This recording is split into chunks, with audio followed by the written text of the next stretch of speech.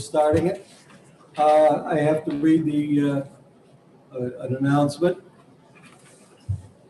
As chair of the House Resources, Recreation, and Development Committee, I find that due to the state of emergency declared by the governor and as a result of the COVID-19 pandemic, and in accordance with House Rule 67 and the governor's emergency order number 12, pursuant to Executive Order 2020-04, this public body is authorized to meet electronically. This is a committee hearing. Please note that there is no physical location for members of the public to observe and listen contemporaneously to this meeting. However, in accordance with the emergency order, I am confirming that all members of the committee and select legislative staff have the ability to communicate contemporaneously during the meeting through the Zoom electronic meeting platform. And the public has access to contemporaneously listen and, if necessary, participate in this meeting by the Zoom platform or by telephone. All necessary access information has been made available in the House and through the electronic calendar on the General Court website. The notice for this meeting, the notice for this meeting notice complies with House Rules and RSA 91-A. Anyone who has a problem accessing the meeting shall call 271-3600 or email hcs@leg.state.nh.us. In the event the public is unable to access the meeting will be adjourned and rescheduled. I want to introduce the staff that are on the meeting assisting us. Brad Greenland, committee researcher. Please note that all votes are taken during the meeting shall be done by roll call vote. Let's start the meeting by taking a roll call attendance. When each member states their presence, please also state whether there is anyone in the room with you during this meeting, which is required under the right to know law. I would ask the clerk to please call the roll. Thank you, Mr. Chair. Representative Gunsky. Representative Gunsky is here. Gunsky is here. Representative Gould. Representative Gould is here and alone. Representative Gould is here. Representative Horrigan. Here, home alone. Representative Horrigan is present. Representative Harb.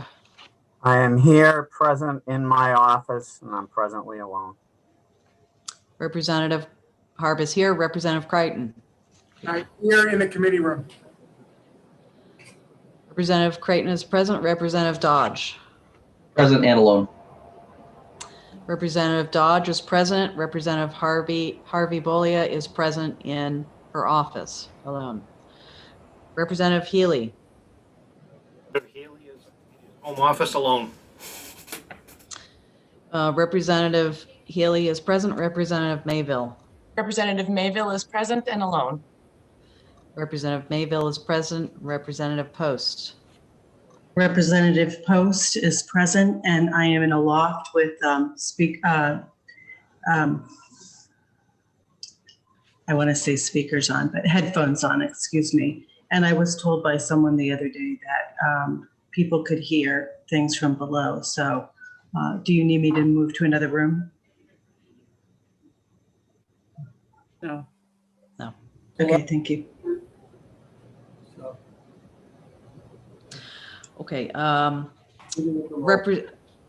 Representative Post is present. Representative Smith. Here, at home, and alone. Okay. Representative Smith is present. Representative Spang. Unmute, Judith. is she, Representative Spang, you need to unmute. Representative Spang? Okay, I got it. Am I unmuted now? I think you want you are unmuted. You want to lift the screen. Okay, I'm here and alone. There I am. There you go. Representative Spang is present. Representative Grassi. Representative Grassi is here and alone. Representative Grassi is present. Representative Gottling. Here, alone. Representative Gottling is present. Representative Cohen. I am here and alone. Representative Cohen is present. Representative Connors. I'm here and I'm in my office and I'm alone.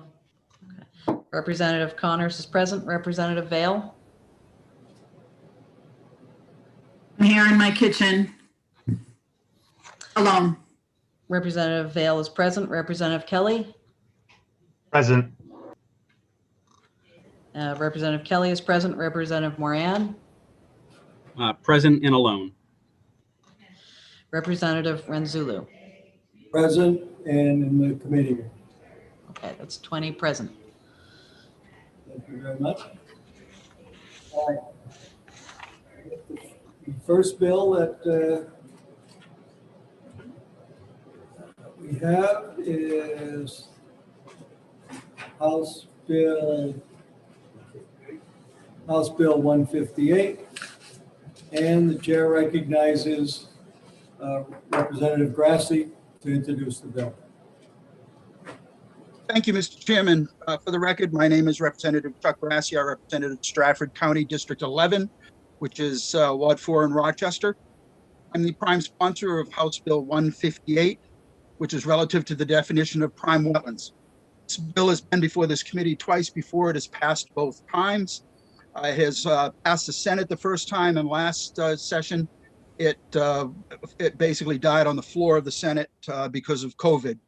The first time this passed the House and the Senate, it went to conference committee, and the governor vetoed the bill. I will discuss that in a little bit here. I would say that the bill that you have before you is the bill that came out of conference committee. It was negotiated in a bipartisan way, and also with the lobbyists involved in the discussions that went on during conference committee as well. So what you have here is a bill that is pretty much a very simple bill, how we define prime wetlands. Prime wetlands is relatively insignificant.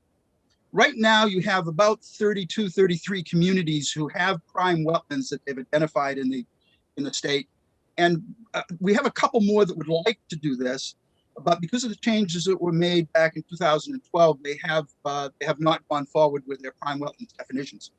Let me give you a little bit of history. Prime wetlands was basically was originally adopted in 1979. I was actually a member of the House back then. In August 24th of 07, there was a 100-foot buffer that was added to the bill, which required that there be a 100-foot setback from any prime wetlands. In 2009, it was also required that any activity within the prime wetlands or within the 100-foot buffer, that communities would have to be noticed prior to any work being done, and they were given a 20-day window basically to look at what went on in the prime wetlands. In August of 2012, the 100-foot buffer and this 50-foot width was repealed. Prior to 2012, this 50-foot width existed in the regulations. The rules as they currently state, and the way the legislation was written back in 2012, said that any parcels approved between the dates of 2009 and 2012 would continue to have that 100-foot buffer, which is quite unusual. Usually if we take something away, we take it away from everybody. But in this case, any of those towns that approved it, it would have the 100-foot buffer, and they would also include the areas that had the 50-foot width requirement. What this is going to say, what the bill does is basically says currently, if you have areas that are less than 50-foot wide, and we have other people, Rick Vanderpool is here, he will be able to explain that a little bit more, the geometry around it a little bit more than I can. But what it did is prior to 2012, those areas could be included as long as they met the requirements of the legislation. And there are some details that I'll get into in just a minute. After 2012, it took out those smaller areas. They may be just as important, but it did not provide protection for those things. You're going to see maps. In fact, we all received in the mail a map that showed two wetlands and a long, skinny line between them. This, I mean, it may be that there's this long, skinny line, maybe a stream, it may be a wetland, but it's less than 50 foot wide. And the opponents to the bill are saying that this is a problem, that they can't have this, could be a mile long, this wetland. Well, there's not a lot of sense to this. In order to be a prime wetland, there are 12 requirements that they have to look. They have to meet 4 of 12 requirements. One, that it has to be a wildlife habitat. It must be dependent on a wildlife habitat. And then there are 11 other criteria that it has to meet as well. One is ecological integrity. Another, possibly a fish and aquatic life habitat. Is this a good fishing area as well? Scenic quality of that wetland. Educational potential. Wetlands-based recreation. We're going to be dealing with some of that in the Hoyt Pond bill that's coming up later. Flood storage. This is something that's very important for a lot of communities. And some of the communities that are looking at doing this in the future, they're looking at it, a lot of what they have is it has the wildlife habitat, and it also is something that's very important for flood storage. And that's very costly for both the state and the local communities. Groundwater recharge and the purification of groundwater. This is something that's very, very important for communities as well when we're looking at PFAS and other types of contaminants in our groundwater. Wetlands have been found to be the most successful way to treat contaminants before it gets into the groundwater and our drinking water supplies. Sediment trapping, nutrient trapping, retention, and transformation. This is something that's very valuable in coastal communities as well, with nutrient trappings before it gets into the coastal areas. And any rivers as well. I know here in Rochester we have problems with nutrients in our wastewater in the river out from the wastewater. Well, a lot of this stuff is coming upstream downriver. Wetlands are able to help purify that. Also shoreline anchoring and noteworthiness. I'm not sure exactly what noteworthiness means, but DES put that in there, and they obviously know what it means when they take a look. When you take a look at a wetland, it must have 4 of those criteria. The wildlife plus 3 additional. Now, under this bill, when you add something that's less than 50 feet, you must consider it separately. You must consider that 50-foot piece, that small piece, has to have these same requirements. So something that's a mile long or a half mile long or even a football field long, probably quite unusual that in the middle of that, it would meet these requirements. So if you just use a little bit of common sense, the chance of something that's less than 50 feet wide is probably not going to meet the criteria for a prime wetland. Therefore, it wouldn't be included. Something else that we have that, to just address the governor's veto for just a second, one of the things that when the governor vetoed this bill, after it went through the House, was passed by the Senate, accepted by a conference committee, he said that he opposed it because it did not give enough consideration to the landowners, the people whose land was going to be impacted. First of all, consideration for the landowners. So basically the governor's saying he's opposed to the current law as it states. I understand that. Unfortunately, it's the law. If you want to change that, repeal it. What this bill actually does, though, is it gives extra consideration to the landowners. Because when a landowner land is being impacted or being determined to be within that prime wetland area that's less than 50 feet wide, and this only deals with less than 50-foot wide areas, the landowner must be considered. The impacts on that landowner must be considered. In order to be a prime wetland, a conservation commission, a planning board, a local governing body needs to take a look at what they feel is an important prime wetland in their town. As I said, about 33 communities have adopted. There's only a handful that are looking to adopt this, and I don't see a big outpouring. I mean, since 2012, nobody has applied for a prime wetland. I don't see this as being something that's going to be big, but they have to go, to get it approved as a prime wetland, they have to go through the same process as they would for a zoning ordinance. All of you in town know that a zoning ordinance needs to go to the planning board, it needs to go to public, has to have public hearings. It also has to have a wetland scientist do a study on that prime wetland to determine its importance and to validate that it meets 4 of the 12 criteria that are required to be designated as a prime wetland. When we asked for the lesser land area, we also negotiated some givebacks, basically. One was that the landowner needs to be considered. And 2, we put an exemption in for DOT. Right now, if you're in a community where you have flooding and it's got a prime wetland in it, you've got to wait 20 days for the state to review this, and then for the state to review it, then 20 additional days for the local community to go before you can go in and you can work to basically make improvements if a road gets washed out. Our exemption not only applies to these small areas, but also applies to prime wetlands in general. So that if there is a problem, an emergency, this will save a lot of time and also money for DOT to go in and do road improvements. This is what surprised me the most when the governor vetoed the original bill. This was in there.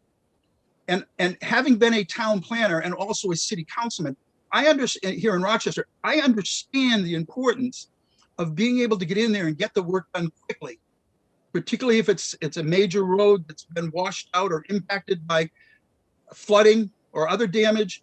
That working with a prime wetland is something that we have to trust DOT to go in there and do a good job. Now, I know some of the conservation groups are opposed to that portion of it. They would like to have that taken out.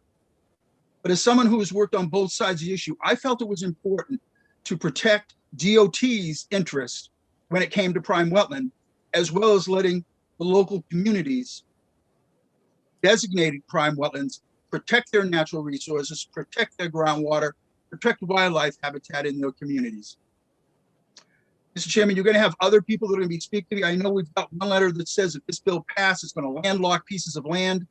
This is just not true. The current law as it states, and those 32 communities, if they have a problem with the bill, they have it as the law currently is. This bill does nothing to change that, and no communities are going to be, no land is going to be landlocked. In nowhere does it say in the prime wetlands wetlands RSAs or the regulations that were adopted to prove it that you can't develop in a prime wetland. You just have to go through more consideration. And when it's considered a prime wetland within that community. You can do all the development you want if you can get approval. Dredge and fill permits may take a little longer, but only in those areas that are determined to be prime wetlands. A prime wetland, under the current regulation where it is, needs to be a geometric shape. Many of the debates we've had about this, myself and the chairman in particular, we talked about the fingers and toes. Wetlands are not perfect geometric shapes. They have rills, they have ditches, they have other things. One of the other things we put in the bill that I didn't mention as well is that we also added a provision that say no man-made structures would be able to be considered as prime wetlands. So we've taken out man-made structures. We've added the provision that landowners need to be considered. We've added a provision for DOT, for a waiver for DOT. All we're asking is that you allow the prime wetland to be defined the way it naturally exists. It has those fingers and toes. I'll rest here, and I'm sure that you'll have other people, and I know Mr. Vanderpool is here today to speak on that bill the bill as well. Thank you, Mr. Chairman. I'll be happy to answer any question. Representative Grassi, do you have your comments? Do you have any written testimony or? I do not have anything written down. I just have notes, Mr. Chairman. I can certainly send you, I can take shots of the data that I used, the pages that I used for my information, and share them with the committee after the meeting. Whatever you feel is necessary. Thank you. Thank you. All right. The members of the committee have a question of Representative Grassi. Representative Creighton. Thank you for a question, Mr. Chairman. Representative Grassi, great testimony, and I understand the importance of protecting the wetlands. But this 50 feet is actually 250 feet if you have a 100-foot setback. Is that correct? That's the thing. The 100-foot setback was taken out in 2012. It does not exist. So the problem is that under current law, those wetlands that were approved between 2009 and 2012 do have the 50 foot. They are mapped out at 50 feet, and they have the 100-foot buffer. So under the current law, not what I'm proposing here, but the current law, yes, you are correct. It could be 250 feet. But that's current law. That has nothing to do with this bill, and this bill won't change that. What this bill does is it says that we want work within that 50-foot area, and only the 50-foot area, not the buffer, because there is no buffer. It was taken out in 2012. We're not asking the buffer be put back. Just that 50-foot area is the area, the land that we want additional consideration taken when reviewed by DES, and when the local planning board takes a look at what the work that they're doing within that wetland. Okay, thank you for a follow-up, sir. For a follow-up. Yeah, and okay, thank you for that answer and that clarification. The other question is, as a landowner in a wetlands, I'm very familiar with this process. If this bill passed, then, and let's say I, as a landowner, had a 50-foot piece that was in prime wetlands, then not only would I have to go to the local guys for approval within the local ones, but then for the prime wetlands, I would now be required to go to the state. At the state zoning hearing, which you mentioned, then the state would then apply or be able to apply 4 of the 12 requirements in addition to the local requirements on the local wetlands. And so what I don't understand is how this then adds additional onus on the landowner to go to the state as well as whatever local ordinances they would be required. Did I miss something on that? I'm sorry, I'm new at this. That's all right, Representative. No, it's not as complicated as that. First of all, if you're going to be doing work in a wetlands period, you're going to have to get a dredge and fill permit. And when you go to get that dredge and fill permit or a wetland crossing, whatever it may be, the state's going to take a look at it anyway. Now, those 12 criteria that you have, they're not something that's applied by the state. They're applied prior to the designation of a prime wetland. A prime wetland becomes a prime wetland because it meets 4 of these 12 requirements. The state is just going to say, okay, if the town has determined that it meets the requirements, we've approved it, because part of the process, the state also has to take and approve it as a private wetland as well, to make sure they double check the town before the designation is made.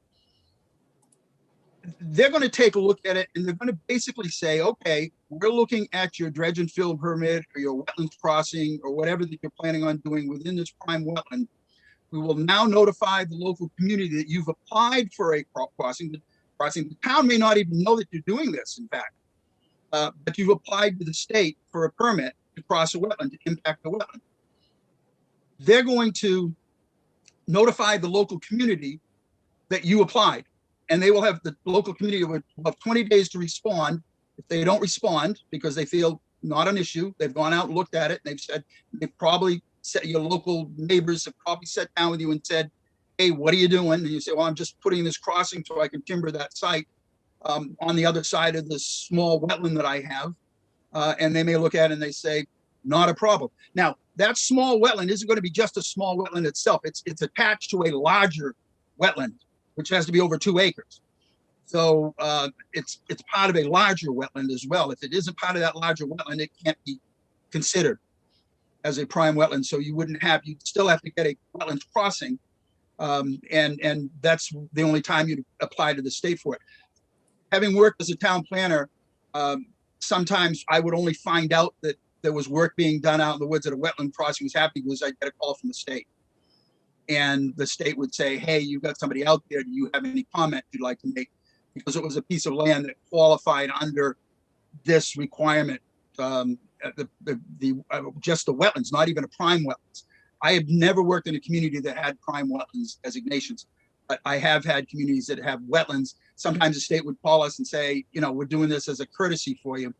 Go out and take a look at what's going on because we don't have time to go out and look at this.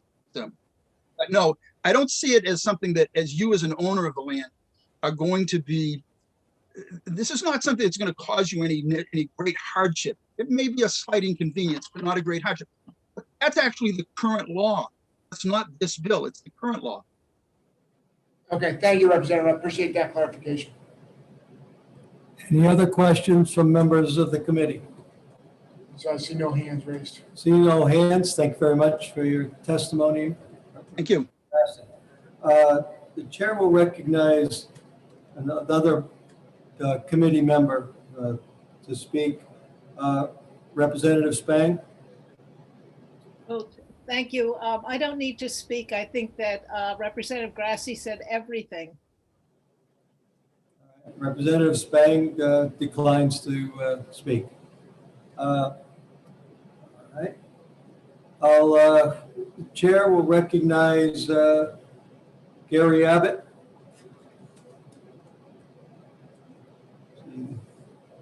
To speak in opposition. Okay, do you want to give him a reading?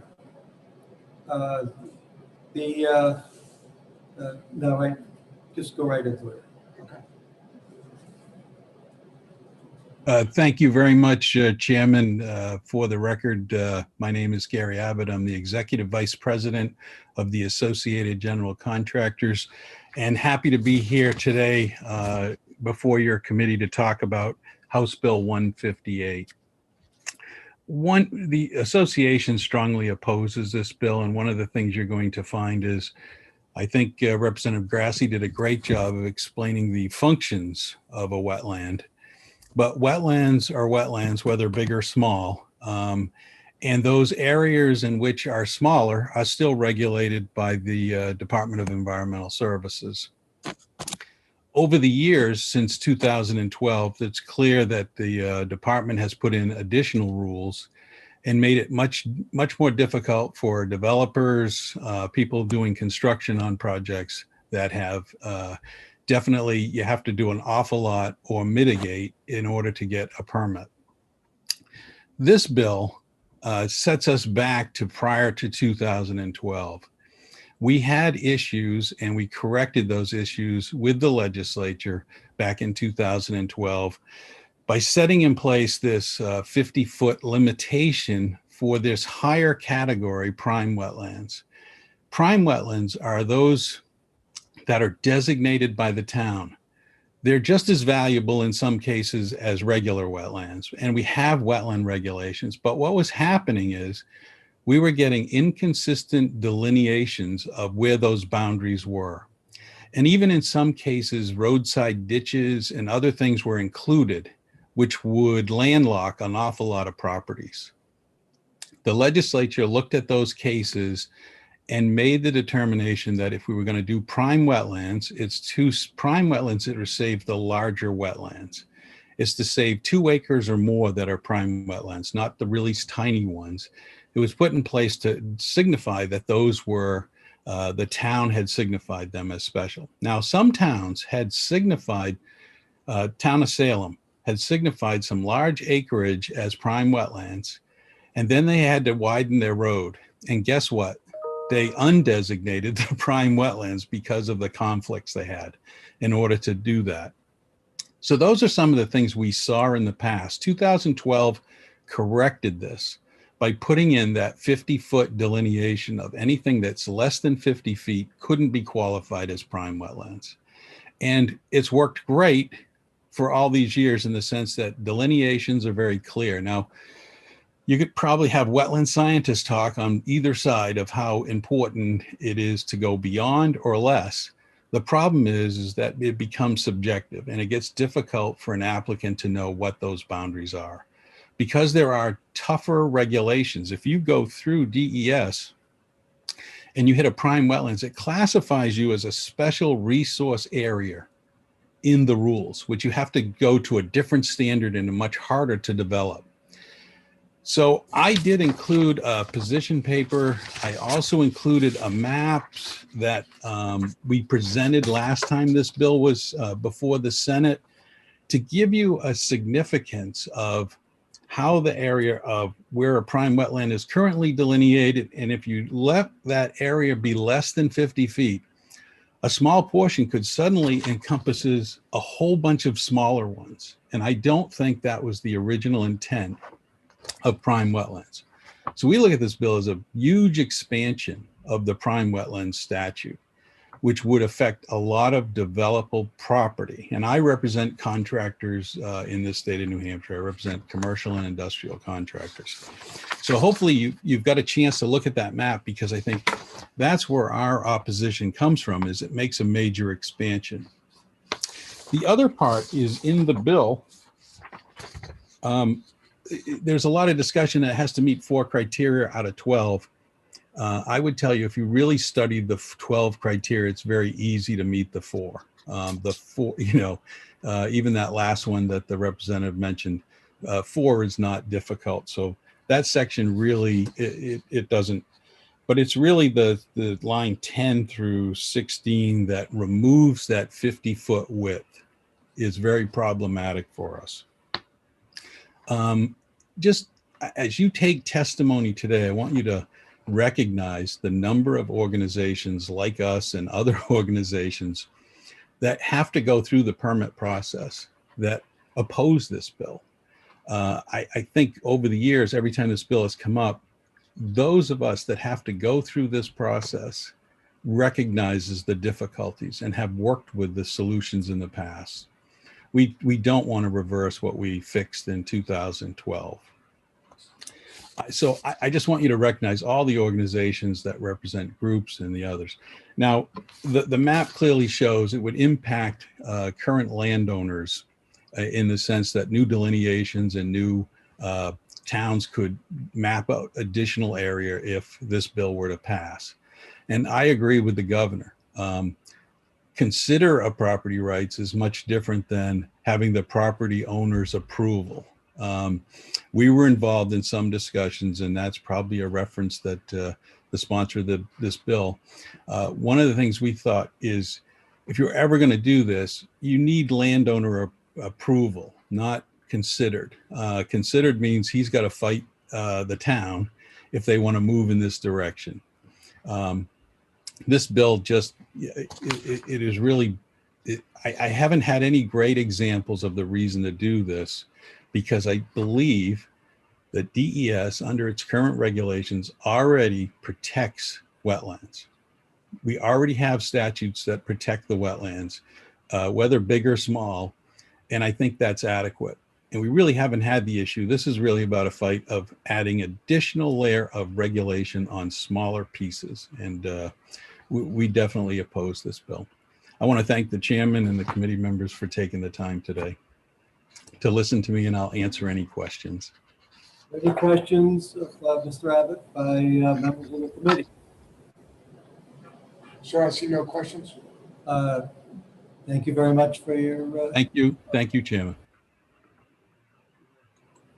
Going to try to go opposed and support. Let's see.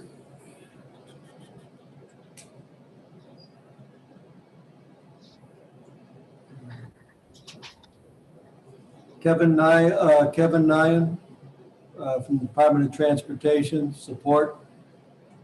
Testifying in support. Mr. Nyan, are you there?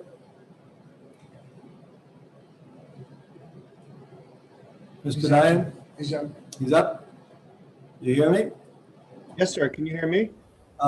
We can now. Okay, good. The floor is yours. You know the drill. Yes, sir. Thank you.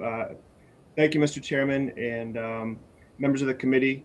For the record, Kevin Nyan, and I manage the environmental office here at DOT. I guess first and foremost, I'd like to thank Representative Grassi for acknowledging the challenges that the department faces and working with us to incorporate that second part of the language of the bill.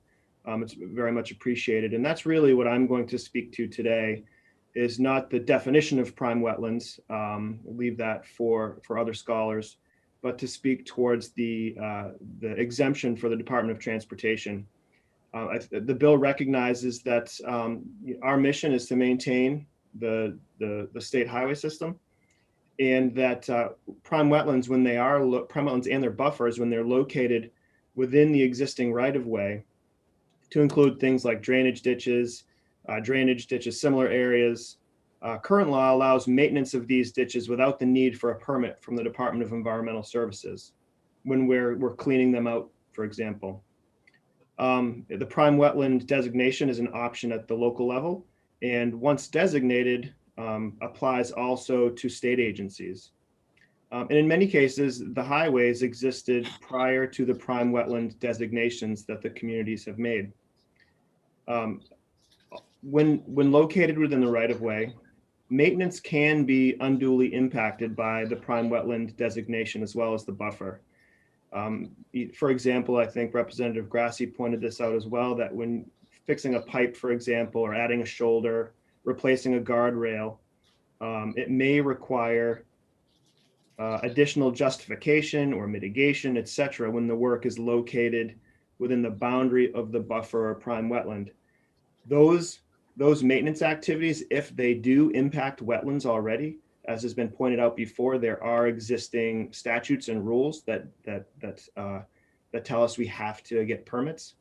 But the buffer especially is something that does add a bit more, it is a bit more onerous for the department, especially when simply maintaining what's already there. So I guess lastly, in finalizing that, it's my understanding that the DOT would not have to be required to adhere to these additional requirements within the existing right-of-way with existing designated prime wetlands. So I'd just like to make sure that I raise that as well. So that's all I have, and I'm happy to answer any questions that you might have. Any questions from members of the committee? Sir, I see no questions. There being no questions, thank you very much for your testimony. Thank you. Let's see, going to go to member of the public, Harold Cook, in opposition. Mr. Cook.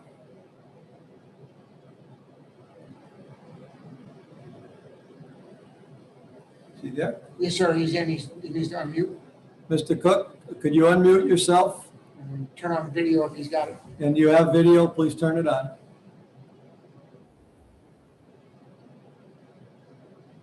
Doesn't seem to be working. He was just there, sir. Huh?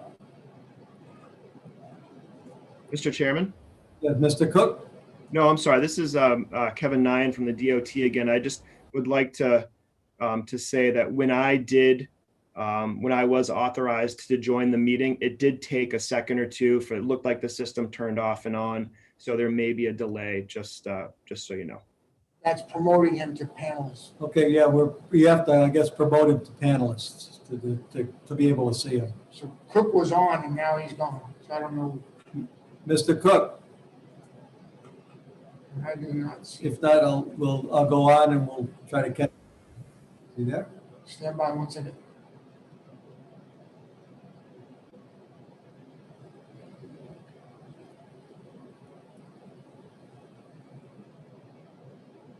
So can we come back to him? I don't. Okay. He's We can see him. He needs to unmute.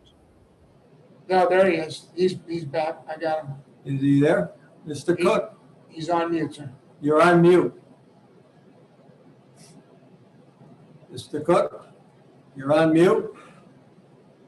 Going once, going twice. Hear me now? There he goes. Okay. Can You you are. hear me? Yes, we can. Okay. Loudly. And we're launching a ship here. This is the first time I've done this. My name is Harold Cook. Can you hear me okay now? Can you get closer to your microphone? Keep talking so we can hear you. Okay. Can you hear me okay now? Okay, for folks? How's it on it? Yes, continue. Okay. My name is Harold Cook. I'm going to have to read this because, quite honestly, I'm a little older than some of you, and my hard drive's full, believe it or not. Okay, speak as loud as you can. My name is Harold Cook. I live in Tamworth. I'm a graduate of the University of New Hampshire in Forest Resources. I would like to thank everyone for giving me the chance to speak to the issue of House Bill 158 regarding prime wetlands. I have been a landowner for over 50 years.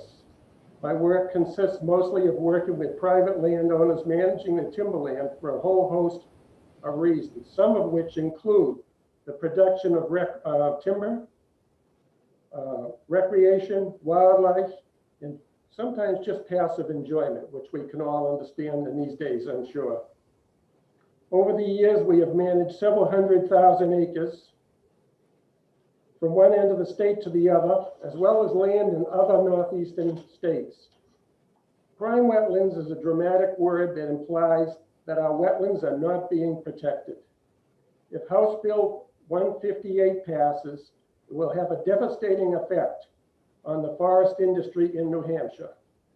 The quilted pattern of environmental regulations protecting our land, water, and the overall forest, and has been more than adequate to protect our natural resources and all the components that make it viable economic resource. To file an application under prime wetlands requires a public hearing and multiple hoops through which multiple organizations and individuals, local and otherwise,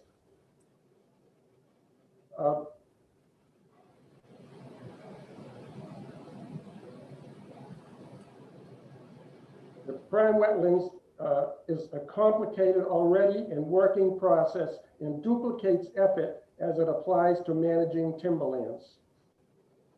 Quite honestly, the initial thought that I had when I saw this come up a while back is that it's just another name for eminent domain in the taking of land. And quite honestly, I would like to say, I just hope that you oppose this bill. It is unnecessary. And I would like to show you one thing that the forest community lives by on a daily basis. It's Good Forestry in the Granite State, which is a recent publication within the last few years, and it covers just about all of our wetlands and timberland in the state of New Hampshire. Thank you. That's all I have to say. Thank you very much. Is there any member of the committee have a question for Mr. Cook? Sir, I see no questions. There being no questions, thank you very much for your testimony. You're welcome. Thank you.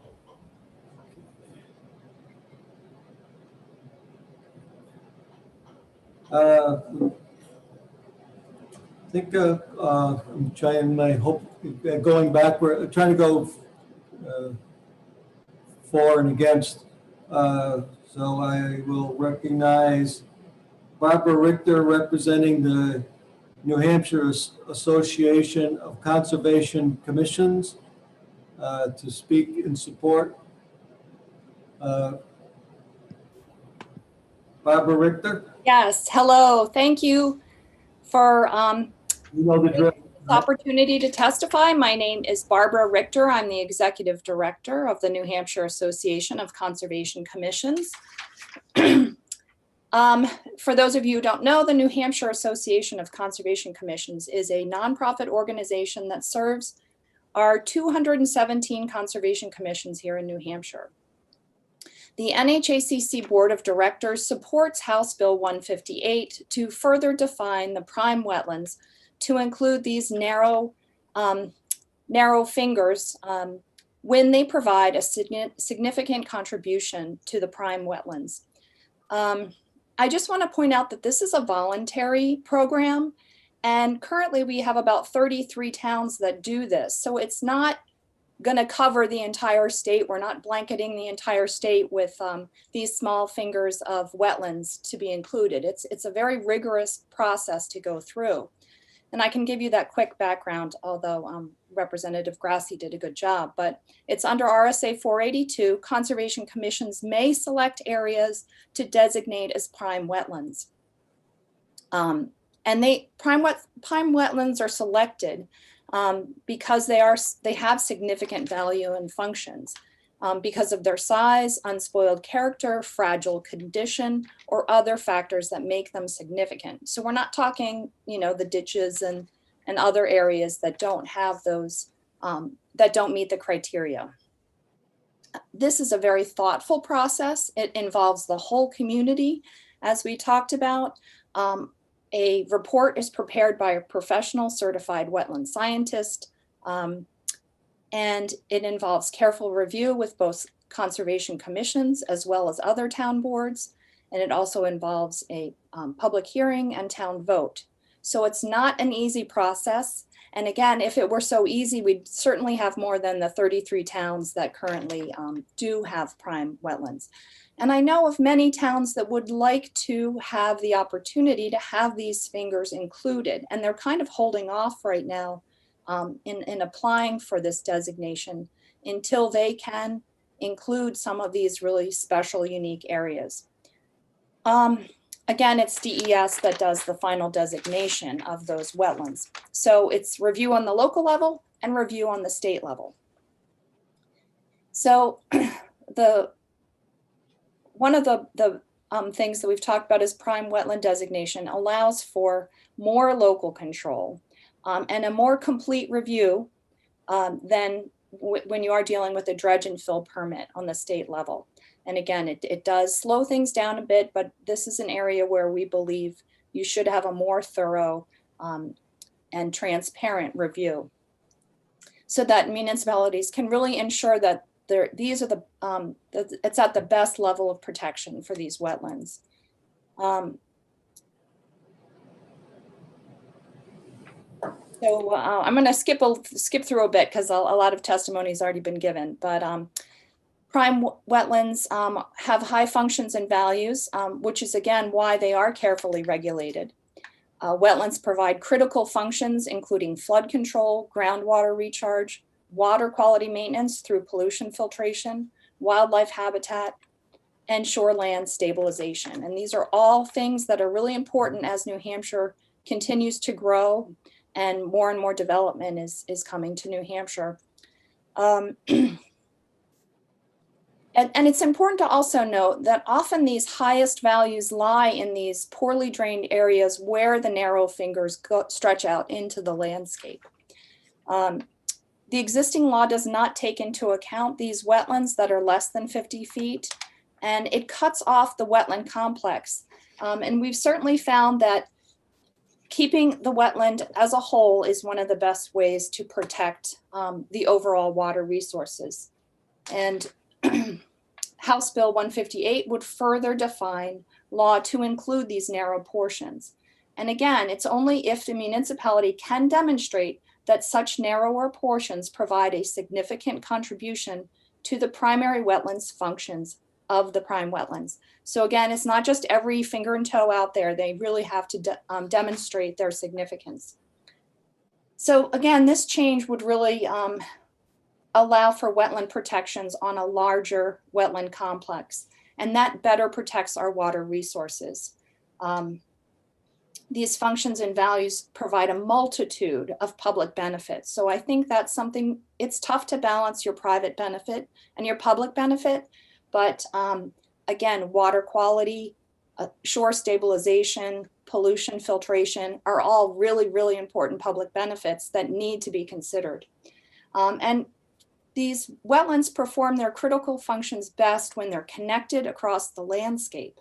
So providing these fingers and toes will really enhance those values. So impacts to a wetland complex, they're felt downstream. And so if you are impacting some of these upland fingers and toes, it's going to affect the overall function of that ecosystem.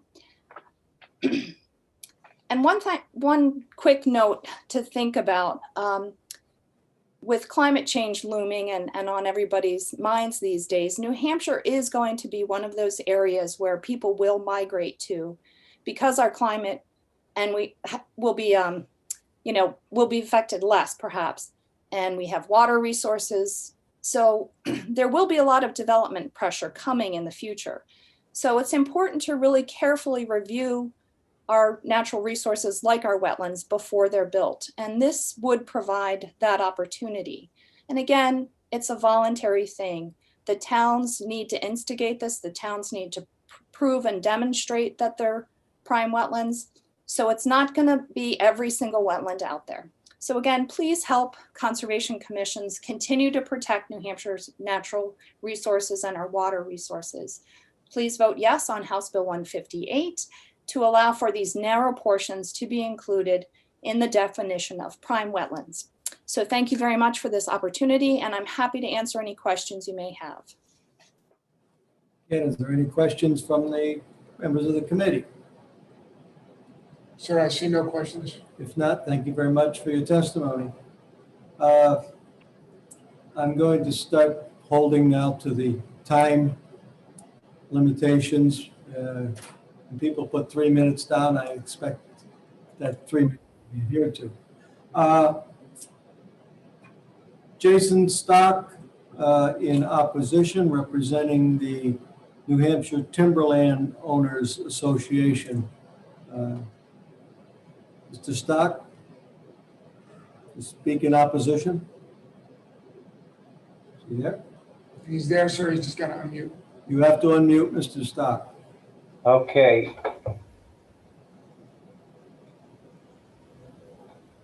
Can you hear me? We can hear you. We can't see you. Okay. Yeah, that was strange when you announced it. There you go. Now you get to see my messy office too. When you announced me, it was like the connection was lost. That was odd. I think what he's promoting you to a participant as opposed. Oh, okay. All right. Well, like some of the other folks, I'm still adjusting to life with Zoom, but I'll be quick. Again, for the record, my name's Jason Stock. I'm the executive director of the New Hampshire Timberland Owners Association. Our members own and manage over 1 million acres in the state of New Hampshire. As you heard from Harold Cook earlier, they manage for a host of reasons: timber, wildlife, recreation. I'm here to voice our opposition to House Bill 158. Prime wetlands, it's prime wetlands in those 33 communities where there are prime wetlands. If you're doing forestry in or around them, they can significantly hinder, and in some cases create enough of a barrier that entire timber sales get shelved. Just because there is, it was characterized as, well, it's a little more extra work, it's a little bit of extra paperwork.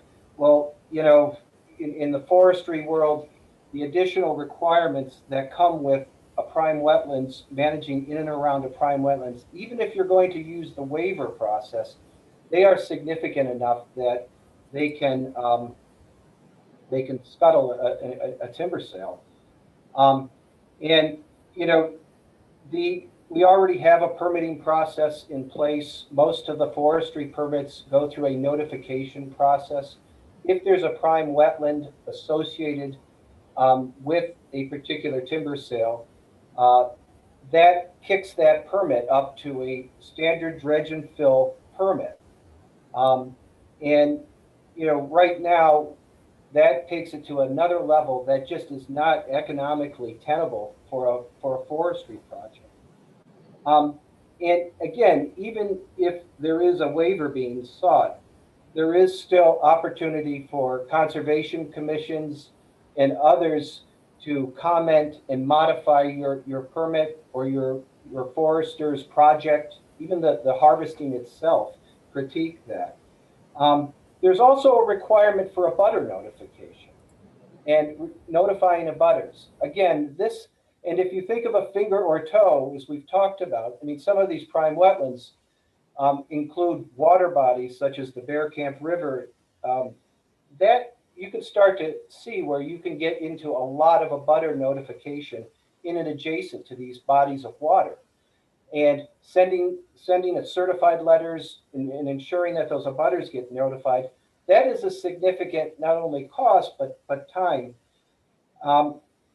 So again, you know, 158, I appreciate the sponsor's attempt to try to put some sideboards, but really this bill expands, you know, as you've heard, expands the universe of wetlands that would be eligible to include these fingers and toes.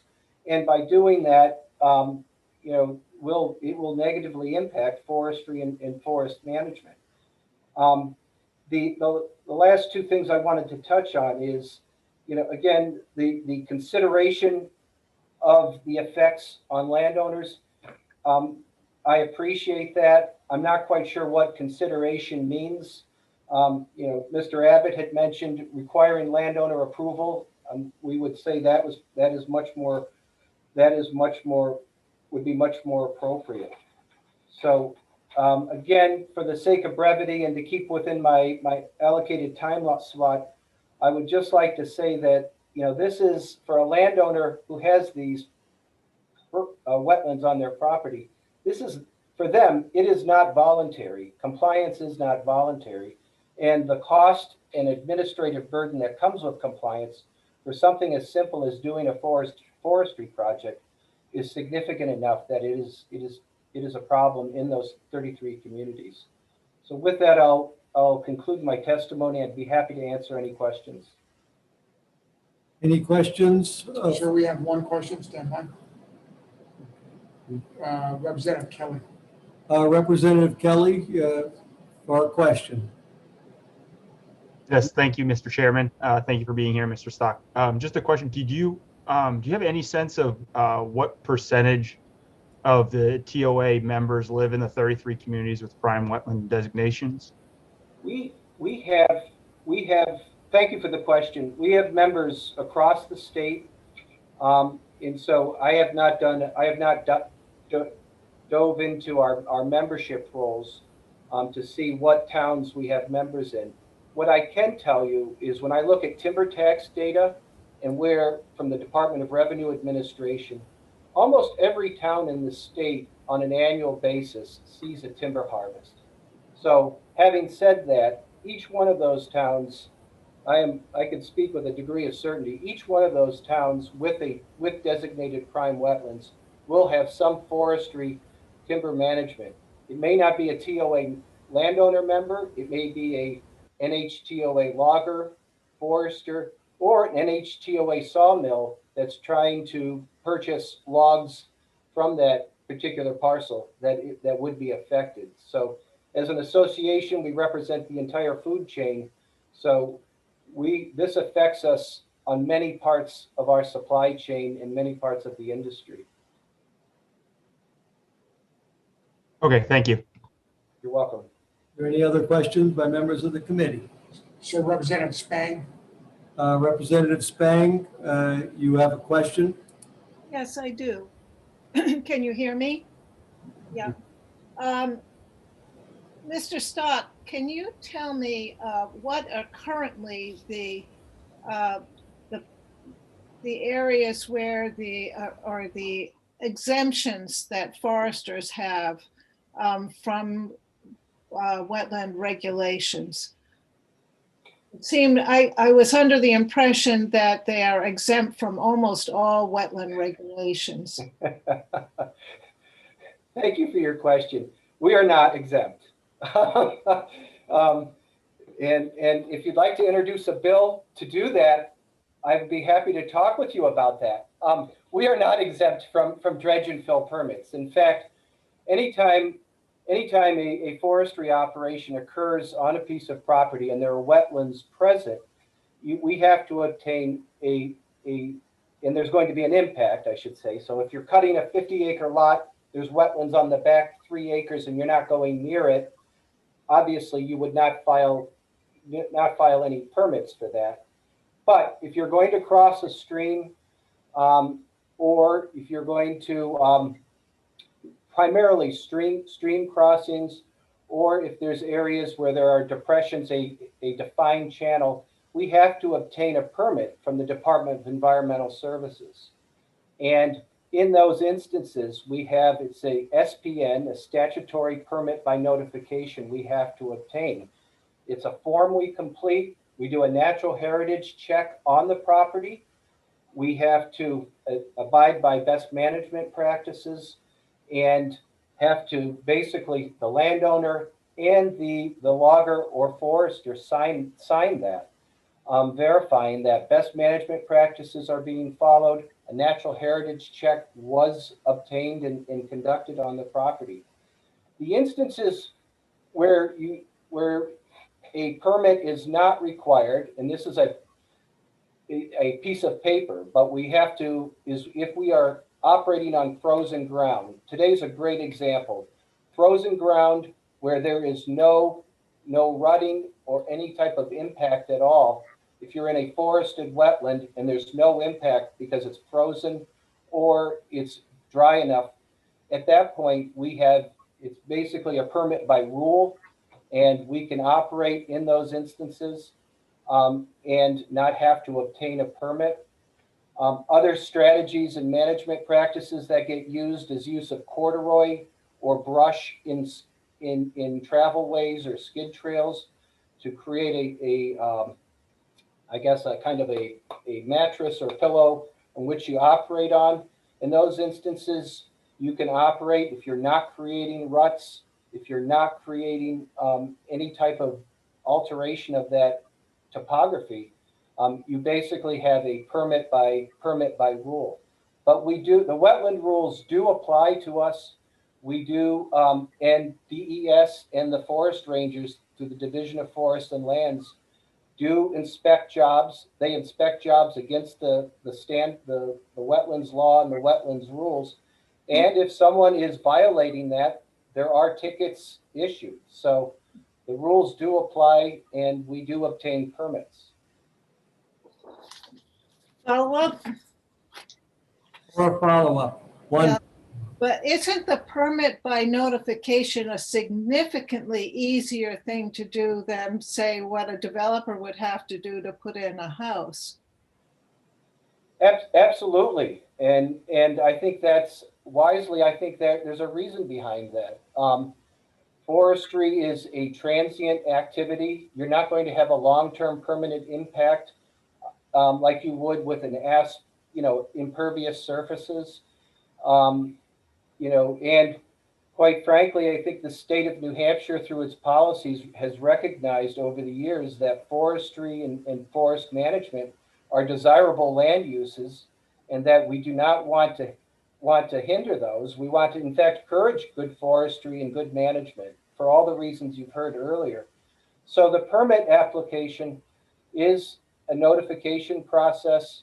Part of that reason that it is a notification is so that it can move quickly, and there's an assurance that there are rules going to be followed. But again, in forestry, because we are a weather dependent industry, there are instances where I may be operating on the Spang tree farm, and all of a sudden, the ground, we get a nice January, February thaw, and I say, all right, Representative Spang, we can't operate here. The ground is starting to thaw. We're going to have to move our operation. We're going to go up to, we have another lot up in Madbury. Let's do that. All right, to get that permit in place, to go through a multi-month, multi-week process to obtain a permit, I lose that flexibility to move. We had heard with the prime wetlands, you have 14 days, then there's an additional 20 days. And a public hearing can be sought as well. So you start adding that up, you start looking at almost a month's time to obtain a permit to say, in this instance, if I have to move my operation to drier ground and I have to do a brook crossing, well, if that brook happens to be a prime wetland, that will affect my operation and my ability to keep my crew busy and keep my operation rolling. I wondered where you had gone with your equipment last spring. That's right. That's right. Thank you for your contribution to the forest products industry. Representative, questions come through the chair. Thank you very much for your testimony. You're welcome. No further questions, sir. Okay. Mr. Chair, I'd like to go on. Thank you. This let's see, I'm going to call, I think, I see Rick Vanderpool. Are you there? Rick Vanderpool? Is he not there? He's there. He needs to unmute. You have to unmute. Yep, I'm here. Identify yourself, who you're from, who you represent, and how long you are planning to speak. Thank you, Mr. Chair. My name is Rick Vanderpool. I'm a certified wetland scientist. I live in Sandwich, New Hampshire, and I am alone. I will summarize my comments for the sake of brevity, but as many of you know, I have been behind this Prime Wetlands initiative actually ever since it started. I was not there, unfortunately, in 1979, but have been a wetland scientist since 1988. I helped found the New Hampshire Association of Natural Resource Scientists. I served in the New Hampshire Joint Board for 10 years as a chair, and I regularly permit wetlands that involve prime wetlands as well across the state of New Hampshire. I have 6 points that, I will summarize. Point 1 being that we've already passed this bill. And in fact, we went through a rather rigorous process, as Representative Grassi indicated, to make sure that we had found a compromise solution. Because as it stands now, in 2012, the prime wetlands component of RSA 42A has been shut down, and it will still be shut down if we don't pass a bill similar to this, for the very simple reason that it's not just the ditches. It is every single point that is less than 50 feet wide has to be clipped off of a wetland that is being designated as prime. And if you think about this, one of the biggest concerns that the New Hampshire Association of Natural Resource Scientists had back when we talked about only having very poorly drained soils as prime wetlands is that nobody is going to be able to go out into a marsh or the edge of a marsh and delineate the edge of a very poorly drained soil. So it goes with the 50 foot. Where does 50 feet get cut off? Now, the New Hampshire Shoreland Water Quality Protection Act has some guidance relative to a shoreline. You go through the sort of narrowest point on a 50-foot length. If I were to do that as a wetland scientist, it would triple the cost to the town for me to delineate a wetland. So that's, in other words, it's not going to happen without a bill like this.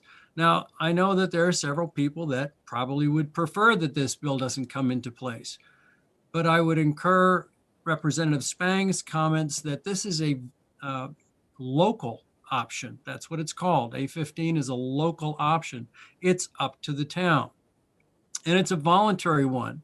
As Barbara Richter spoke, it is one that is not easy to get through. It requires a considerable expense. And yes, we do communicate directly through mail to every abutter to a potential or candidate prime wetland. I also would like to point out that no ditches are going to be approved by a town vote. it is more than difficult to get everyone on board to even designate a prime wetland by a local option, let alone get it approved by the state. I, as a certified wetland scientist, will not include ditches. I will not include narrow waterways that do not contain significant functions for this purpose. That would be against the ethical underpinning of my certification as a wetland scientist. I will only designate or propose to designate those wetlands that are the highest and the most valuable wetlands in the state. And in that regard, I'd like to point out two small pieces of statistics to contradict some of what you've heard as far as testimony goes today. We have roughly in our New Hampshire wetlands update map, roughly 4.8% of the state is wetland. Another 3 to 3.2% is open water body, lakes and ponds. In other words, we have a small percentage of the landscape that is wetland. And if you calculate the amount of prime wetlands there are in this state at present, it comes to about 0.17% of the entire wetland resource. 0.17%. Okay. So these claims that it's going to disrupt development and disrupt forest activity are false. The total area, even if the 100-foot buffer was still present, the total area of forest land around all of the prime wetlands is 4% of the landscape in these towns. Now, please keep in mind that as a wetland scientist, we're looking for wildlife functional value. We have to in order to designate a prime. Last time I checked, most of our species in New Hampshire prefer a forested habitat, not a clear-cut one, but a forested habitat in order for that function to be intact. And in fact, in my recent mapping of Fitzwilliam prime wetlands, I found a number of areas that I excluded from designation because of damage done by forestry.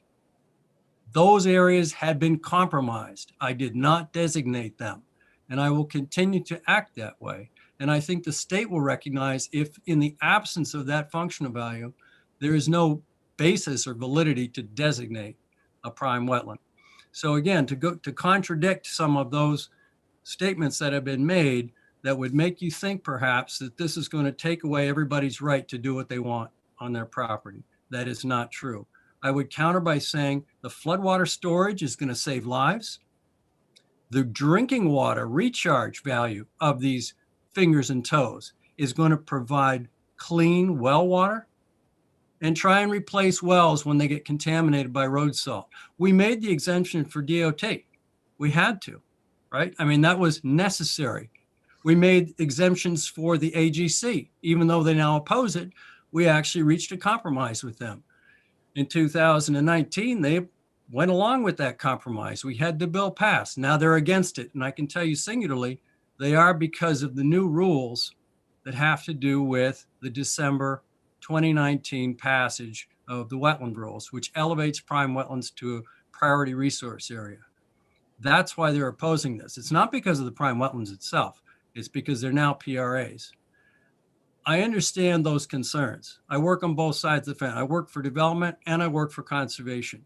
But I would underscore the fact that this bill is really the only key to allowing towns to voluntarily designate their highest and best wetlands for the functional values that continue to serve the populace of the state of New Hampshire. And with that, I will conclude my remarks. I thank you for your time and be happy to answer any questions you have. Thank you. Thank you very much. Mr. Vanderpool, any questions for the witness? Sir, I see no questions. So being none, Chair recognizes Ari Pollock, the New Hampshire Home Builders. Mr. Pollock. Stand by. Is he here? Is he there?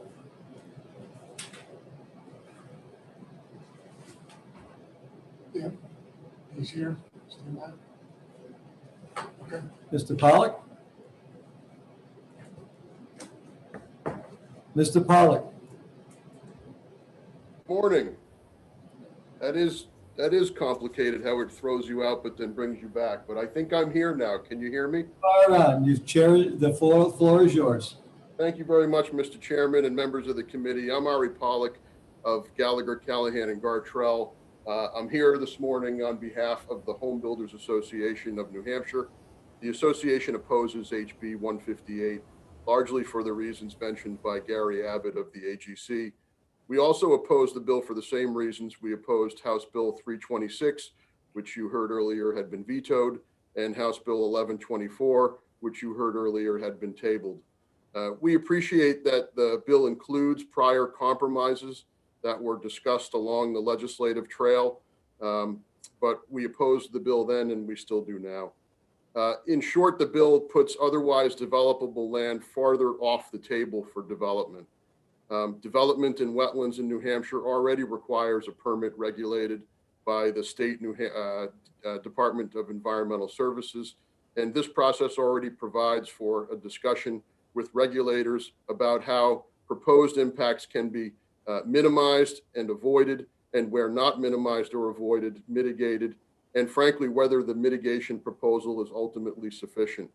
Municipalities, and usually speaking through their conservation commission, are notified of wetlands applications, and they already have a voice in this process, and DES is already able to consider that voice and those opinions.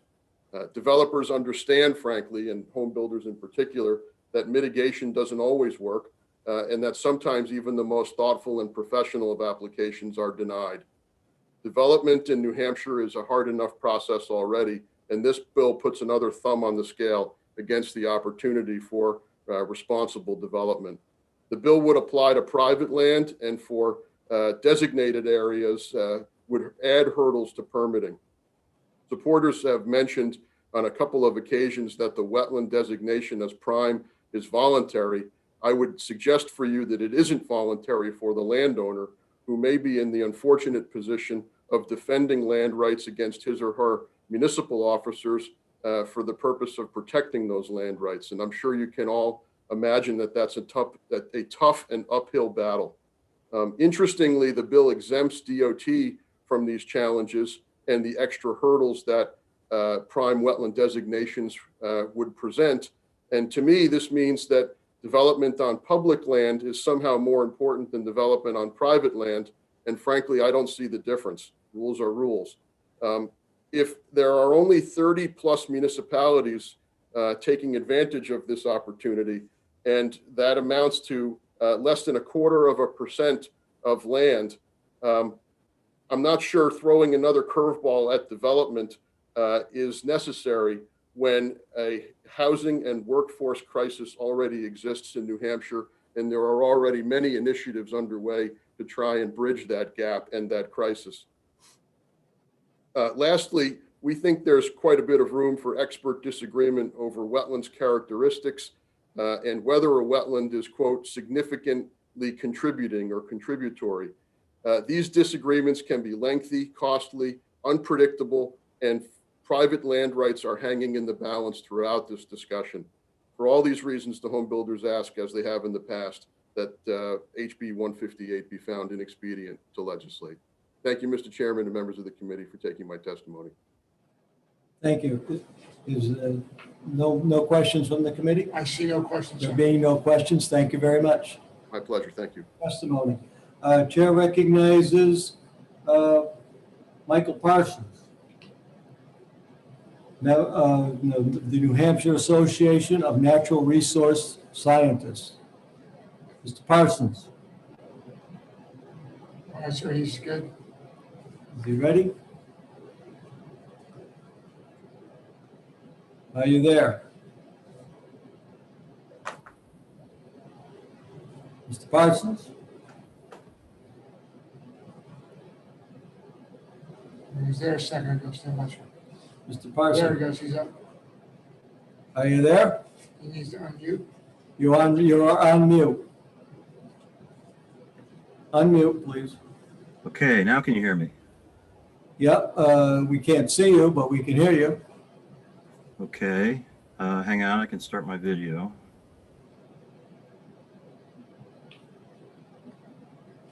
Okay, you're ready. Okay, very good. So, my name is Michael Parsant. I'm an independent consultant, certified wetland scientist, and I'm the vice president of the New Hampshire Association of Natural Resource Scientists. And I am representing the New Hampshire Association of Natural Resource Scientists and testifying against House Bill 158. There are a couple of things I've heard that I want to clarify, keep this short, not repeat a lot of what you've already heard. A prime wetland is intended to be the best of the best wetland systems, always has been. The expansion to cover narrower areas will include wetlands that are not at that same level. And they were not ever actually included in the past, as was mentioned previously. The issue was the definition of prime wetland. Initially, it was based on very poorly drained soils. And it was recognized that there were plenty of areas that were large wetland systems that would include very poorly drained and poorly drained soils. So that definition was changed, in part, as Rick Vanderpool spoke, because you can't get out and delineate between a poorly and a very poorly out in a deep wet area. But then there needed to be the clarification of how far would those would those prime wetland areas extend? And that's where the concept of the 50-foot cutoff came in. Certainly there could be discussion about whether that number needs to change. Maybe it gets lessened. But the idea to open this up to all these narrow fingers and toes, as they're called, becomes a more difficult issue of expansion. We believe is inappropriate expansion of the prime wetland areas, being the best of the best systems. The designated methodology being used to assess prime wetland functions is an assessment methodology called the New Hampshire method. And it's not that DES has 12 criteria, it's the New Hampshire method has these criteria, and the New Hampshire method is designated to be used to designate these prime wetland areas. The only thing is that the New Hampshire method wasn't designed for this purpose. And it wasn't designed to be evaluating systems that are under 2 acres in size, which is the issue you'll get into if you start to bring in these narrower areas and attempt to be using it to designate the function values of those areas. So narrow drainage areas really need to have a different type of evaluation. So in order to maintain protection of the prime wetland areas, the idea is that any crossings that need to be utilized to access adjacent lands for allowable usages adjacent to these prime wetland areas, these narrower, smaller areas would be the appropriate location to put any approved crossings to be applied for through the Wetlands Bureau. So there's still protection of all these wetlands through the process of the permitting. But if you take away and you add all these narrow areas into the prime wetlands, you now have an issue of where are you going to cross to access these lands. You no longer have a distinction in the designation between the best of the best and these narrow channels, potentially channels. Now, it's also important to recognize is that local communities can establish their own rules and protections over wetland systems, and quite many of them do. The Wetlands Bureau system of permitting has very specific requirements of protection, and the towns can increase the requirements at their will if they wish to. So they can add buffers, they can add greater protections in areas, and that's our recommendation as the method to protect these areas in question would be to encourage local communities in more specific circumstances to protect those specific areas that they're looking to have increased protection over. That way, you're not encumbering all the prime wetlands throughout the state of New Hampshire with this expansion of the designation. Now, it was mentioned that minimal areas have been affected up to this point. I think Rick said 0.17%. But be clear that if you do change the rules the way this bill does, that number will shoot through the roof and increase significantly because of the expansion of the prime wetland designation. That's our belief and that's our testimony as Association of Natural Resource Scientists. Thank you, and if you have any questions, I'll be glad to entertain them. Thank you. Is there any questions from members of the committee? So I see no questions. There being none, thank you very much. Thank you. Final person, maybe 2 people. Christopher Albert. neutral. Mr. Albert, you have, are you there? He's up, sir. All right, Mr. Albert, I think you have to release Mr. Parson. There I am. All right, Mr. Thank Albert. you, Mr. Chairman. Members of the committee, thank you. Yeah, it is kind of weird. It takes it out and back in again. Again, for the record, my name is Chris Albert, owner of CSA Environmental Consultants. I'm a licensed wetland scientist. I was part of Nanners back in 2017 when we did the buffer workshops, documents that are being referenced today. And I also teach at the T2 class, the culvert certification class for DOT and road agents. So again, I'm mixed on this legislative process.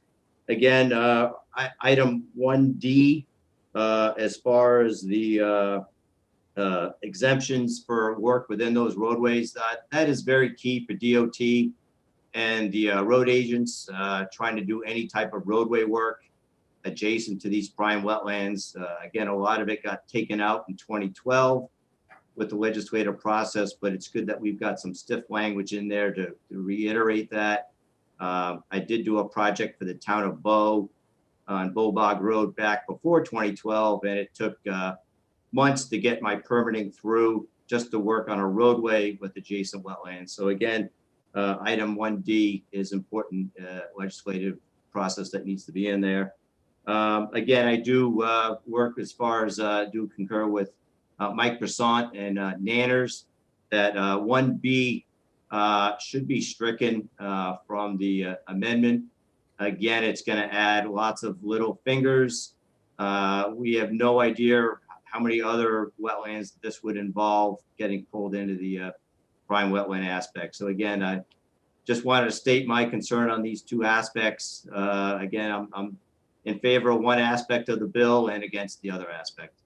And again, I'll take any questions. Thank you for your time. Thank you. Any questions by members of the committee? Sir, I see no questions. There being no questions, thank you very much for your testimony. Finally, I'm going to recognize Donna Gamache if she's available. I just got to have an email that I'm not certain if you wish to testify. No, it's an email relevant to this she's bill. up. Donna Gamache, are you there? Are you on? She's up. She needs to unmute. You have to unmute. You need to unmute. Are you there? Donna Gamache, are you there? So she's up, but she's muted. You are muted.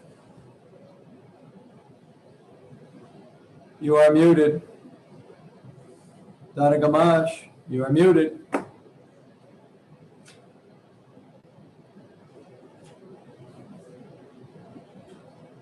Donna Gamache. Hello? No, you're on.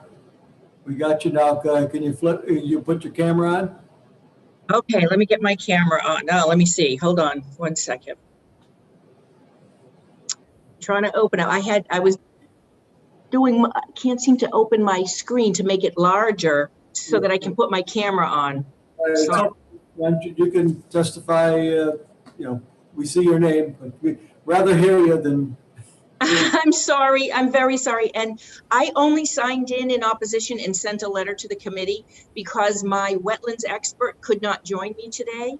So we are opposed for multiple reasons. I could get my wetlands expert to share more with you, but I couldn't get him to join me, which is why I did not sign in to testify. And I'm sorry to do that to you. I hope that helps. Probably, if you wish, just have him put something in writing and send it to the committee. I will get more detail from him to the committee. Thank you for that. Thank you very much. Is there anyone else who wishes to testify? So there are no other hands raised. Being no one else wishing to testify, I will close the hearing.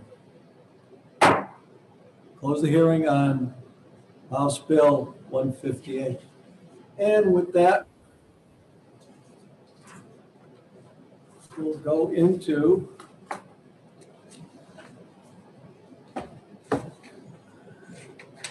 House Bill 426. Chair opens the hearing on House Bill 426. Chair recognizes Representative Spang to present the bill. Thank you, Mr. Chair, and members of the committee, wherever you may be. This bill is the result of the work of the Shoreland Septic System Study Commission, of which I was the chair. It was a 2-year commission and very well representative of municipal people, developers, the septic evaluators and assessors, and of course conservationists who are interested in protecting surface waters. 90% of the commission members voted to accept the commission's recommendations. It was established to address the critical and difficult challenge of the threat to water quality by septic systems, particularly the older ones that are located close to surface waters. When we were doing our studies, they presented that a significant proportion of the pollution of lakes and ponds and rivers can be attributed to underperforming septic systems. In 1967, statutes were instituted that required that state permits be obtained for a septic system. But before 1967, the septic systems were not required to have any approval, and they have had no state oversight ever since. And for various reasons, lack of maintenance is a big problem, or changes, more intensive use of residences. Even septic systems that were given permits since 1967, which you could calculate is over 50 years old, may have since become inadequate and potential polluters of groundwater and surface water. The rub is that except when a property is expanded or is sold, there are currently no regulatory means for discovering that they are a problem septic system, far less requiring that they address. So the commission was looking for other options other than regulatory. So we went to the voluntary education, financial incentives, and working directly with landowners to see if we couldn't get landowners to take more responsibility for their systems. This was very successful in the areas where intensive work was done with the landowners. And on one New Hampshire lake, the blooms of dangerous cyanobacteria were completely wiped out by having very high proportion of the landowners looking at their septic systems, having them evaluated and having them repaired when necessary. But this is clearly not a model for solving the problem statewide.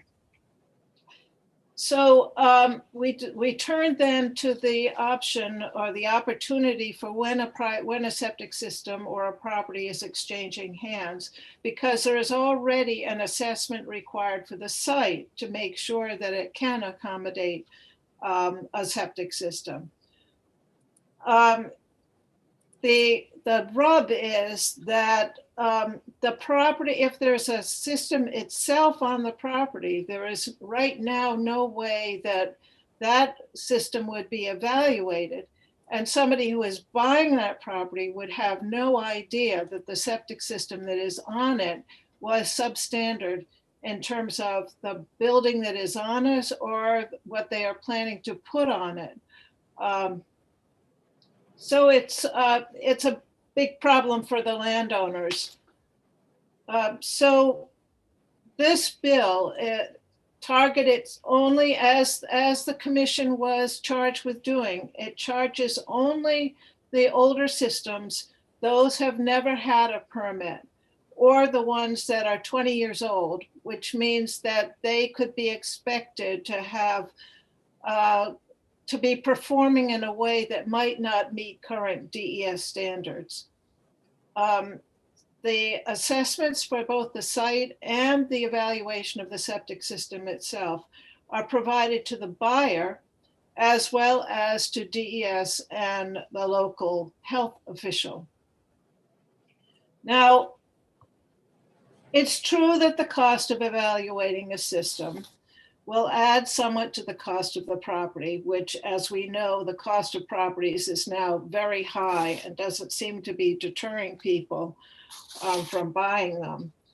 But this expense is minor compared to the cost for an uninformed buyer to buy a property that has a septic system that he then finds has to be completely redone.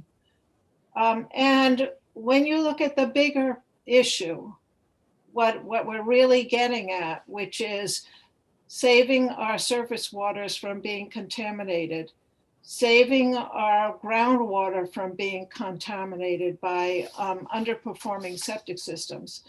The amount that is spent by the buyer in an individual transaction is minuscule compared to the public benefit and the cost of remediating a series of underperforming septic systems.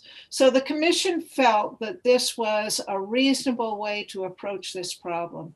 It also, although it will also give us some data on how many of the septic systems are actually performing well.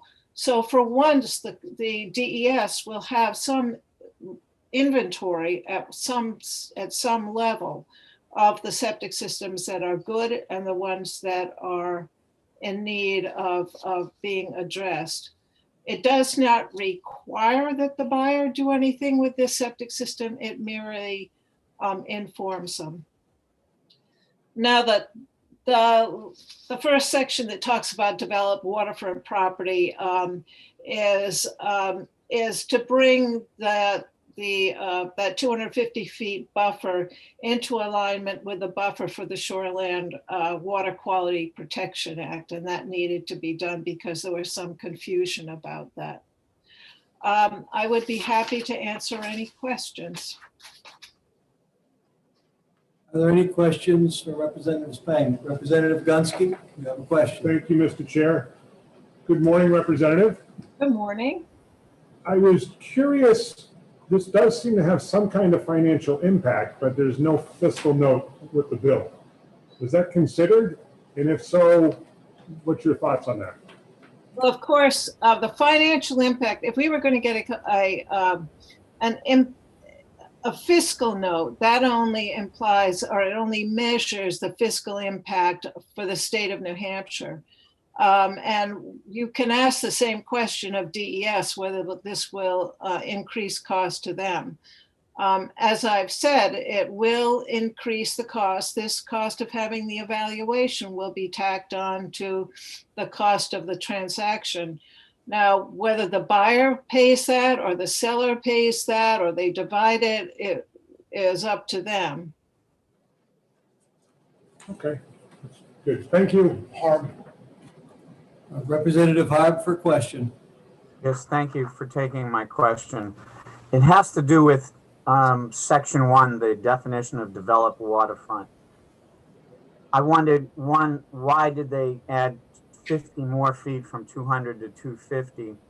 But my second part is, I tried to read the statute and the reference line when I went to RSA 483B4 sub Roman numerals. It gave me, when I looked at the chart, elevations of the water or the pond. I can't figure out how do you calculate whether it's the 200 or the 250 from an elevation in the pond. Are you able to answer that question, Representative? Yeah, I've been wrestling with this too, because we have, when we wrote the Shoreland Protection Act, And when we're looking at the definition of a stream with rivers and things, it's called a reference line, and it is defined differently for saltwater and freshwater, and for freshwater that is impounded by a dam. So with saltwater, it's the highest observable tide. For freshwater, it's pretty much the same. And for freshwater that's dammed, of course, it's the height of the dam. So that determines where that reference line is, which is basically saying this is the high water level. This is where I don't have to explain this to you. So then it's measured back from there. What happens within that 250 feet is defined in further regulations, like in the Shoreland Protection Act. They have one thing that can and cannot happen within that 250 feet.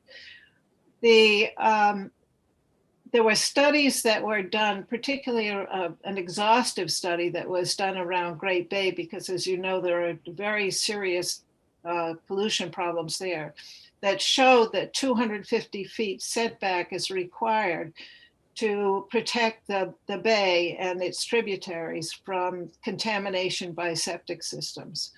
So this seemed to be a good place to start. It doesn't necessarily imply that particular regulations are applying to those. It just sets the zone. And then what happens within that zone is determined in other statutes, like the Shoreland. Thank you. That answer your question, Representative? Yes, I think the representative, by telling me that it's from the high water mark or the shoreline, I tried to calculate how do I cover the 250, and I appreciate that you're tying this into the Shoreland Protection Act distance. Thank you. Thanks. Any additional questions? I see no additional questions. The chair has a question. The bill, as I read it, it says that the systems really basically says a concern that they're not built to today's standards. It doesn't say that they don't work. Well, this is why, this is where it gets interesting if you've been studying it for 2 years. You'll notice that it doesn't assume that they don't work. It's just saying we had to decide which systems were likely to be beginning to fail, and therefore should be subject to having an evaluation. If the evaluation looks good, then that's the end of the story. But it just says that this is saying we're going to look at these systems because they are the ones that are most likely to have a problem. The understanding is that many of them won't. But right now we've got systems on houses that have been built for 75 years that are still operating on a 55-gallon drum. And we have no way of addressing that, of getting them examined. We also have instances where a house that now has a washing machine and et cetera, and people are living there full time that weren't before, and their system was built to accommodate one bedroom. So that it is not a way of saying that we're presuming that they are bad. It's a way of saying these are the ones that we should, if we're going to limit them, the ones that we look at, then these are the ones that are most likely to have a problem. Does that help? Well, I'll go on to a different question. There appears to be a policing function here. Is there not? And who does that policing function? What if someone doesn't bother to do this? What is the penalty and who does it? Well, it falls underneath the existing statute, which is waterfront property sale, the RSA 485, A39, which already requires that a site assessment study be done. And with not only the assessment of the site, but also identifying the name and address of the seller and the seller's agent and identifying the lot. So that it would come under the same, that same statute. They would be enforced together. Now, as I said, if the system is found to be substandard, no one is going to force the buyer to do anything about it. But we at least will know that the system is a problem. DES would probably be best at telling you about the enforcement and how they will interpret the findings of these evaluations. Also, the additional question concerning the sale of property. If someone, can the buyer waive the rights for this study, basically by agreeing to an as-is purchase? And so basically the seller, you say you're buying the property as is, and would that negate the use of this function? That makes sense if we're just considering the impact on the buyer, but we're also considering whether or not the state is going to be able to identify where potentially polluting septic systems are. And that's where we do need to have the report sent to DES and the municipal health officer. Thank you. Any other questions, members of the committee?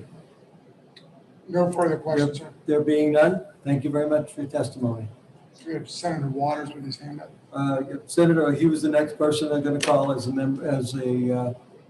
Senator Waters, are you there?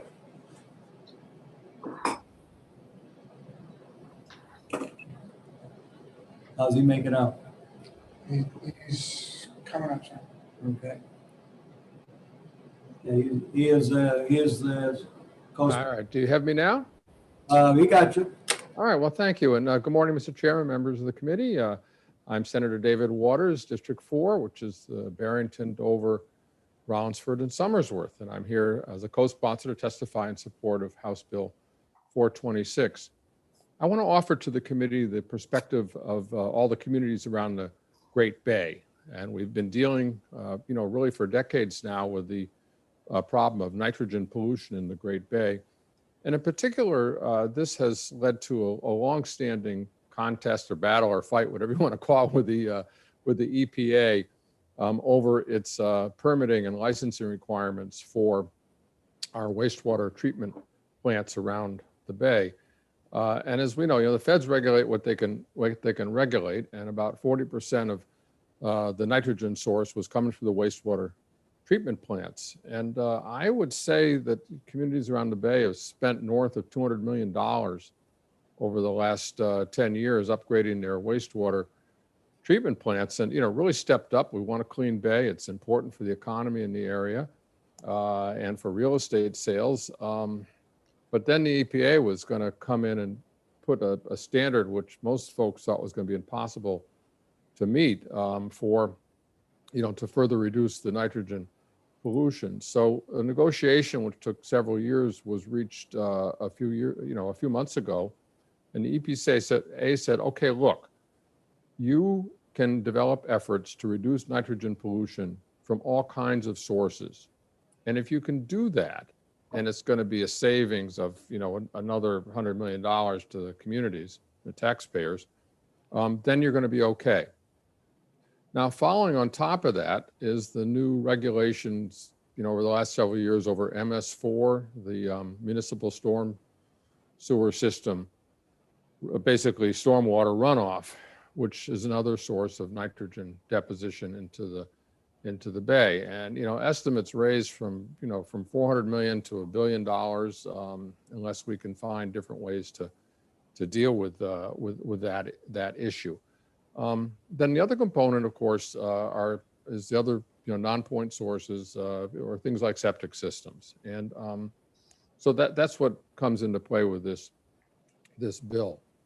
The impacts of the nitrogen in general on the bay, the eelgrass dies, and that's kind of a barometer of the health of the water there. But this impacts all kinds of resources in the bay. We have a booming aquaculture business. There are about 44 growers of oysters right now. If you like to go fish on the coast of New Hampshire or elsewhere, Great Bay is one of the largest spawning grounds for fish on the whole East Coast. And so the economy, the recreational fishing economy, the aquaculture economy, these are big deals. But, one incident of bad runoff out of the wastewater plants or a faulty septic system, and you're going to put somebody out of business if their aquaculture operation is near there. So what the communities are now able to do under this new agreement with the EPA is to look at all these sources and to develop the lowest cost ways of addressing them. And, as a taxpayer in Dover, where we've seen our water rates go up and up and up like everybody else around the bay, this is music to our ears. If there are things that municipalities can do to reduce these sources, then we're going to save a lot of money. So that's why this bill is so important. It lets us in the municipalities go out, work with property owners, see where there might be problems. If there aren't, they're good to go. If there are problems, I think homeowners are going to want to step up. We in New Hampshire, we respect our neighbors, and we all want to keep our property taxes low. So I think this is a real good practical step. Gives something into the toolbox of municipalities to help us out. And for those of you who aren't around the Great Bay, this is a real big issue. And it's also potentially going to affect a lot of the MS4 communities, up and down the Merrimack River and other parts along the seacoast that fall into this MS4 regulation. And municipalities, they've got to deal with it. And this is another way they can negotiate with the feds that let's look at the overall nitrogen, where it comes from, and not get hammered on the most expensive response that might be asked for. So thank you, Mr. Chairman, and I'll be glad to take any questions. Any questions for the senator from the members of the committee? Sir, Representative Post. Representative Post for a question. Yes, thank you, Mr. Chairman, for taking my question, and thank you for coming today, Senator Waters. My question is, has there been, is there a regulation, or has there been any work done with nitrogen coming from fertilizing your lawns? I know when we go on the lakes, we see beautiful waterfront properties with great big expansive lawns that are green even in drought conditions. So if you could answer that for me. Well, thank you for your question. And fertilizer runoff is an issue around the Great Bay as well. And I got a lot of ponds and lakes in my district too, so I really know about this. And there have been various attempts, really twofold, to look at regulation. Representative Cahill has sponsored some regulation on this. And then prior to him, I can't remember the name of the representative who represented Newmarket before him, also looking at this issue. And it's difficult, I think that there are, how far back do you say somebody can't use a certain product? But the good news here is that there has been a lot of work also with the fertilizer manufacturers. Scott, for example, and others have agreed to change their formulation. And if you have slower release, and if you change the formulation of, what kind of phosphates and so on are in it, you can reduce this problem. So it's a big issue. I'm always, a little careful about telling anybody what to do, they can do or they can't do in their property, right? I think that's awfully important. But I think this is an area that we can work on, but it's one of those places where if we can work with the industry and work with the municipalities, I think that's a way to go on that one. Thank you for your question. Mr. Chairman, may I have a follow-up? Or a follow-up? So I guess my concern in this all, while I agree with you about homeowner rates of being able to use their property, I wonder how much if this is only 40%, where's the 60% coming from? And is there a greater place to look than doing this that would have a bigger impact? Well, thanks for your question. And I don't have the statistics right in my mind. I know the municipal wastewater treatment is 40%. And then the breakout after that is certainly the stormwater is a very big component, especially in the cities where you've got a lot of paved surface. Doesn't make so much difference in a lot of the towns. But then after that, there is natural deposition just from the atmosphere. We cut down some of that when the Ohio power plant stopped belching it over to us, but it's also tailpipe emission. That just comes down with the rain. And then the advantage of looking at septic is that it is a really addressable point source. So that, and it can really have a large impact on a very small area. If we're talking about wiping out an oyster farm, for example, or a particular kind of neighborhood that is abutting a shore which has marsh grass and eelgrass there, so I'm not exactly answering your question, but I think that why the municipalities have wanted to take the all of the above approach is that in their own municipality they might identify, we don't have much of a problem with septic, we don't have much septic. Other municipalities will say, well, we really have no stormwater system, but the septic one is that. So it's flexibility is what this bill is about. Thank you very much for your clarification on that. I appreciate it. All right. Thank Sure, I you. see no more questions. Seeing no more questions, thank you very much, Senator. Thank you, Mr. Chairman. Have a good day. Thank you. The chair recognizes Christopher Albert. You have 10 minutes time. Can you cut that significantly, please? Mr. Albert, are you there? You showed up. Thank you, Mr. Chairman, members of the committee. Again, Chris Albert back again. I am a licensed septic designer, licensed septic evaluator. I'm actually chairman of the New Hampshire OPLC Evaluator Board, and was one of the members with Representative Spang on the Shoreline Committee. Today I represent GSAWA, which used to be Granite State Designers and Installers. Again, we're the nonprofit group of the septic designers, evaluators, pumpers in the state. Our board of directors, we've reviewed House Bill 426 and have some concerns, comments about the bill.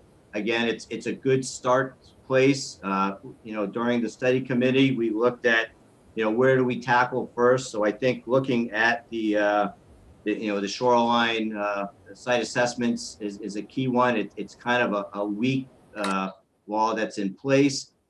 The issue we have, though, is in the bill language, they talk about having licensed septic evaluators do this study report. Unfortunately, through the licensing process, a licensed septic evaluator is not qualified with the ENV 1000 subsurface rules, understanding water tables and test pits, and knowing the components of a leach field to that level. So that's something where, again, we would probably want to have that aspect of it stricken from the bill and strictly be licensed septic designers. I know there was discussion about the fiscal impact. It should be noted, and I'm sure the realtors will chime in later on of what this cost will present for site assessments. Right now, a given case, I may charge only $400 to do a site assessment. It's a quick process. It is by statutory law that my forms that I fill out, both the owner, the buyer and the seller both have to sign that form. But again, that form doesn't go anywhere. It doesn't go to DES. It doesn't go to the health officer. So this is a good start of a bill that can track it at the state level, but then there is that fiscal impact. And I think the department will be weighing in shortly about, how this will cost them. What do they do with this information? How do they categorize it and file it from that standpoint? And there's no real end result with this bill. A lot of times on these transfer of properties, if there is a failed leach field or if it's substandard, we'll come in as part of an escrow or closing to put in a feed or have that system replaced. So there's no extra, where it's going to go. Again, so the key really for us is that we'd like to have this bill go to study and working with Representative Spang and the bill sponsors and the department to really, clean up the site assessment process and give it some more teeth. Again, but where it goes from there, it needs more study. Thank you, Chairman and the committee, and I'll be happy to take any questions. Thank you very much for your testimony. Any questions from the chair recognizes Representative Gunsky. Thank you, Mr. Chairman. Thank you, sir, for taking my question. Looking at the current statute and this site assessment, do you or your firm, do you perform this Section ABC assessment currently? Yes, I do. I do quite a few site assessments for closings within that 200-foot that buffer. So again, having her language change from 2 to 250 is appropriate to fall in line with the shoreline. But again, it's my fees are pretty minor. It's really and unfortunately, I hate to say it, and the department may disagree, but I feel the current laws that are out there is kind of a lemon law. It's kind of walking around the car that you're about to buy and you kick the tires and the tires don't sink, so the car is okay. It's really not doing good justice to the buyers and sellers on this transfer of these waterfront properties. So this is a good spot to start in trying to clean up non-point source nitrogen sources in the state of New Hampshire. Again, it needs some good reworking, that's all. Mr. Chairman, a follow-up? For a follow-up. Thank you, sir. This new section, Section D, that we're really discussing, would your firm, you had mentioned a New Hampshire permitted septic system designer. So are we now asking to have another individual or another firm involved other than a firm like yourself? No, they're already, the way the bill is written, it allows either a designer or an evaluator to perform this evaluation, through this new bill. What we're saying is that the evaluator should be stricken from the bill language, that the evaluator through the state's licensing process isn't the proper person to do this type of evaluation. It should be the licensed septic designer as part of the written text. One more, I just need a quick clarification. For a follow-up. Are you, sir, your firm, are you a septic system evaluator? I'm both a wetland scientist, septic system designer, and evaluator. Okay, thank you very much. Yeah. Any other questions from the members of the committee? Seeing none, thank you very much for your testimony. Thank you. Chair recognizes Lee Oxenham, representative, in support. She there? Yes, sir. Representative Oxenham? Yes, thank you. I had difficulty getting on. Thank you very much. I'll be very brief. I want to congratulate the commission that worked on. Did we lose you? What Brad is suddenly on the. Brad Greenland just. She should be back on, sir. Okay, but Brad is up there. Hello, am I back? You're back now. Thank you. Again, I'll be very brief, especially because it seems like my internet is not behaving well. It's going in and out. Yes, so I'm supporting the bill. It's essential that we protect water quality, our surface waters, our streams, our rivers, our lakes. Our tourism, recreation businesses depend on New Hampshire being a beautiful, welcoming, safe place for people to come with their families. This is a small fee that would be attached, and it would give the state the ability to track problems should they arise. It can save DES money over time. If they say we have 5 cottages on this lake that have been identified as having septic systems that are over 20 years. Let's go and look there first to see if they are the source of the problem. I think it's a very good start, and I'll stop right there. Thank you. Thank you very much. No questions from the members of the committee. Chair will recognize Lee Merrill from the New Hampshire Association of Realtors in opposition to the bill. How long do you wish to speak? As Lynn Merrill? So she's up, stand by. She's up? She's coming up, yep. She needs to unmute. Lynn Merrill? There. Okay, good. How long do you wish to speak? 3 minutes.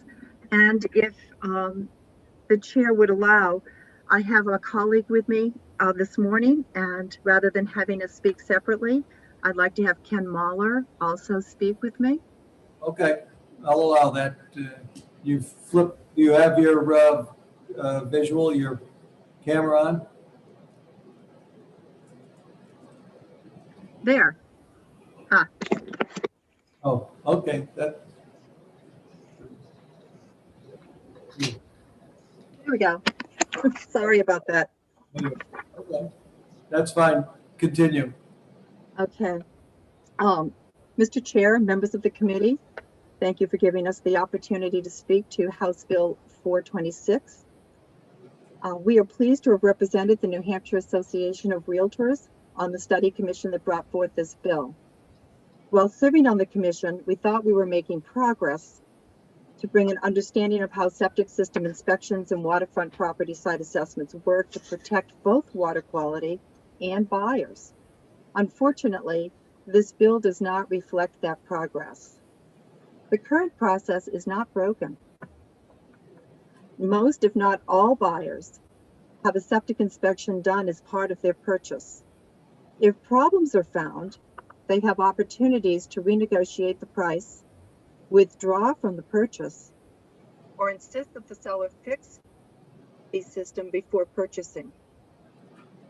No realtor, seller, or buyer wants to have a property that causes New Hampshire's lakes, ponds, or rivers to be polluted by a septic system.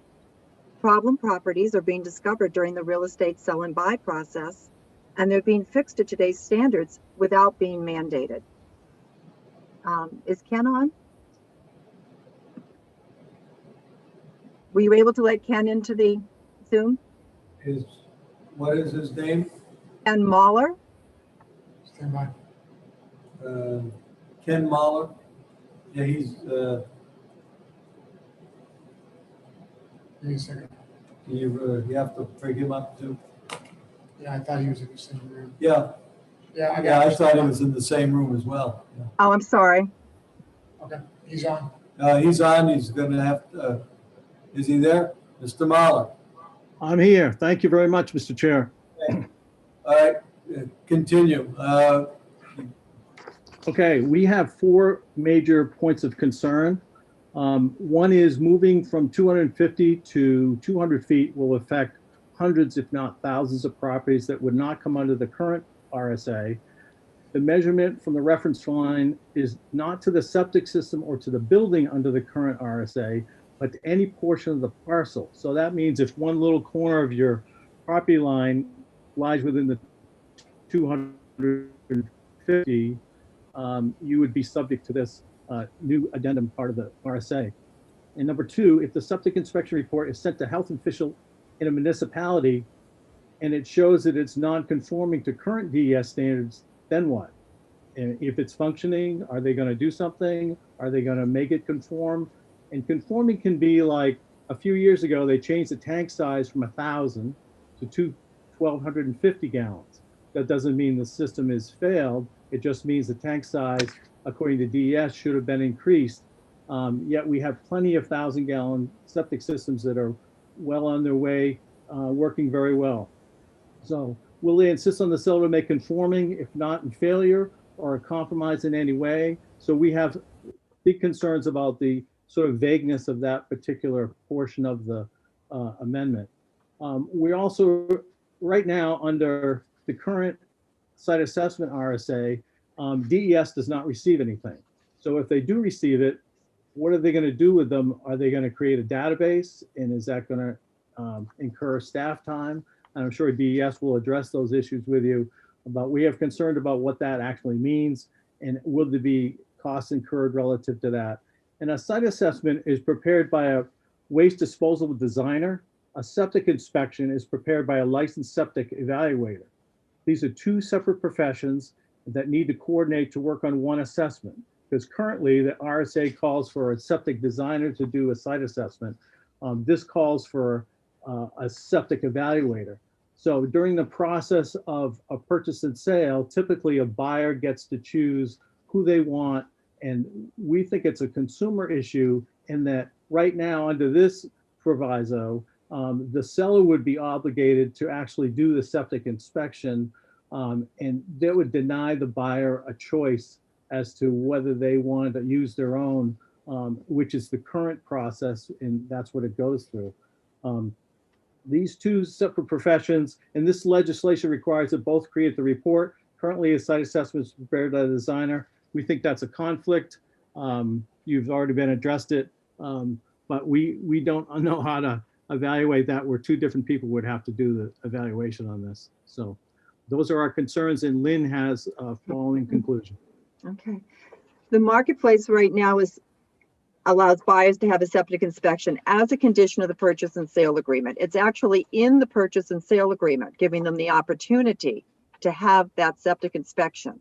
The seller already has a disclosure mandated by law that is also given to the buyer prior to purchasing the property.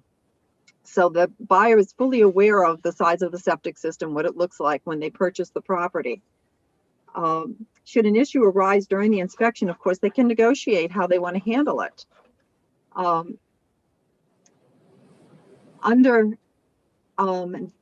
think the rest of that is more or less repetitious, but the most important thing that I'd like to say is that realtors, buyers, and sellers all want to protect the water.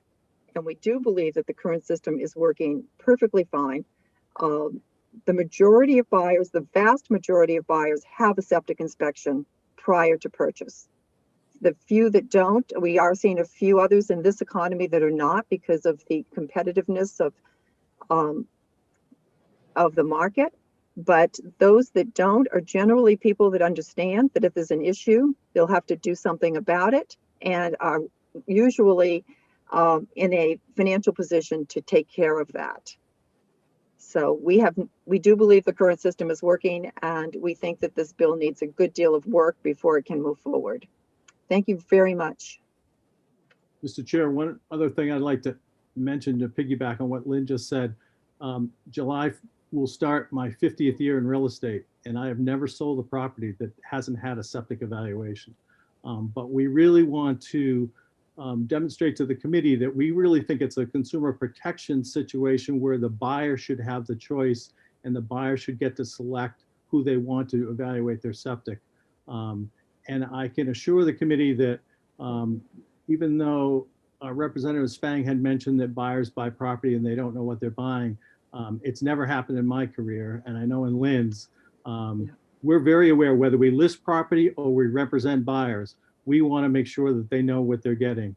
And that's where the negotiation comes, and that's why things get fixed. And that's why after a property gets sold, there usually is an accommodation for the septic system. And sometimes A septic system can work perfectly fine, but somebody who evaluated it for them says, if you want to extend the life of a leach field, you need to put a venting system in, or you might want to replace that D-box. And even little things that don't affect whether it's failed or passed, those things do get addressed. And a lot of times the sellers will do that, or the buyer will take it upon themselves to fix it after the fact. So thank you very much, Mr. Chairman. We're happy to take any questions.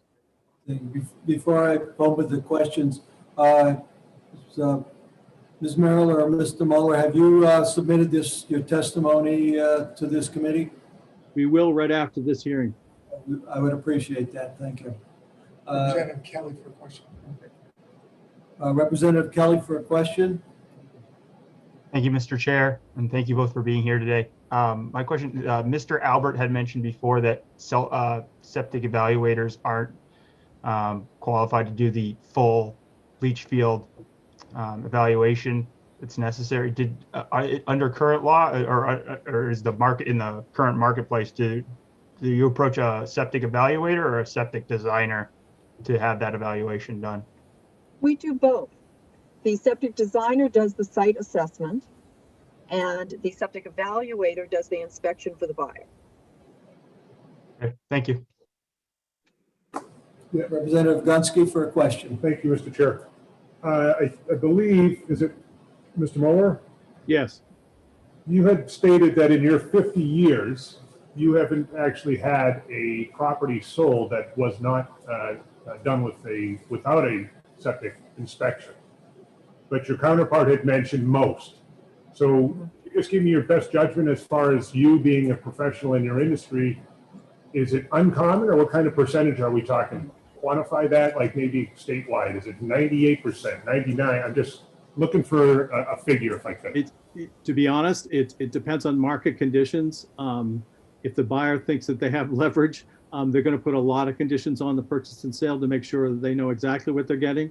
We're right now in a marketplace that in my 50 years I've never seen, where there's virtually no inventory whatsoever. So when a property does come up, whether it's on a lake or not on a lake, people are tripping over themselves to get it. So a lot of times they're being advised by people, don't put any conditions in order to get this property. But I can assure you that I haven't sold one of those, but if they had been, a lot of buyers, even though they're trying to secure the property that way, they will get the inspections done either simultaneous to waiting for the closing or immediately after the closing. So somebody who's buying a $2 million lake property certainly doesn't want to have a polluting septic system on it, but they have the wherewithal to make that happen after the fact. Okay. And I can tell you that until this year, I never had a property without a septic inspection. This year, there have been several without. So I want to say maybe 95, 98% have septic inspections. Those that don't generally either have a brand new septic system already in place or something recently replaced, or have the financial means. I did have one person that did purchase a home without a septic inspection this year.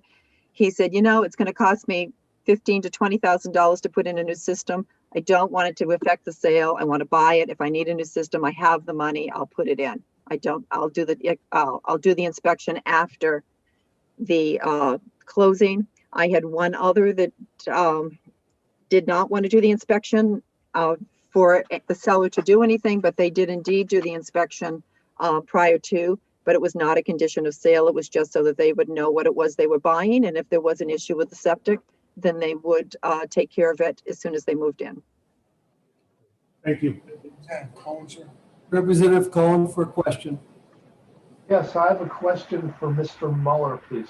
Thank you for taking my question, Mr. Mueller. Yes. Under the current law, can a person who is selling a camp on a lake that has a failing septic system complete that sale, and then the person buy that camp, just go about their merry way using the camp for another 5, 10, whatever years with the failing septic system legally? In my opinion, here's what I would do. If I encountered a listing and I could see the effluent, for instance, coming out of the ground, even before the site assessment was done, what I would do is advise them that we can't sell the property like that. But it's what we call in the business a material defect. So every consumer that's going to look at that property would be told by the listing agent, certainly by their buying agent that's representing them as well, that has no standing. Plus, the health officers in town would be alerted as to a failed septic system. So to answer your question, no, it wouldn't be conveyed, and it wouldn't be conveyed for very long without getting fixed if it was conveyed. And I certainly, if I encountered one, I would certainly report it that it's a failed system and educate my seller as to what needs to happen. Follow-on question, Mr. Chairperson? Or a follow-up.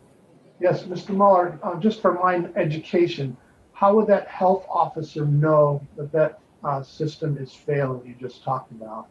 Well, in a case where it wasn't obvious and it had a septic evaluation done, the site assessment actually is sort of an observation of what they see on the ground. So it might be caught in the site assessment.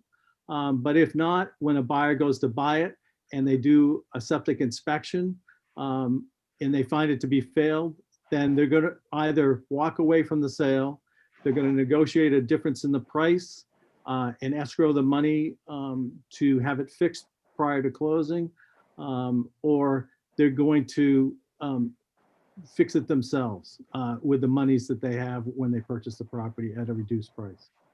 Thank you for the response. Okay, your question is answered?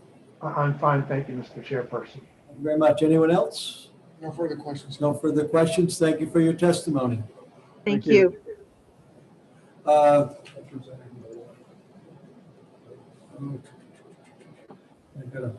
didn't even notice that. All right, I'm going to move right along. Representative Malloy. I no longer see Representative Malloy. He had his hand up for a long time. I don't see Oh, him. yeah, I didn't notice. He's not there? I do not see him, sir. Okay, I'll go right along then. Michelle Davis from New Hampshire Lakes for 3 minutes. I'm going to hold you to your time. I'm going to start holding on to others. All right, so she's up. Are you there? Hi, I'm here. Can you hear me? Yep. The floor is yours. Thank you. Chair Anzullo, members of the committee, thank you for the opportunity to comment. When improperly designed, installed, or maintained, septic systems can pollute our lakes, ponds, and rivers with inadequately treated wastewater. This direct threat to water quality also endangers human health and public safety. New Hampshire Lakes is a statewide nonprofit dedicated to keeping New Hampshire's lakes clean and healthy. And we work with partners to promote clean water policies and responsible use. We understand that inadequate septic systems can leach pollutants such as phosphorus and nitrogen, along with disease-causing pathogens into nearby surface water bodies. And in a natural increase in phosphorus levels can cause toxic cyanobacteria blooms, which are unhealthy for wildlife and people. And E. coli found in inadequately treated wastewater can cause serious human illness. In the Septic Study Commission process, we've heard from our membership and partners that many New Hampshire lakeside property owners struggle with adequately maintaining their antiquated septic systems, many of which predate state-required inspections. Many of these seasonal camps have been renovated to accommodate 3 to 4 season living and additional bedrooms. And older on-site septic systems are often not well documented by the homeowner or upgraded based on changes to property use, which results in a lack of knowledge about the age, condition, and capacity of the system, and the likelihood of it being unable to meet the demands placed upon it. More robust septic system evaluations at the time of property transfer is a good way to catch underperforming systems that are either uninspected or the inspection of which is out of date. It's typically very easy to identify septic systems in outright failure, but often difficult to identify systems that are underperforming without a more thorough inspection. The requirement to submit site assessments to local health officials and the New Hampshire Department of Environmental Services will assist the state in determining the number of uninspected and outdated systems, and will give homeowners opportunities to identify and update systems. So we urge you to vote ought to pass on HB 426 which is, we feel, an important step forward in addressing inadequate systems and their threats to public health and water quality, and helping to keep New Hampshire lakes clean and healthy. Thank you for your testimony. Any questions by members of the committee? Sure, I see no questions. Seeing none, thank you very much. Thank you. Diane Hanley, a member of the public representing the Lake Winnipesaukee Association, looks to speak for 5 minutes. Can you shorten that up, if you will? I can do that, yes. Let's see. So thank you, Mr. Chair and members of the committee.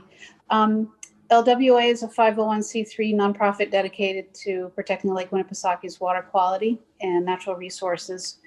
Our work serves and benefits the 14 municipalities located in Belknap and Carroll counties and their 50,000 residents, as well as the hundreds of thousands of visitors that come here each year. We appreciate the opportunity to comment on this particular bill, and we are urging you to support the bill. The Lake Winnipesaukee Association has some actual numbers that we'd like to share with you about what we've seen on one lake, which is within our watershed, Lake Wakiwan. In 2016, we completed an evaluation of the number of septic systems around Lake Wakiwan within 250 feet of the shoreline. Lake Wakiwan is the water supply for the town of Meredith. So we were working with the town of Meredith to do this project. We found 181 septic systems within 250 feet of the shoreline on Wakiwan. 91% of those systems were installed before 1983, which is the end of the average expected 20 to 30 year lifespan.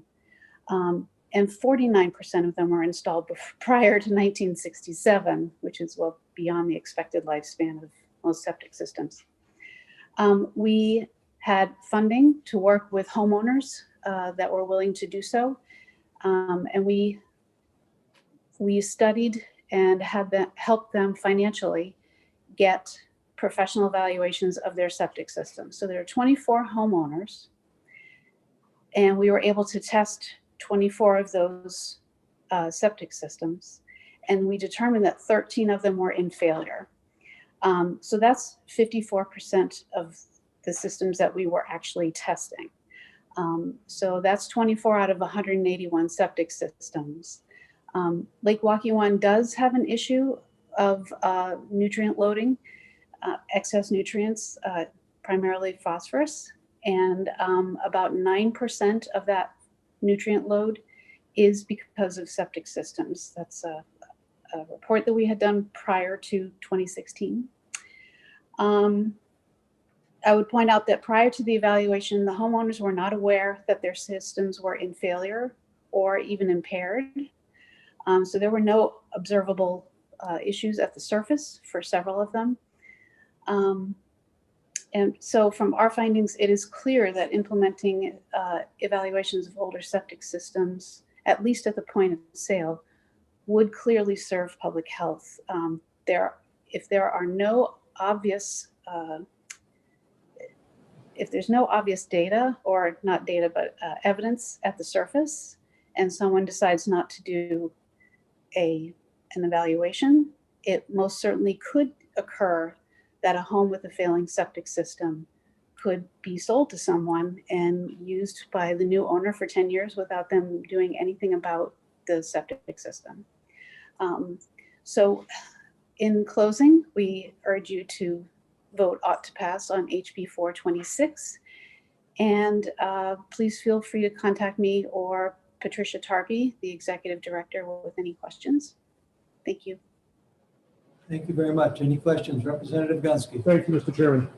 Thank you for taking my question. Just got a question. Your study on Lake Wakiwan was about existing homes, and this, what we're hearing this bill is about the sale, basically, of a home. And is there any information as far as, I mean, have any of these homes on that particular water or body of water especially the 24 that you did evaluations on, have they been sold? I mean, it's probably a difficult one for you to answer, but do you know if any of these have changed ownership, and how was that handled if they were?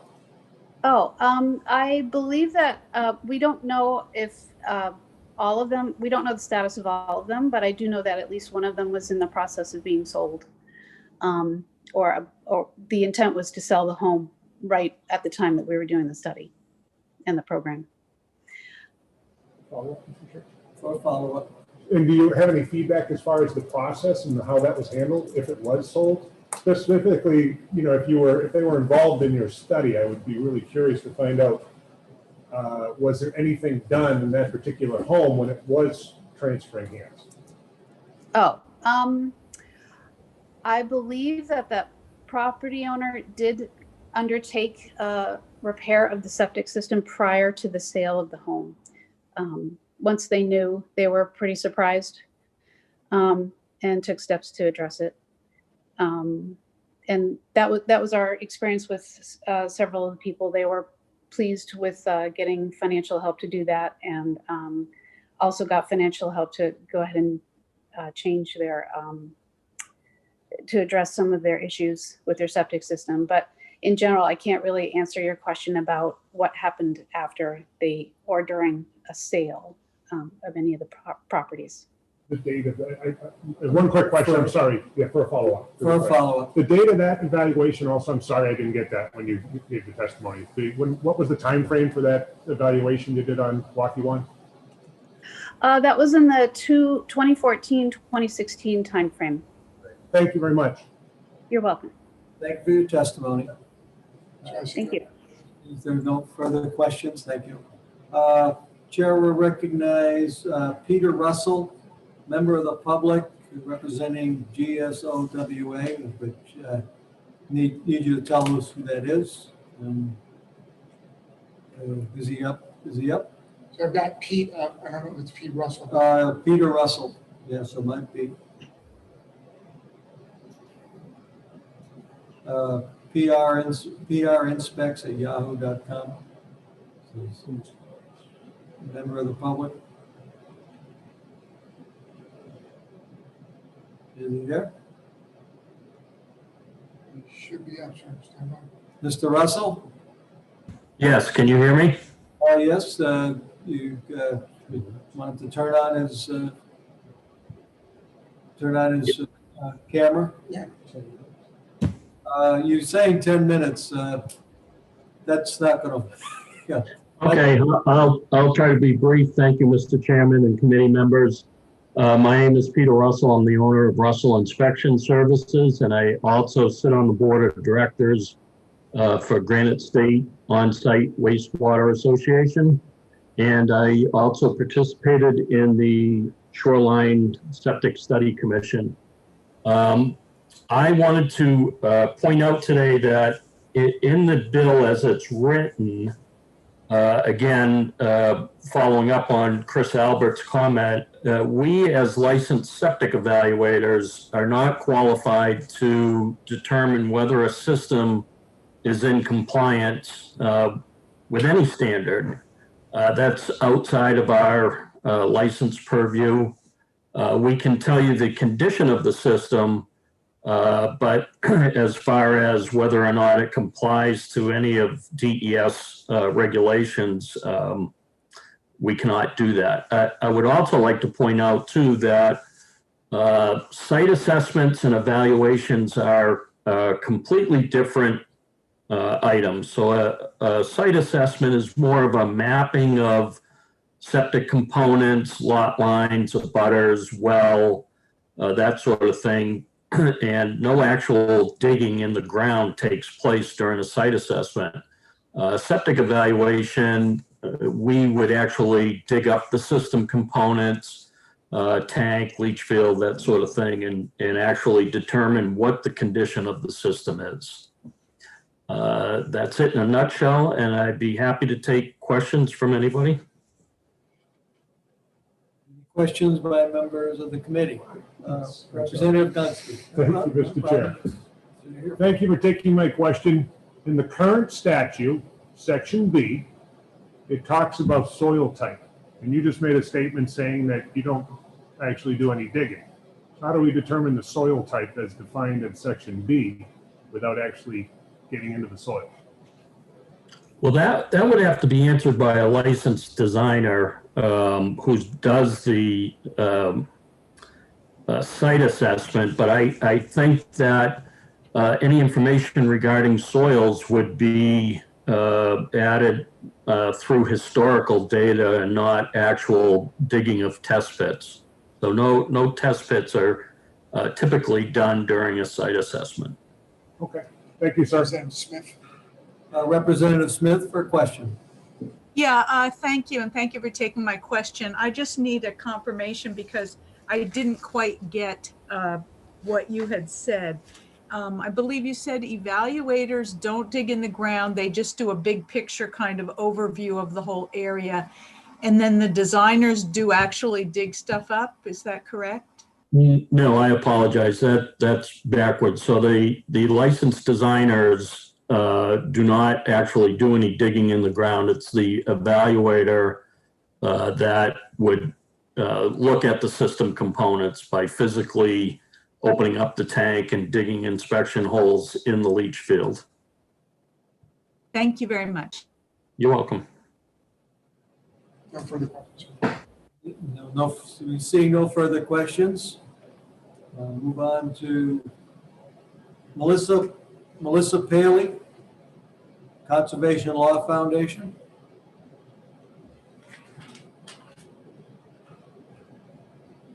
See that? She's here, sir. Okay.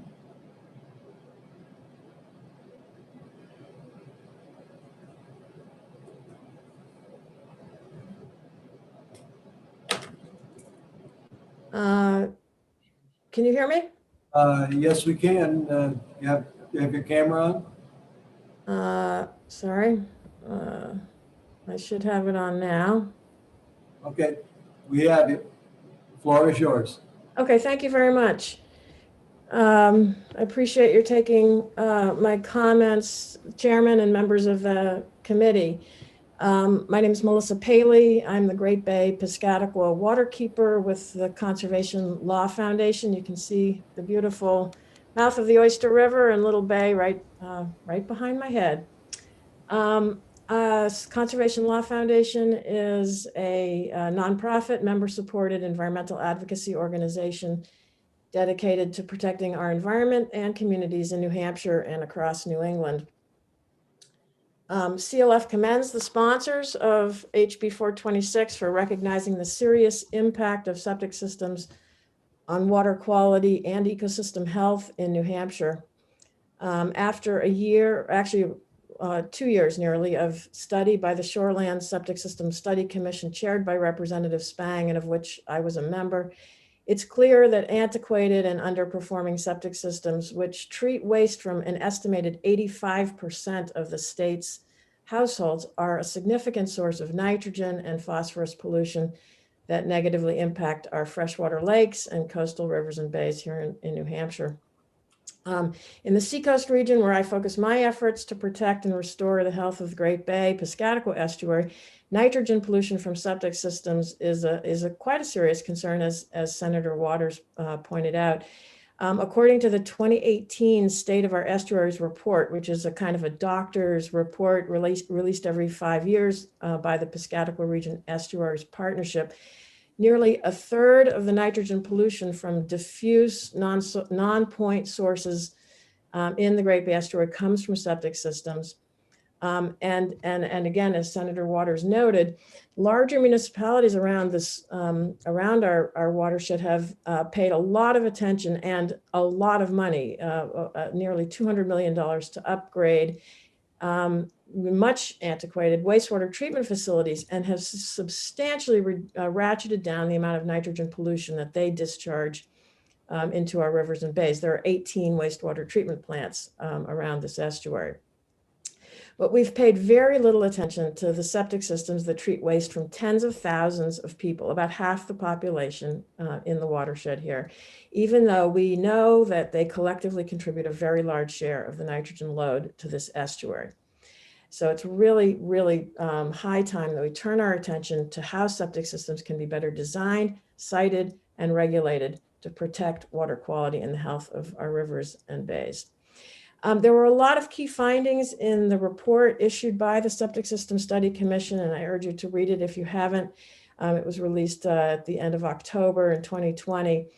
One of the key findings is that septic systems are a very effective on-site wastewater treatment system to take care of bacterial pollution that could otherwise get into our drinking water wells and other receiving bodies. Septic systems are a technology that were not designed to, never have been designed to mitigate nitrogen and phosphorus pollution, the so-called nutrients that are present in high quantities in human waste.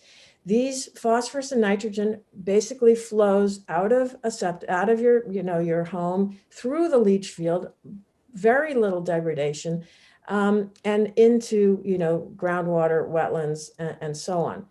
So septic systems by definition add nitrogen and phosphorus into our groundwater and water bodies, whether they're functioning well or not. And that's really the key. The key is providing enough distance for that water to travel so that microbes and soil and plants can utilize those nutrients and take them up before they get into our rivers and streams. So it's not just about, the failing systems are pretty easy to observe.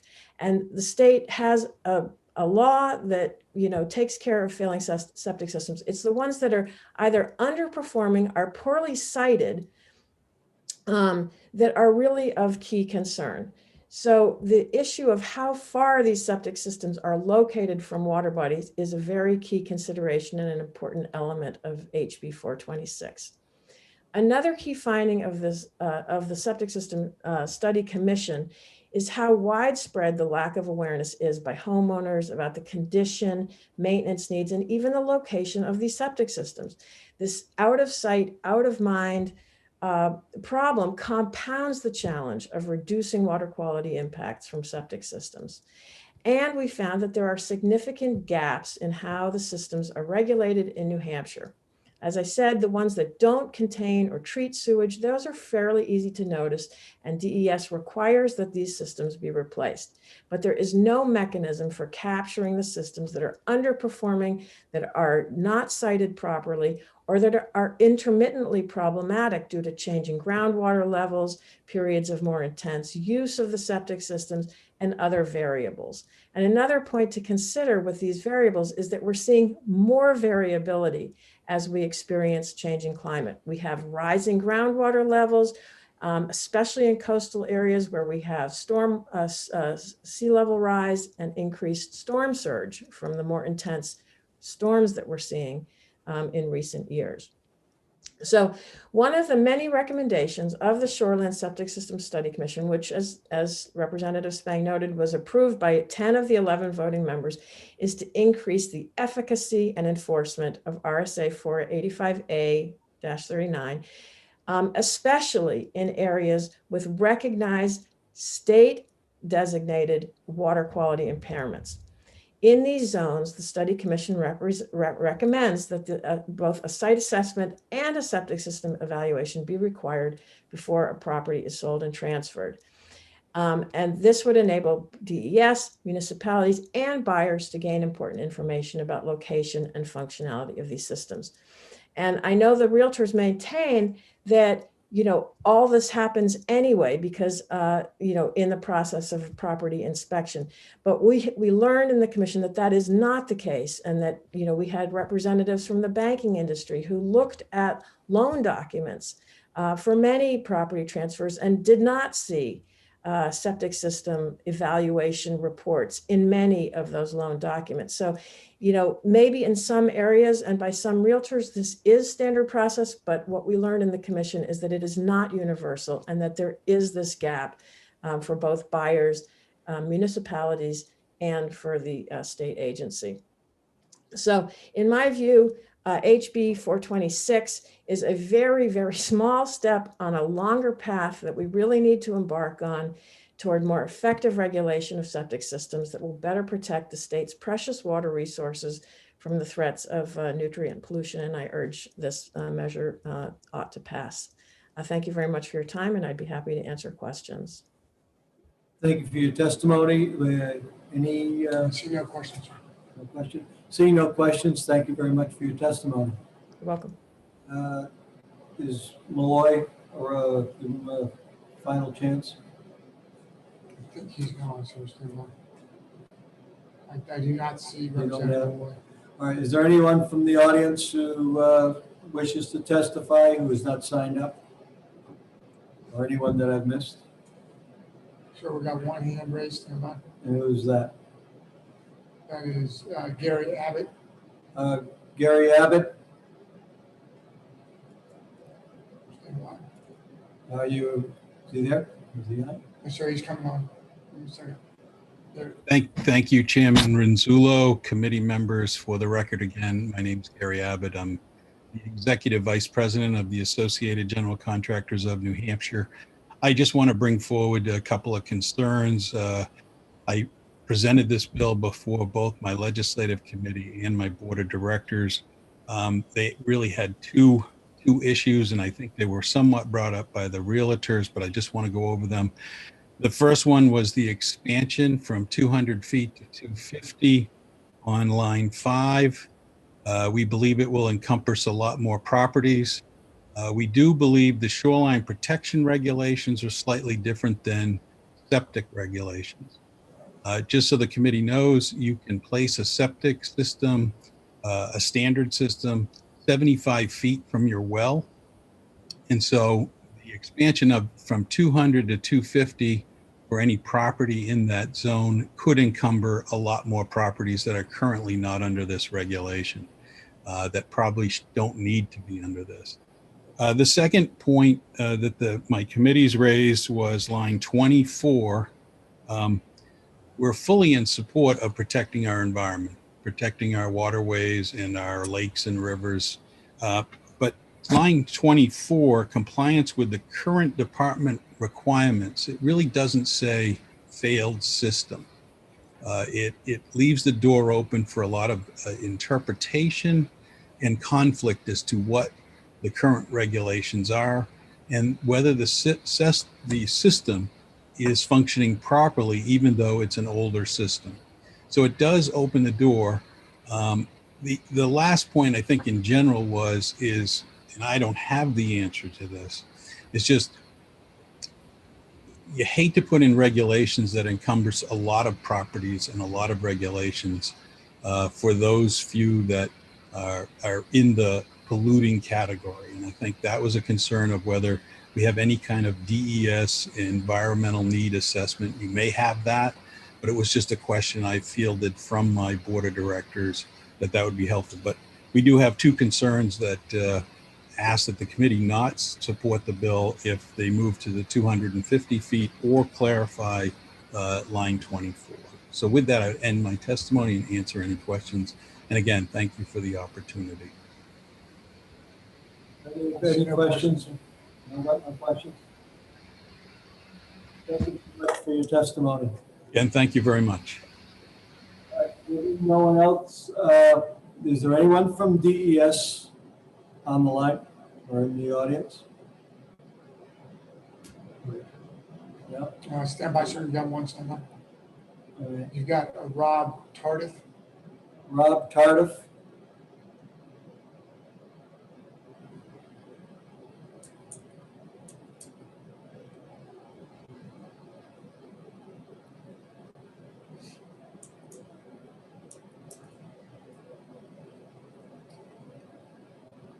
He needs to mute. There he goes. He's coming. Can you hear me now? I'm sorry. Let me do my video too. Okay. Thank you. Sorry about that. Thank you, Mr. Chairman, members of the committee. For the record, I am Rob Tardif. I'm the administrator of the Subsurface Systems Program within the Department of Environmental Services. For those who don't know, the Subsurface Systems Bureau regulates all on-site wastewater systems or septic systems. And I, along with Steve Kuchar, were representing the department on the Shoreland Septic Study Commission. that recently produced the report that was referenced earlier. The department has some suggestions on the proposed language in the bill, and I believe I can be relatively brief because we essentially concur with the testimony of Chris Albert and Pete Russell. We believe that in Roman 5, Section D of the proposal, that the language regarding that the determination be made that the system is in compliance with all current department requirements could be stricken. Literally all of the requirements may not be applicable to do a valid septic system evaluation. For instance, Mr. Mahler's reference to septic tanks, that may not be all that necessary or applicable to determining whether or not a system is actually polluting the groundwater, the ground surface, or surface waters. In addition, regarding the septic system evaluators, as both Chris Albert and Pete Russell stated, for their license, they don't necessarily have the knowledge necessary to determine whether or not a system is in the seasonal high water table or the water table. And they also don't have the ability to formally deem a system to be in failure for the purposes of the Department of Environmental Services. So we recommend also, as they did, to strike evaluators from the proposed language. And finally, in the existing language in 45A39 Roman 8, we are suggesting to amend that language to say that if during the evaluation or the site assessment and an evaluation is required, that only if the system is deemed to be in failure, that the department or the town, the municipality be notified. And that notification, as far as the department goes, could be part of the application that we would assume would be submitted to us to repair that failed system. There were comments regarding fiscal impacts. If the documentation was provided to the department as part of an application, that could be included in our current e-permitting database. So there would be no additional fiscal impact to the department. If we were to have to receive all evaluations as the existing language currently states, there could be somewhat of a fiscal impact. We would have to determine who would receive and review all of these evaluations and what we would end up doing with those evaluations. Because as has been stated, we currently don't receive those evaluations. So we would have to find some way to manage them if, in fact, all of the evaluations were to be submitted to the department. Again, trying to stay brief. That's about all we have, and I'd do my best to answer any questions. Any questions by members of the committee? So I see no questions. Okay. Being no questions, just one comment from the chair. There was a memo sent to the committee from the DES, but you hadn't signed up to speak, and it would be helpful if I had known that you were there. I would have gotten you up earlier to get information before the committee. I'm sorry about that. I was under the impression that you were sent a notification that I would be speaking to this. So it could possibly have been. It isn't. It wasn't in the printout system for people speaking. Again, I apologize for that, but what I can do is check with the commissioner's office on how that process is being handled. So any future testimonies from the department, proper notification is made. Thank you very much. Thank you. Okay. Seeing no more questions, thank you for your testimony. There's no more no one else from the audience, I think I will close the hearing on House Bill 4. Representative Post just raised your hand. Pardon? Representative Post just raised your hand. Representative Post, you have a question on the bill, or you have a question on something after the bill? No, I'm sorry. I preempted my hand raised because it usually takes me a couple minutes for you to see it, and it's often missed. So I apologize for that. I do have a question after you close the hearing. Okay, I'll take it. One thing I have, okay, there's a couple orders of business. All right, this hearing is closed, but we are still in session. Couple things. Last session, we voted that we wanted a fiscal note on House Bill 235. Well, I was informed by the clerk of the House that in order to request an actual fiscal report, I have to have a vote of the committee. So this is what I'm going to ask. Well, first of all, I put it before the committee. Do we want a fiscal report on House 235, which is the bill concerning small volume wells? We had heard that. I think it was So moved. on the third. No, but it is. All right. Who made the motion? Representative Kelly. Representative Kelly. Is there a second? I'll second it. This is Rep. Smith. Representative Smith seconds. Any discussion on this? I don't think, well, I'll just say, is there any discussion, any questions? If not, is the clerk? Representative Spang has a question. Representative Spang for a question. Yes, could you refresh my memory on what it was? I can't hear you. Can you speak into your microphone? Or can you refresh? I didn't hear the rest. What is it that was, why did we need this? I can't hear you. She said, why did you need it? Why do we need a vote? Why do we need the fiscal? Because it was asked for by members of the committee. I didn't take a vote at the time. I was informed by the clerk that it requires a vote by the committee in order, I guess it's a statute according to the clerk of the House. So I will have to comply in order to get that fiscal request.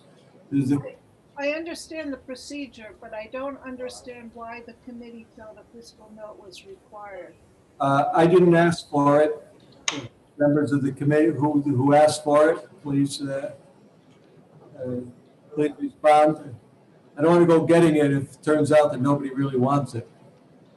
That's what I'm thinking. Mr. Chair, this is Representative Mayville. Yes. In my notes from that hearing, I noted that we asked for a fiscal note to assess the DES requirements related to that specific bill, if that helps.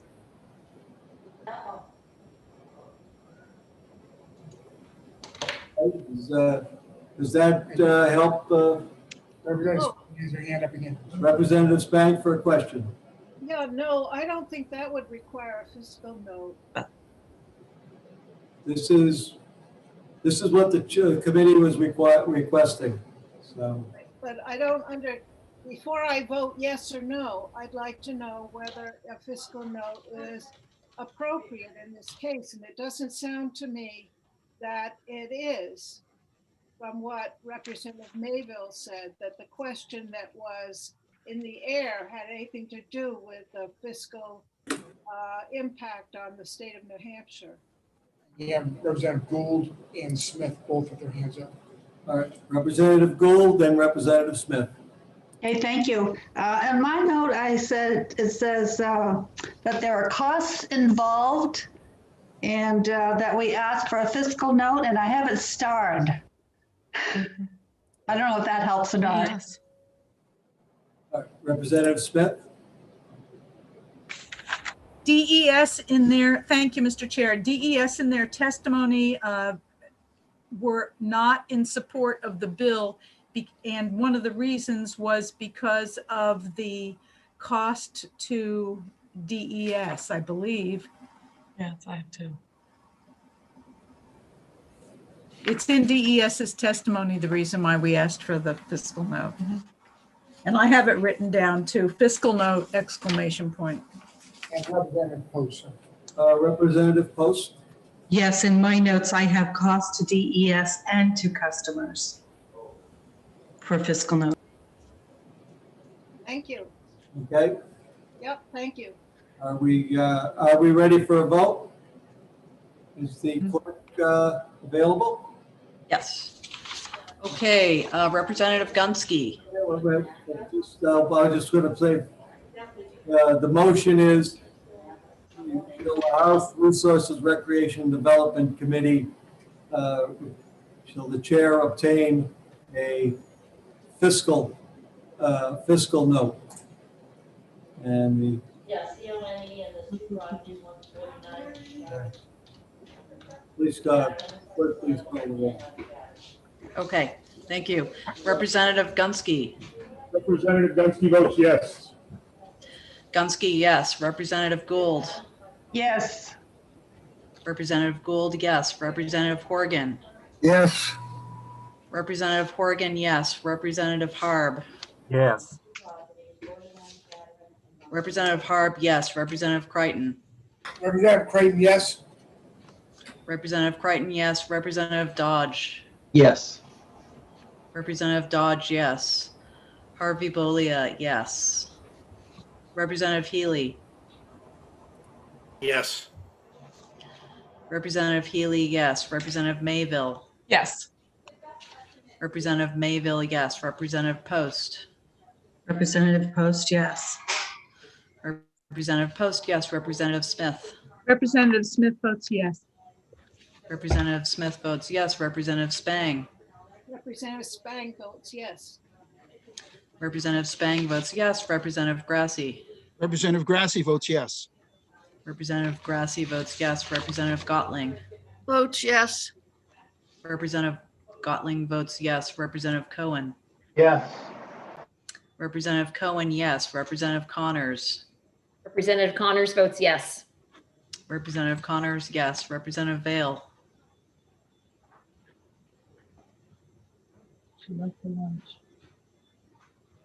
Representative Vale? Yes. Representative Vale, yes. Representative Kelly. Representative Kelly, yes. Representative Kelly, yes. Representative Moran. Yes. Representative Renzullu. No. Representative Renzullu votes no, so that's 19 yays and 1 no. Yes. Correct. Okay. Where do I find, The motion passes. Motion carries. I will move forward on that. Another issue is, we have a bill coming up at 3 o'clock, House Bill 571, which goes to, was supposed to go to 5 o'clock. I have been informed that they are going to be doing some work on the electronics in this place at 4 o'clock. So we have a hard stop at 4 o'clock. So I'm going to move hard on getting that House Bill 571 done within the hour. So I just want to let folks know, and I will announce that to the assembled people who are there to testify on that bill. If I can't do that, we're just overwhelmed with people wanting to speak, then I will continue the hearing into our next time we meet, which will be probably March 3rd. Let's see. there was Representative Post, you had your hand up, you had a question? Or something? Yes, thank you, Mr. Chairman. During the testimony, when I go to put my hand to raise after they're done speaking, there's a delay. So often it gets moved on before my hand comes up. So I just wondered if we could pause just a little bit longer after asking if there's questions. After asking question or after saying? I'm sorry, after the testimony is given and you ask if there's any questions, just a pause to give people a chance to hit their unmute button and raise their hand. Okay, is that the process? They have to unmute themselves? No, they just have to raise their hands, but there is a delay. Once they punch the button, there's a 10 to 15 second delay. Oh, okay, I was not aware. Between when they punch the button and when it shows up on our screen. Okay, well, And, yeah, just remind me to not to, look to take it. Yeah, well, we'll have asked Representative Creighton to remind me to slow down, take a breath. It does seem to happen when we have more people on doing testimony. So it just, that we get some lag, and that's why I turn off my camera, because I seem to get a lag when more people come on. Okay. Yeah, this probably is a loading up of the system. Is there any other questions, any other business, or we'll break for lunch? Okay, break for lunch, recess, and be back at 1 o'clock. Everything.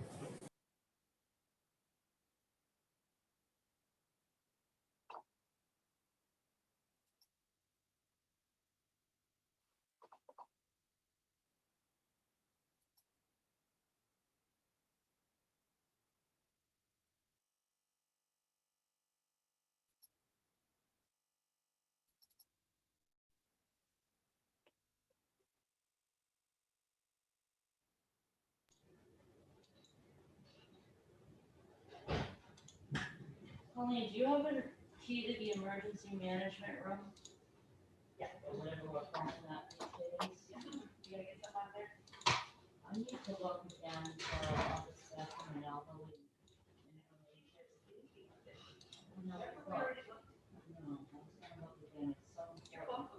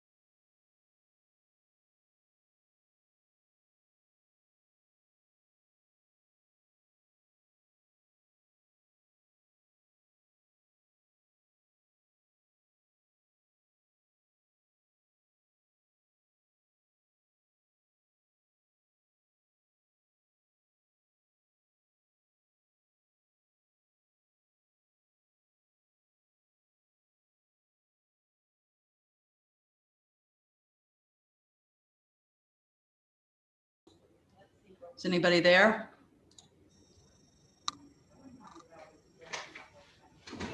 Can anybody hear me? Yes, I can. Oh, okay, hi. I've got another meeting going, I've got lunch going on here on the other side with committee members, so, but. Yeah. Yeah, I've got it. Committee hasn't opened up yet. Right, I just had a question. What's that? In the last bit of legislation that we did for House Bill 235, just wanted to clarify the motion to obtain a fiscal note. Was it an amendment? It's not an No, amendment. we had to request that. It wasn't an amendment. Basically, we're sending a memo to the clerk's office or whoever, requesting a fiscal note, and they just wanted to have an affirmative vote of the committee in order to do that. Okay, so it's a memo. It's basically, yeah, it's a request. Okay, it's a Sending a request. request for a fiscal note. Okay, thank you for that. You're welcome. Anytime. Okay. I'm going back on mute because I'm going to go get another cup of coffee before we get started again.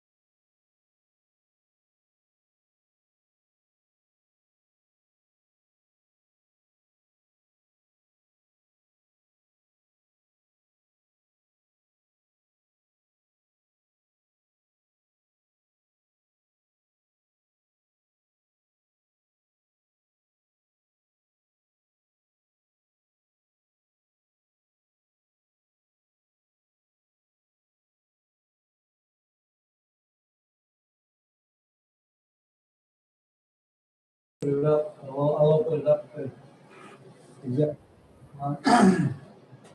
You are off mute, Mr. Chairman. Okay.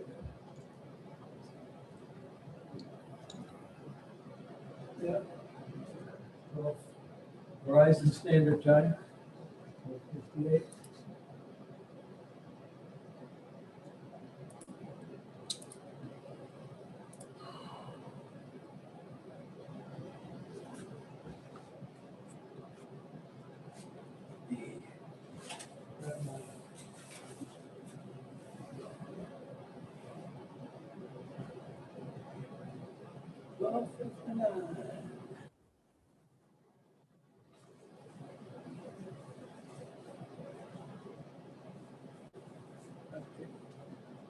Juliet, does she have her hand up?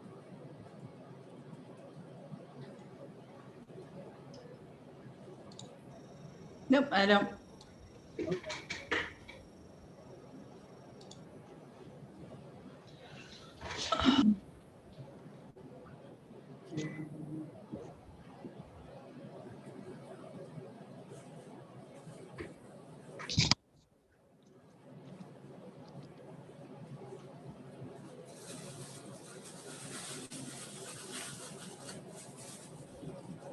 All right, I guess it's 1 o'clock. It's time to down the road.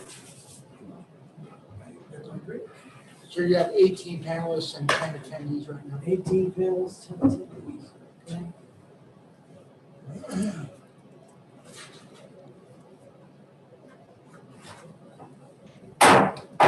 Call the meeting to order.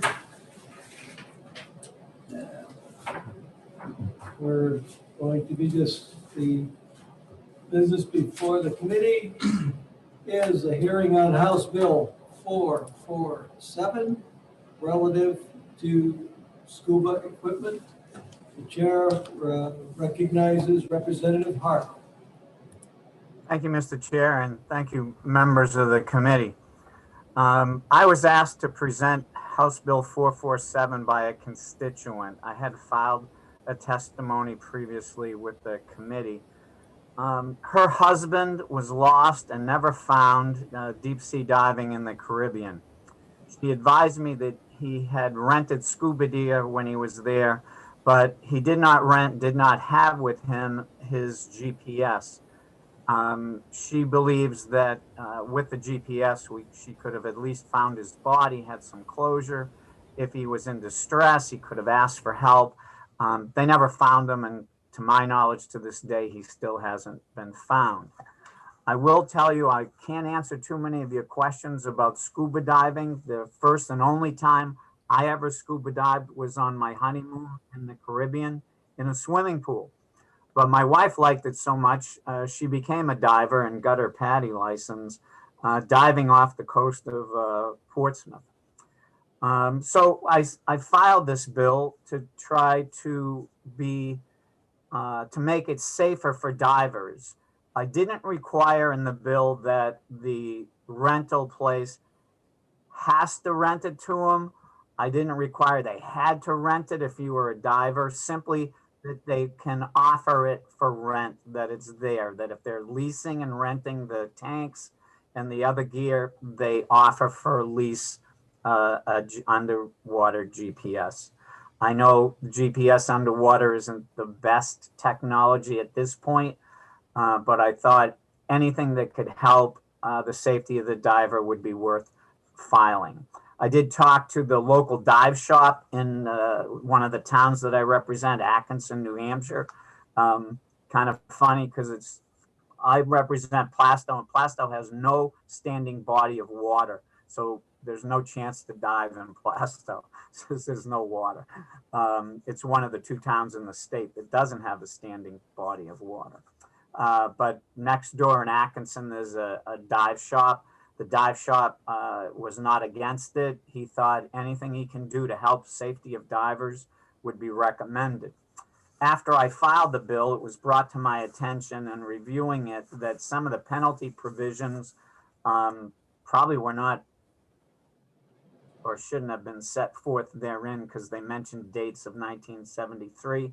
So I asked OLS to prepare an amendment. I had filed that amendment with the committee, and that's Amendment 0022 small h. So basically that's the story of this bill. I just would like to improve safety of divers diving wherever they're in a lake or in the ocean who rent equipment in New Hampshire. And that's the bill, and I would hope that at the end of the presentation and any other speakers you might have, that you would consider ought to pass as amended. Thank you, Mr. Chairman. That ends my presentation. Any question by Representative Gunsky? Thank you, Mr. Chair. Thank you, Representative, for taking my question. Are you aware, or have you looked into Section 270, Chapter 270, Section 31, that talks about a diver's flag as being in statute, and that any person engaged in scuba diving and snorkeling shall remain 75 feet or within 75 feet of that flag, which is our current statute? I wasn't aware of the flagging requirement, and I'm not sure that would help if the diver is off the coast of the ocean or in a deep lake, say Winnipesaukee, someplace in the middle of the lake, and he goes someplace or he gets caught in distress. The purpose of the proposed Bill 447 is to help the diver, not only if he's lost or I hate to say it, deceased, but if he's in distress and needs some help. Okay. Thank you, sir. Appreciate it. Representative Gould, sir.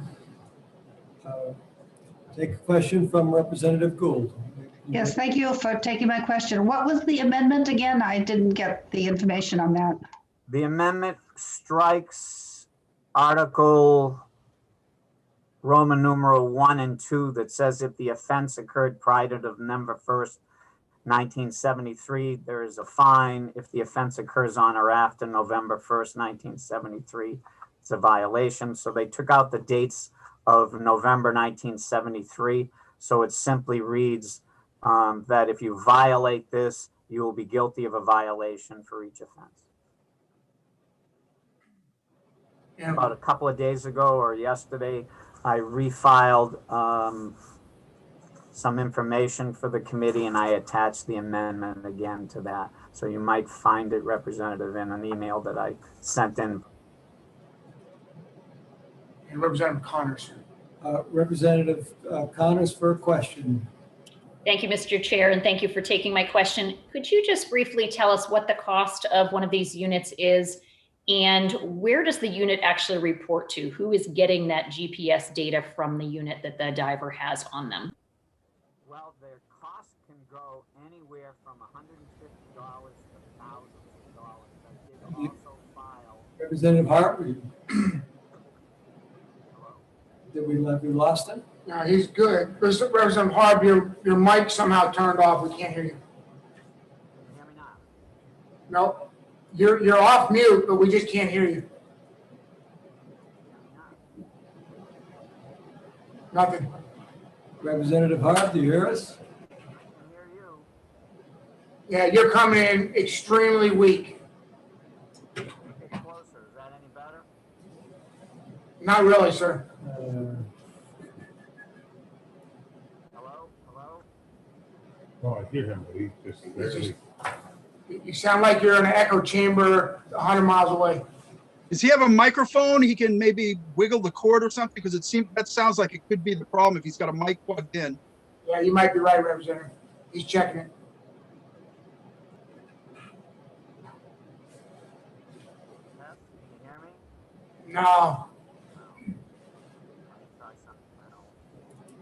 Hello? Test, test. Do you want to sign out, Representative Harb, and then sign right back in? That might help the buffer. Well, sure, it's up to you, but I think that's the best. Yeah, whatever, let's try to get it back on because I think we got a little time with this. Yeah, whatever it takes to get you back on, Representative Hart. He just signed off. He's signing back on now. Here it comes. Can you hear me now? No. No, still.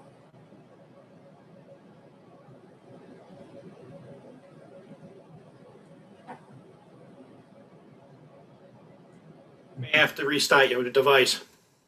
It's definitely a microphone issue because you can barely hear him, but you still can hear him. Right. He can call in if you'd like. Yeah. Representative Harb, you can call in if you'd like.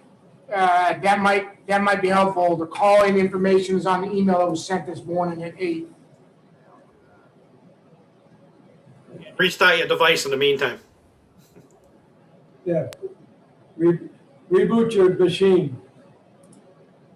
Yeah, a machine. You should see him come in as a call at least, right? Yeah. Yeah, what is the phone number?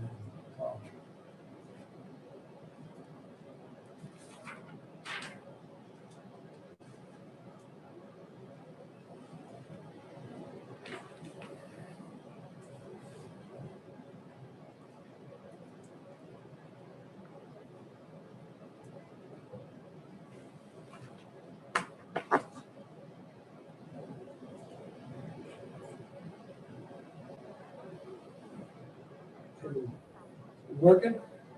Nothing? No, sir, I don't have anything. All right.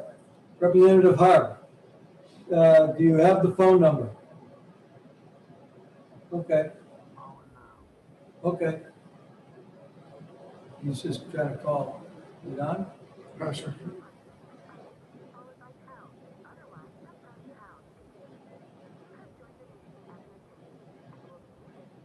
What if he calls the phone number? Okay, here we go. Here we go. The host would like to you can Who's computer now? Oh, And, sorry, it's keep this. Okay, you should be good to talk. Do we hear you? His Can't hear phone, him. his phone isn't unmuted. Yeah, and Can you hear me now? there you go. Welcome back. Okay. Sorry for the technical difficulties. I don't know. So the question was, how much do they cost? I had sent out with my recent email 2 pages of different prices. You can get a Garmin that could cost over $1,000. There is a device around $200, a Nautilus Lifeline Marine Rescue GPS submersible dive. You attach that, and according to this company, Nautilus Lifeline, when the line is released and it goes above water, it's picked up by ships and boats, and all boats, according to Nautilus, has the capability of hearing the beep from the machine. So you don't need a special thing. They said it's one of these, and maybe someone that dives can help me out here, but it goes on a frequency that's picked up by all boats because they all use that frequency. But the prices can differ. I thought about the poor dive shops that would have to buy it initially and then rent it out. But then I also considered that for a fiscal impact, they're going to get money back in renting it. And I didn't have the bill dictate how expensive a model they needed to do because I don't know which ones they like or which ones they may use if they dive, because I would assume most of the guys running dive shops dive. I just don't. So the prices can be, the cheapest that I saw was like $150 for one of these Nautilus Lifeline. And then I saw some that actually were like $1,200, $900. But I would leave that up to the dive shop. And Representative Mayville, sir. Representative Mayville? Thank you. Mayville for a question. Thank you for taking the question, Representative Harb. I'm sorry I missed the beginning introduction. I was logging in. So is this primarily to be used in our lakes, or do we have some, does the state have some hold over the ocean waters out to a specific mileage? And then I'd have a follow-on, please. Well, it would be in both lakes and ocean. I know there's dive shops out on our ocean frontage. And what you missed is in one of the towns I represent, there's a dive shop there, and they rent scuba gear and things. So it would be for both, but it's just for rental. It's not a mandate for you personally if you have your own equipment.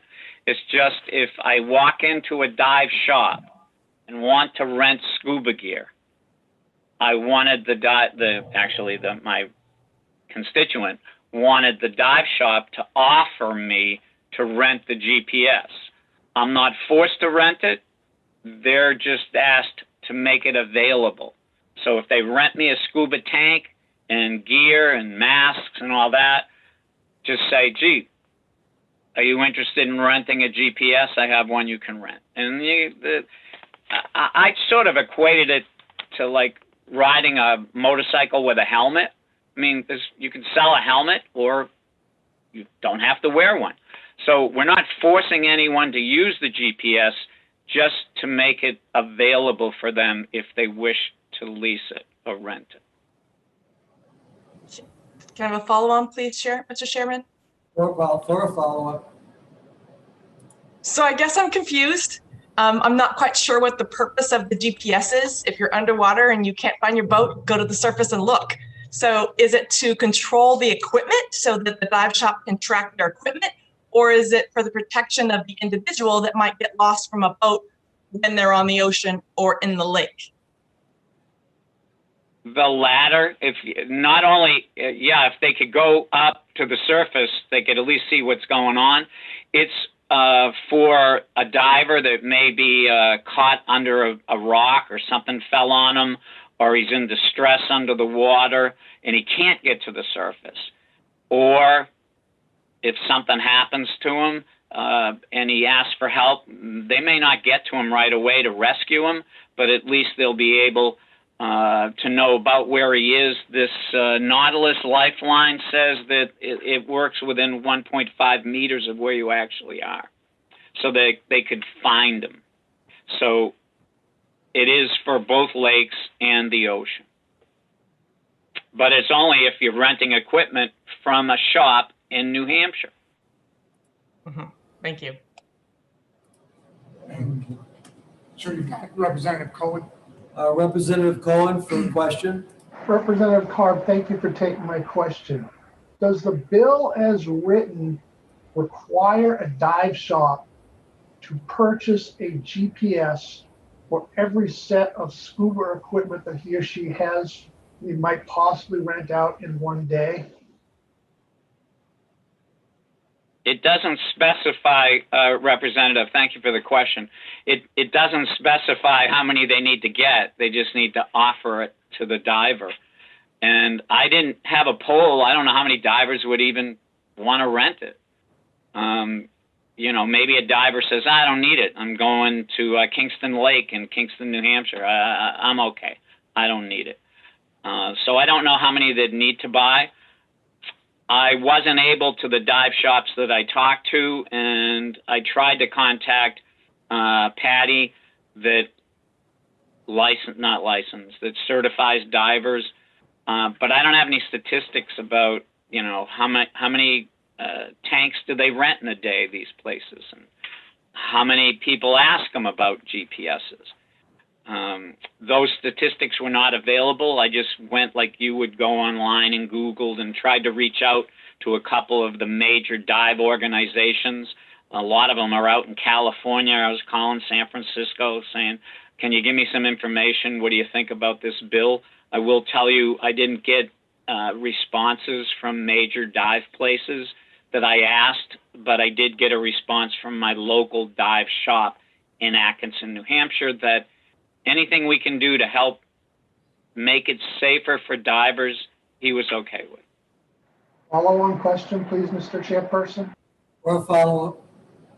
Representative Harv, so does that mean if the dive shop, I'm just making an arbitrary number, has 10 scuba systems and 10 scuba systems are rented that day, and a person comes, or say that he only buys 5, that the owner buys 5, so he has them available, but rents out 10 systems that day. If the person number 6 that wants to rent a GPS doesn't have one available, is the owner now in violation of the new law? Well, thank you for the question. I think that's a good question in practical application. Technically, I think he would be, because he's offering it for lease but doesn't have it to give. I just don't know if it's likely that would that actually happen. But the law as written or as amended by my amendment simply says you have to also lease that equipment. That's all it says. I wish I had more statistics to tell you. I actually have no idea how many tanks does a dive shop lease in a day. My concern was for the safety of the diver, and it's not required that they have it available to even offer to him. So the purpose was to make it available. But you ask a good question, Representative. Representative Dodge, sir. Representative Dodge for a question. Representative Dodge?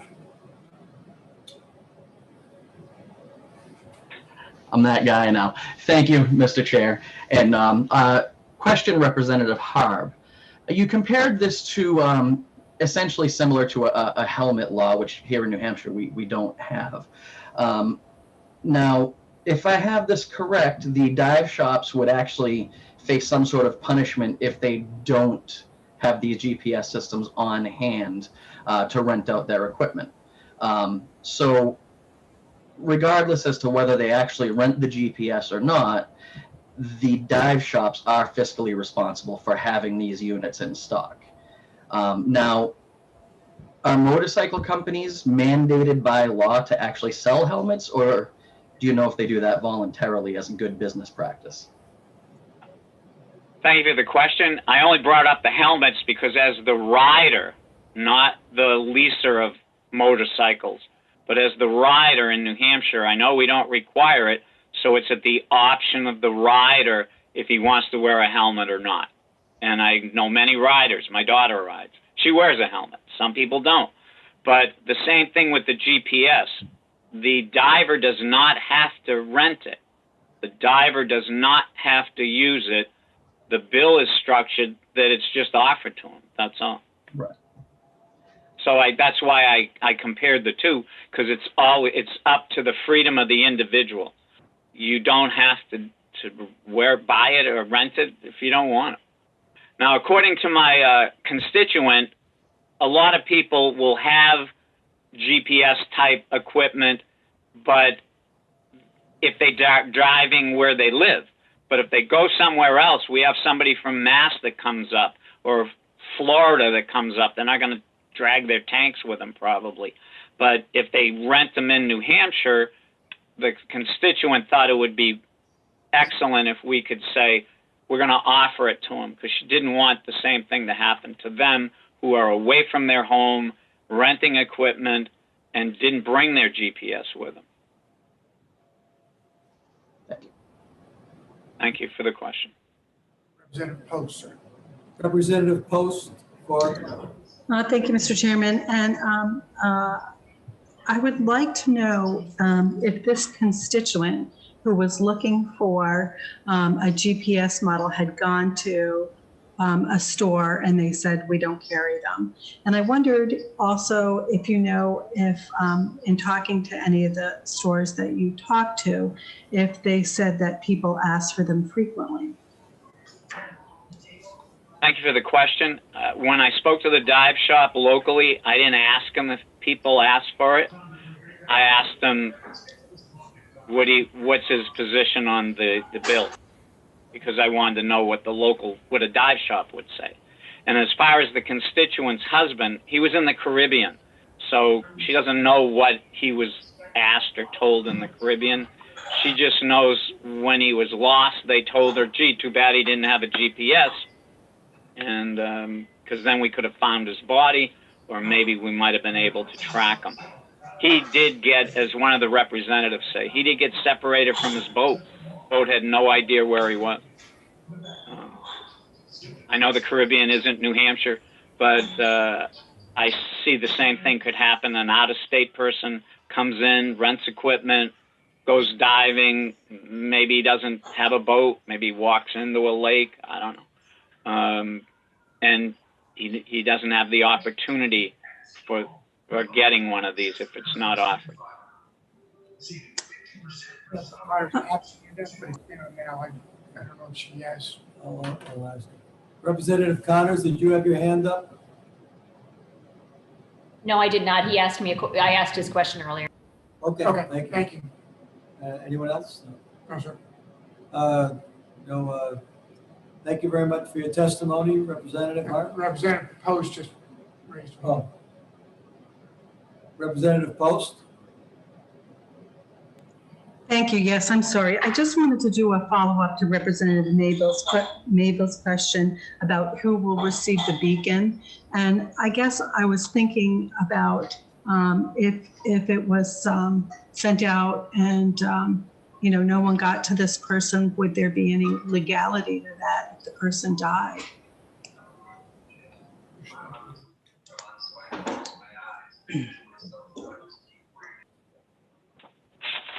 If that's directed to me, Representative, thank you for the question. I don't see if nobody catches it, it would be difficult, in my opinion, just my personal opinion, to hold a dive shop responsible if nobody heard the beacon, let's say, or the beacon didn't catch anybody. Like anything, if they're renting equipment, they have to make sure that it's good equipment and it's habitable, marketable, good for its use. I think they would be responsible if they rented a defective GPS, knowing it was defective. But the bill doesn't talk about liability for products and product use. The bill simply talks about offering it for lease, that's all, or rent. Thank you. Representative Gould, sir. Representative Gould for a question. Okay, thank you for taking my question again. About the, who would hear the signal? What if the person is way inland at a lake? Are there boats close enough to hear the signal? Thank you for the question. I don't have an answer for you on that. I just know what I was reading under the, if you Google Nautilus Lifeline Marine Rescue, they have an information block underneath it, and it talks about the range, how many feet under the water does it work, and how accurate is it. And it talks about the beacon that's sent out and who would get it. And that's the limit of my knowledge, Representative, is what I found under that one particular GPS. I didn't go searching all of them, so that's all I can say. Thanks. Thank you. Sir, there are no further questions. There are no, okay. As there are no further questions, thank you for your testimony. Thank you, Mr. Chairman. Is there anyone else to testify? We have Erica Leon, representative. Erica Leon. She's up, sir. Stand by. She's up. Yeah. Phone is open. You can ask him to mute his phone. I don't know. I think is Representative Leon. She's coming up, sir. Oh, okay.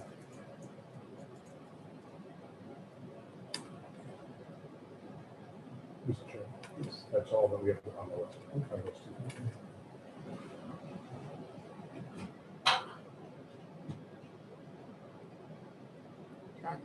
She's not being promoted to panelist, but she's off mute. She's off mute. Representative Erica Leon. Are you there? There she is. Here we are. I apologize. I haven't been on this side yet of the technology hurdle. Thank you, Mr. Chair, for taking my commentary. For the record, I'm Representative Erica Leon, representing Rockingham 6 and Derry, but I'm speaking as an individual here. Representative Harb, my heart breaks for your constituent. And I feel even worse that the buddy plan broke down on her husband's dive, and that your constituent was misled to believe that the technology exists that could locate him after he was lost on a dive and likely underwater. In preparing for this hearing, I spoke with 2 dive instructors. One was involved in multiple recovery efforts in New Hampshire. And when we discussed underwater GPS technology, he expressed a wish for a device that could find a submerged body, but the technology is not there. When I looked up the Nautilus Lifeline product, it must be activated manually on the surface through several steps that would be out of reach for a diver who's suffering from the bends or another medical emergency that is likely to happen when they're separated from their dive buddy and the rest of their dive group. It's a technology that I wish was available and was accessible, but I'm afraid that hearing that they can rent a GPS that will help find them and locate them will give divers a false sense of security. I do want to note that many divers will bring their core equipment, their BCD, which is the buoyancy compensating device, their computers and other gear with them when they travel, and rent the heavy and more interchangeable tanks when they arrive at their destination. So any diver who's using a GPS system at home would bring that with them to New Hampshire or the Caribbean. As a background, my husband's been a scuba instructor for over 30 years. He taught well over 1,000 students from open water divers to dive masters, and he taught at the largest military outfitter and has experience with technical dives. I'm also a scuba diver, but I only have a single dive after getting my open water certification. I did not call up Ocean Enterprises in San Diego, but I was not able to find any information where they rented these devices to any of their customers. That was something that was only a purchase basis, because this is new technology that may or may not help and doesn't solve our greatest problem, which is when somebody is lost underneath the water. I feel terribly for this constituent. I wish that there was a solution, but mandating a product that'll give a false sense of security doesn't seem the right solution to me. And further, I do want to note my confusion. My testimony was all built upon the idea that this was underwater navigation gear, because on my reading of the bill, underwater GPS equipment to me said navigation. So I would suggest that if there's the possibility, and if this does move forward, that Representative Harb see if he can also add language that this is a locating device and not a navigation system, because adding navigation for recreational dives with people unfamiliar with the equipment would be even more hazardous and, quite frankly, deadly. I'm willing to take any questions. I've spoken to quite a few experts in this area, so hopefully I can help. Thank you. Thank you. So you have no questions? There are no, I'm sorry, you got one, Representative Mayville for a question. Thank you for taking my question, Representative Leon. In your, it sounds like you've done some extensive work in just talking to different providers and your own expertise as a diver with a husband who's clearly an expert. Do you know of any states that mandate equipment that a sporting merchandiser provides? No, I don't believe so. I have a lot more experience as a skydiver than I do as a scuba diver. With that, it is left to the self-regulatory agencies like USPA, or it would be PADI or DAN. Those would be the similar scuba industries. They generally have best practices, and those are the ones that anybody who takes part in their insurance has to follow in order to be covered. So this is the sort of thing that would best come out of PADI or any of the other competing self-regulatory organizations. Thank you. Thank you. Okay, any other questions? No, sir. You do have one, David Coyle, who wants to speak from the audience. Okay, let this witness go. Thank you very much for your testimony. Thank you. Chair recognizes David Coyle. Wishes to speak. Mr. Coyle, tell us how long you wish to speak, and also identify yourself, where you live, and who you represent, and your position on the bill. Hello, are you able to hear me? Yes. Yep. Did you hear me? Yes, thank you. Okay. Did you hear me about identify yourself, who you represent, where you live, your position on the bill, and how long you wish to speak? Yep. My name is David Coyle. I own Aquatic Specialties in Merrimack, New Hampshire. I do have some understanding of how GPS works underwater, as well as what we're using today. To be able to have a surface marker buoy is a device that we use, is less expensive for people to be able to have, and has come more common to be able to have with you. I'm sorry. My name is Dave. I own Aquatic Specialties, and how long is about 10 minutes? I'm sorry. How long? I think a surface marking buoy is a good way to be able to signal to the surface. You can deploy it from your depth. It's going to inflate as it goes to the surface. It's something that is less expensive that everybody could have to be able to use. Because for the GPS is use radio waves, and it works underwater very much like satellites. You need to have 3 points and a device. There is a device that would work underwater, but then you need a transmitter that would have to be mounted to a boat or something on the surface. Now you could mount that to your dive flag, to your buoy. But if there was something to uneventfully happen to somebody, you have an unconscious diver or a missing diver, most likely they're going to let go of that buoy. And then you may be able to get back to it from that way. That would probably be the easiest way to locate somebody, because the Nautiluses are really designed if you get to the surface. And originally they had it where you could actually do a two-way radio on them, but they have taken that off. So now it's just a beacon. It's a great device. It's a good device to have. And I can tell you that I don't have, I can't say that anybody's ever actually came in and asked for one. Usually if somebody is concerned and wants one of these, that they would purchase them themselves to have with them. The people that do have them, it gives them a comfort, a sense of comfort while they're on the surface. If they were to get come to the surface and the boat wasn't there, the way they work, somebody had asked in the lake if they would work or in the ocean. It goes onto a UFH radio, and it's going to get picked up in a certain amount of mileage. So if there's another boat that has a two-way radio on it, it would signal to them, and then they would be able to pick them up. In the case that you're talking about, this is underwater, and I don't know if that system would work correctly in that case. When we dive, we use a diver flag, and we do whenever we're diving. But also, if we have a couple of divers, you've got a buddy team. You've got one with a flag and the other one with an SMB, submersible deployment. They can send that to the surface, and they would be able to be found that way. I think that would be a better answer for this instead of trying to depend on technology, something that every diver could have and would be less expensive.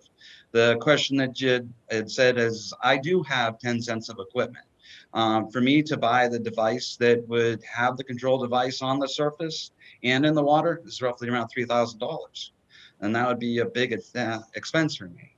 The Nautilus would be less expensive, but that's still $200 times 10.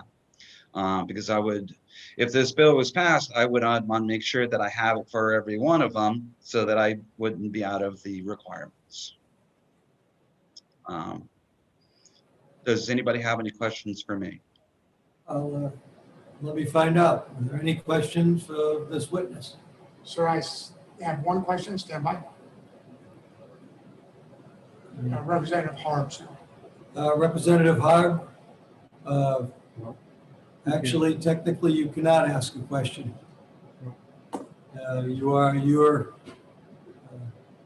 Because you are a witness, and you're the presenter of the bill. So this is only for the only representatives who can ask questions are those who are sitting on the committee for this hearing.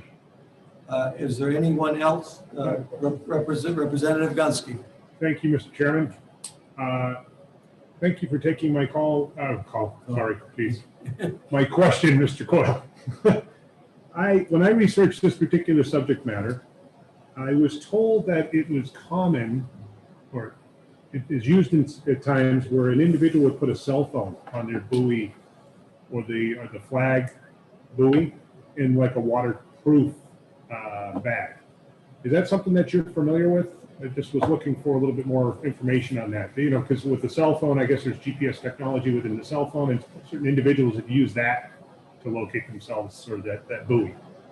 You could leave it on the surface, and if you're able to come to the surface and be able to turn it on, and to be able to set your GPS There are some apps that work really well to be able to pinpoint your place.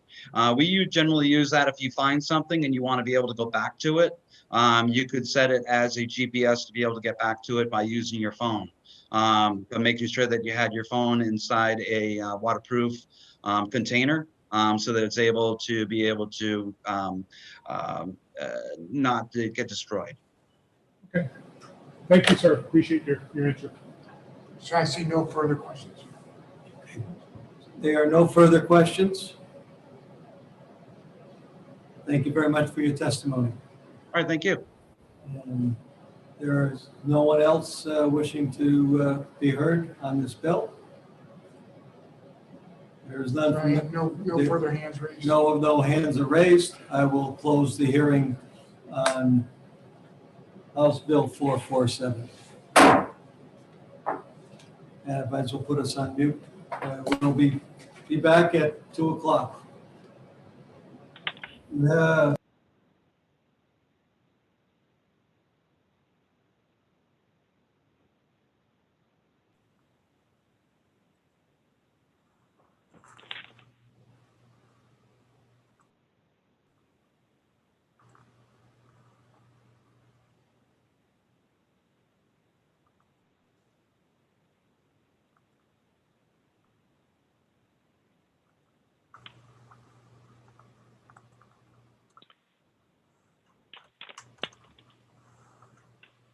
Test. Test.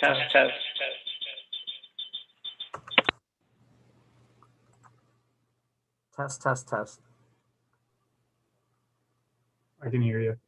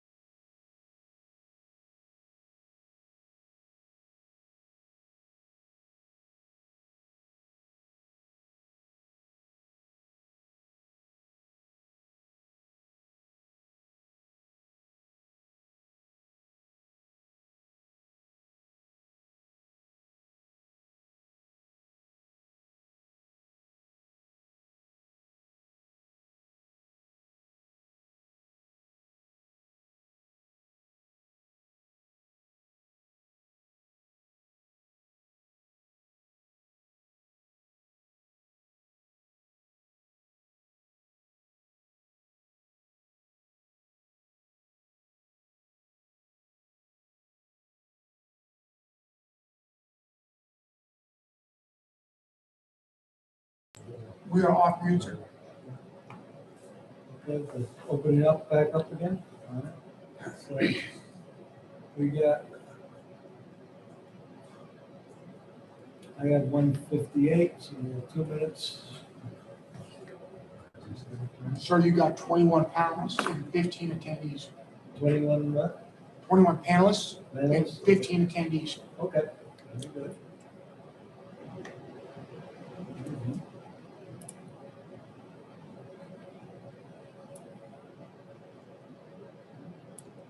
A minute to go.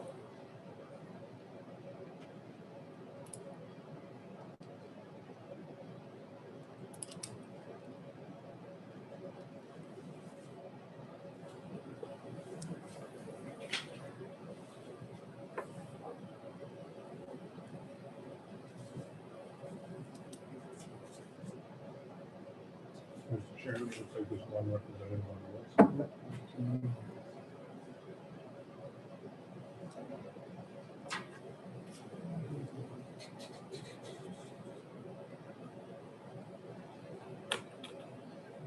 Hey, Representative Hart, can we do a sound check to make sure you're good?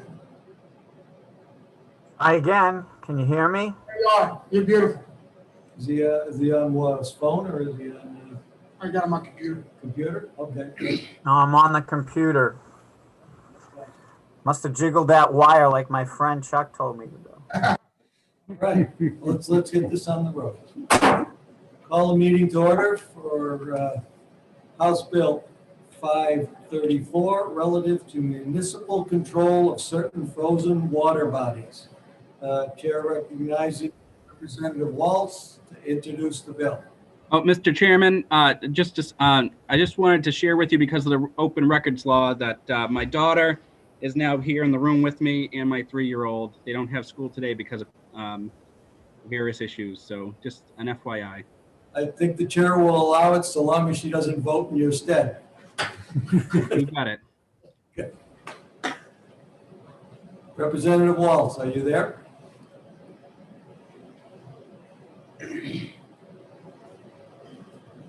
Is she coming up? I don't see her. Stand by. I see her there.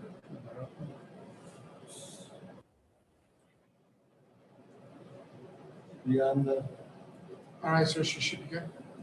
okay. Representative Waltz?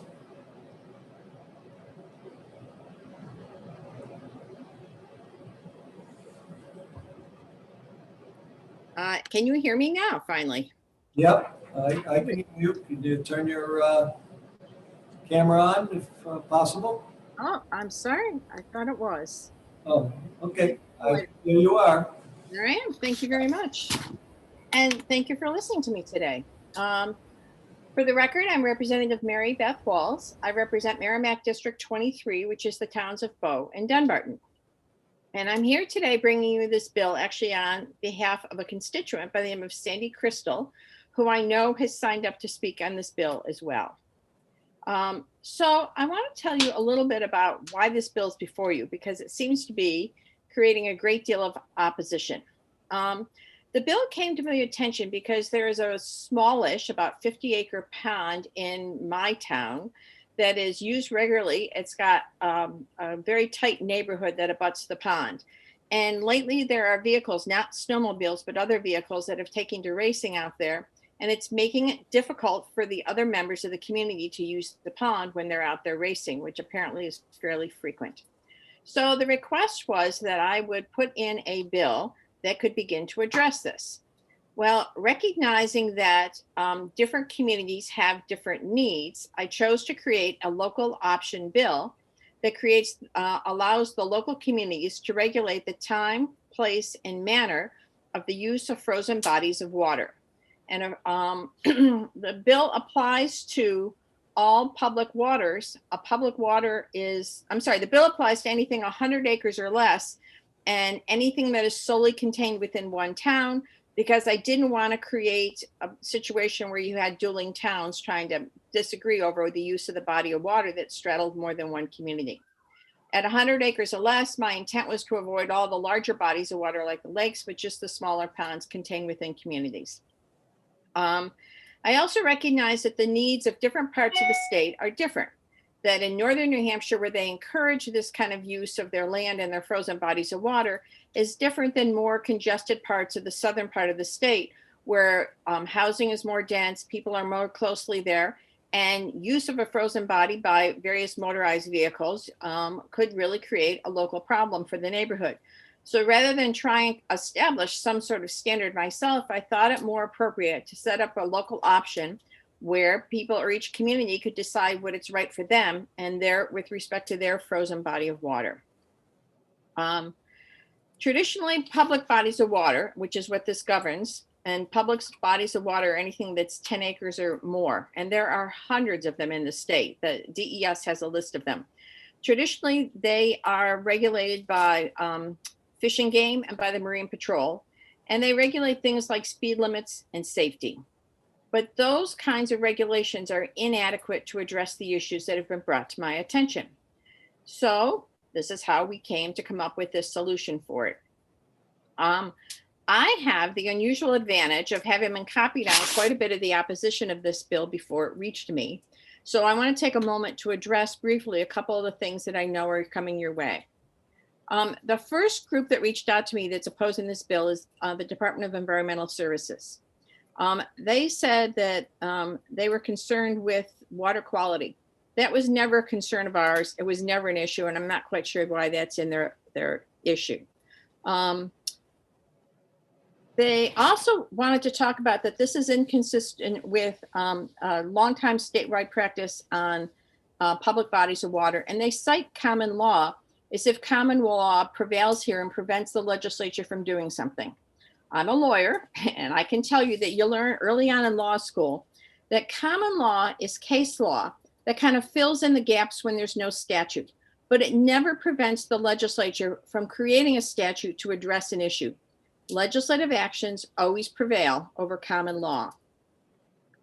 While there is a law addressing public waters, again, there is nothing that addresses this particular issue. The Rivers Management Committee, they wanted the state to define permissible uses, which is a nice idea, but the reality is that permissible uses vary from community to community, and it really is not one thing I think is a one-size-fits-all for the state. The Snowmobile Association had a concern that I can understand. They were concerned that it was going to create a patchwork of what frozen bodies of water were available for use, and that when people turn to the State Bureau of Maps, they would not be able to tell which one was required or which one was limited and which one wasn't. To that end, there are two solutions. One is I put in the bill that a town would need to post it. So if somebody got there, they would have some idea that that body was posted. And frankly, if they're just worried about the State Bureau of Land and Trails not knowing which bodies of water are limited, you could put a requirement in the bill that any town that puts any kind of restriction on it has to notify the Bureau of Land and Trails so that they're aware of it and they can note it on their maps. It's very clear from the opposition that comes up that this is not a perfect solution. But the reality is motorized vehicles are a problem. Generally not snowmobiles, generally other kinds of motorized vehicles that are out on the frozen bodies of water in our state. By creating a local option bill, this allows the issues to be addressed in a manner that fits with the unique needs of each community in this state. And so that's why I created this bill, and I thank you for your time. Thank you. Any questions by members of the committee?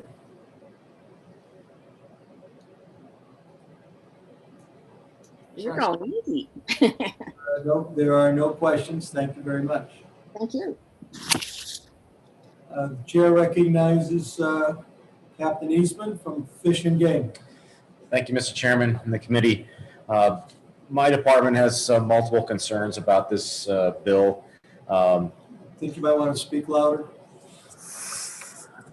Yes, Michael Eastman, captain with Fish and Game. My department has multiple issues with this bill.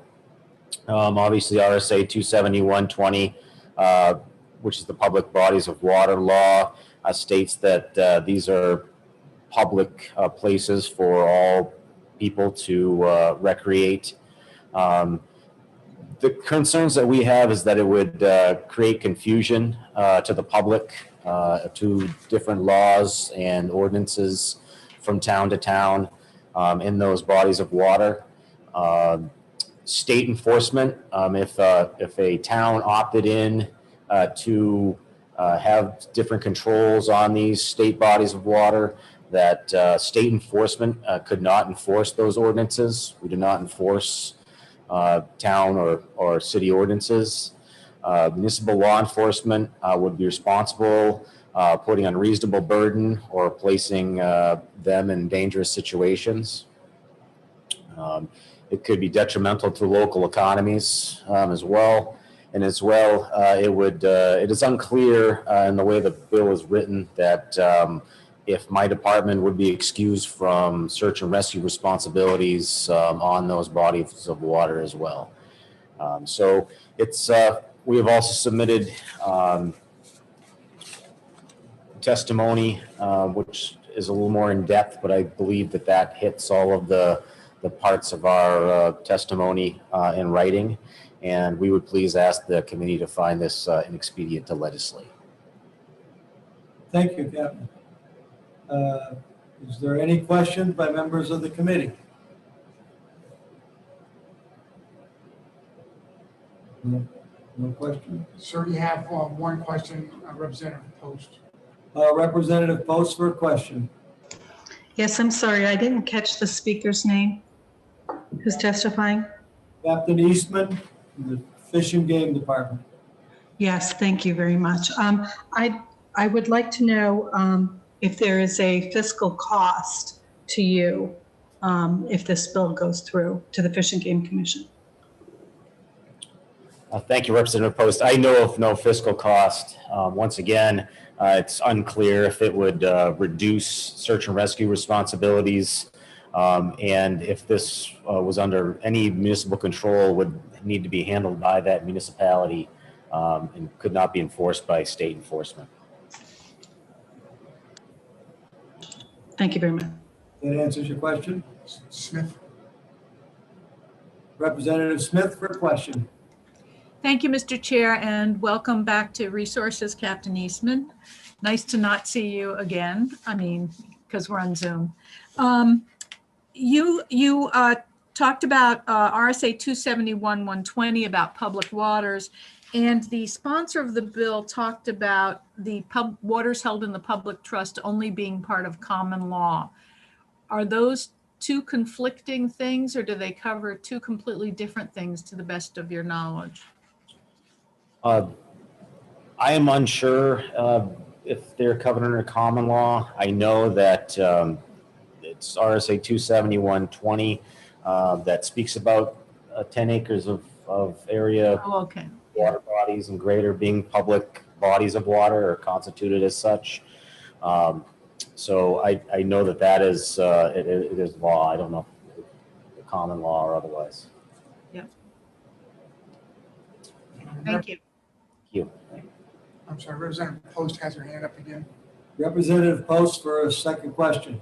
No, I'm sorry, that was a mistake. Okay. Okay.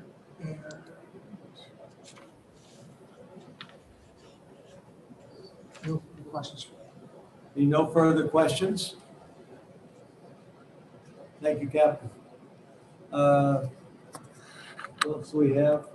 I'll put up a list, sir.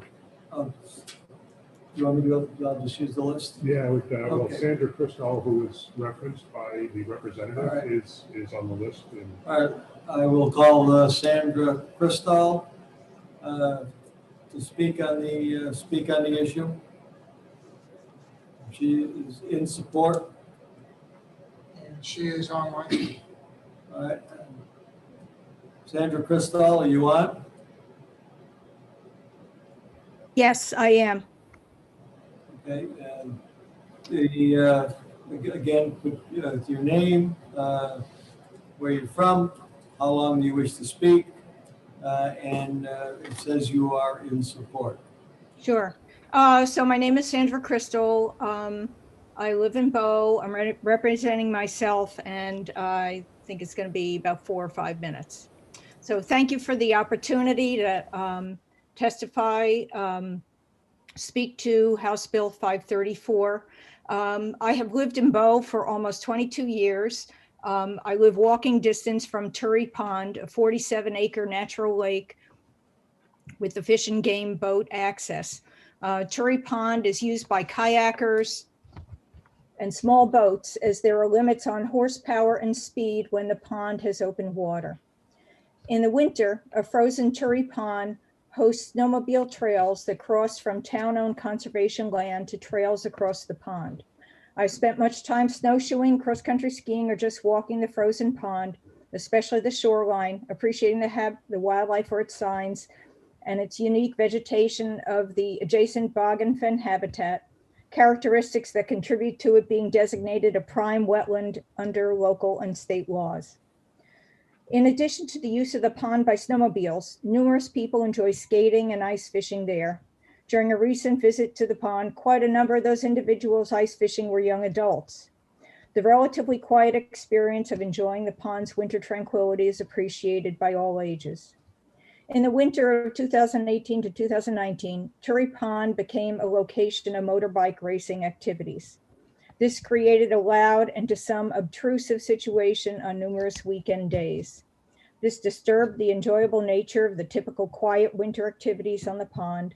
Some people who were ice fishing left when the outdoor quietude was disturbed by the racing vehicles.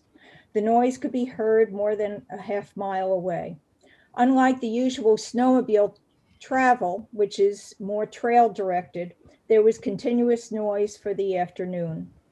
This motorbike activity occurred multiple times in 2019. In the winter of 2019 to 2020, the pond was not solidly frozen enough to support the motorbike racing activity. A sunny Sunday recently found people ice fishing, ice skating, playing hockey, grilling hot dogs, and snowmobiling family members around. I spoke with some people fishing and recreating on the pond.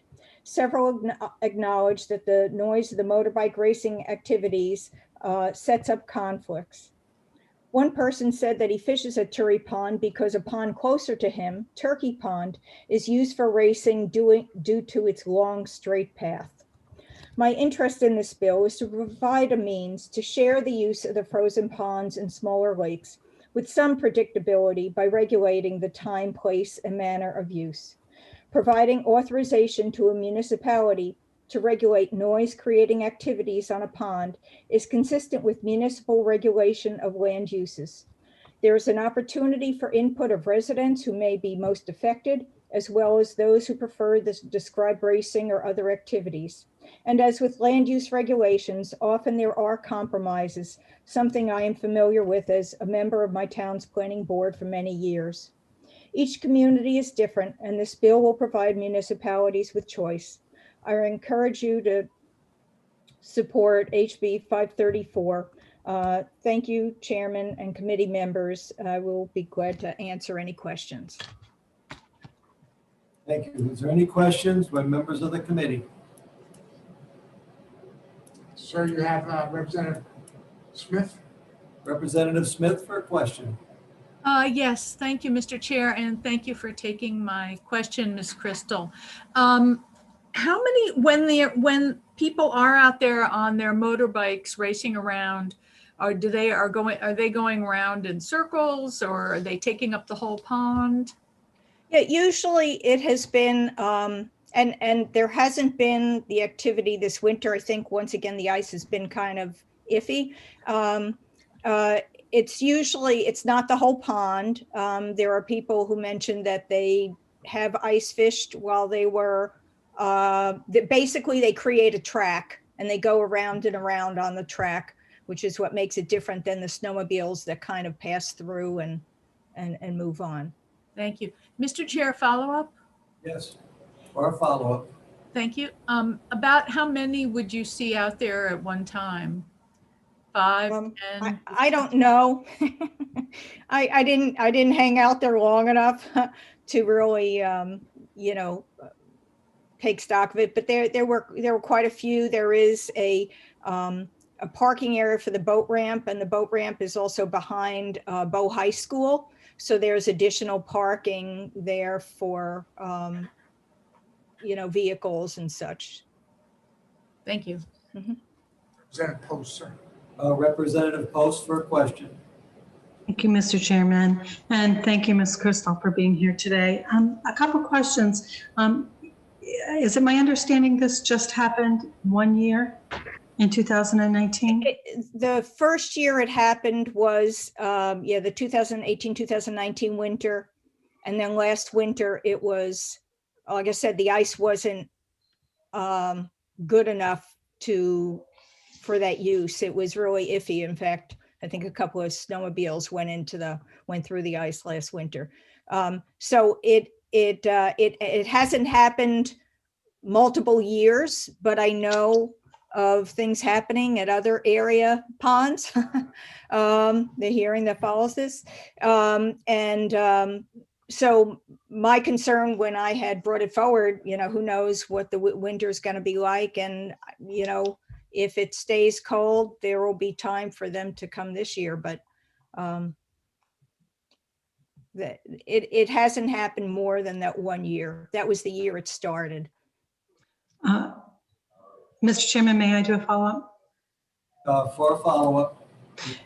Yes. So, Ms. Crystal, do you know if there's any regulations during the summer months for boats racing back and forth and things like that? Yes, there is a 10 mile per hour speed limit and a 10 horsepower limit as well. And in fact, one of the Conservation Commission members we contacted Marine Patrol because while the 10 horsepower was on the books, there was no sign about that posted. So we now have a sign about that posted as well.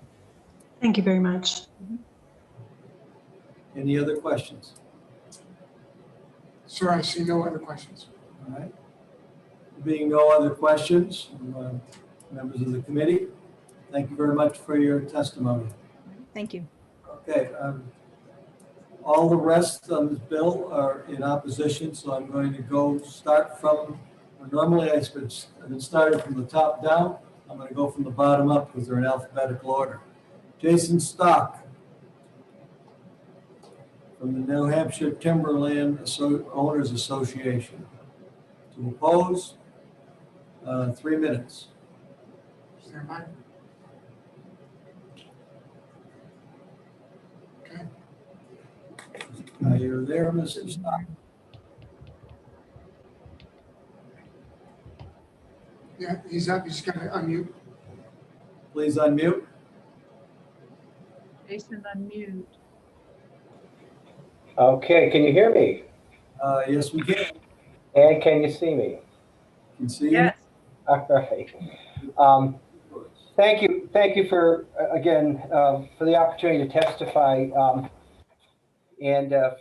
Jason Stock, New Hampshire Timberland Owners Association, and I'm here to testify in opposition to House Bill 534, simply because if a water body is less than 10 acres, it's a private water body. And as the bill is written, it basically, for us, there's a little bit of ambiguity because it says that municipalities can regulate public waters less than 100 acres. And when I spoke to some of my members, they said, well, it would be cleaner if this were to become law, it would certainly be cleaner to clarify that it's really between 10 and 100 acres. We do have members that have water bodies on their property, and frozen. When they are frozen, they may have occasion to drive on them or travel across them. And as we've read this, it appears that there could be some ambiguity where a municipality could say, look, it's less than 100 acres, and we don't feel you should have that ability to travel across it to access your back property. So again, that was our principal concern on this bill, and I wanted to provide that testimony today just to raise that point that there is that ambiguity in there, and I'd be happy to answer any questions. Any questions for Mr. Stock? Sir, I see no questions.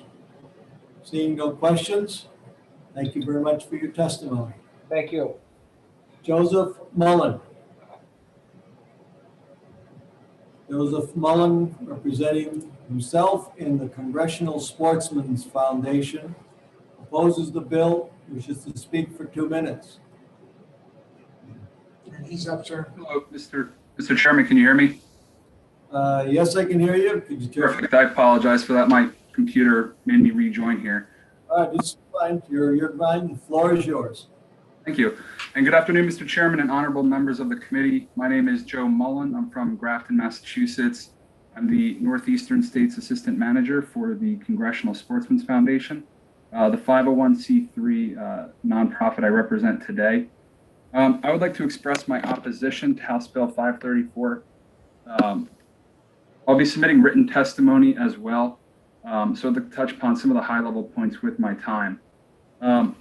In 2020, New Hampshire's sportsmen and women generated around $18 million for conservation through the unique user-pays public benefits structure known as the American System of Conservation Funding.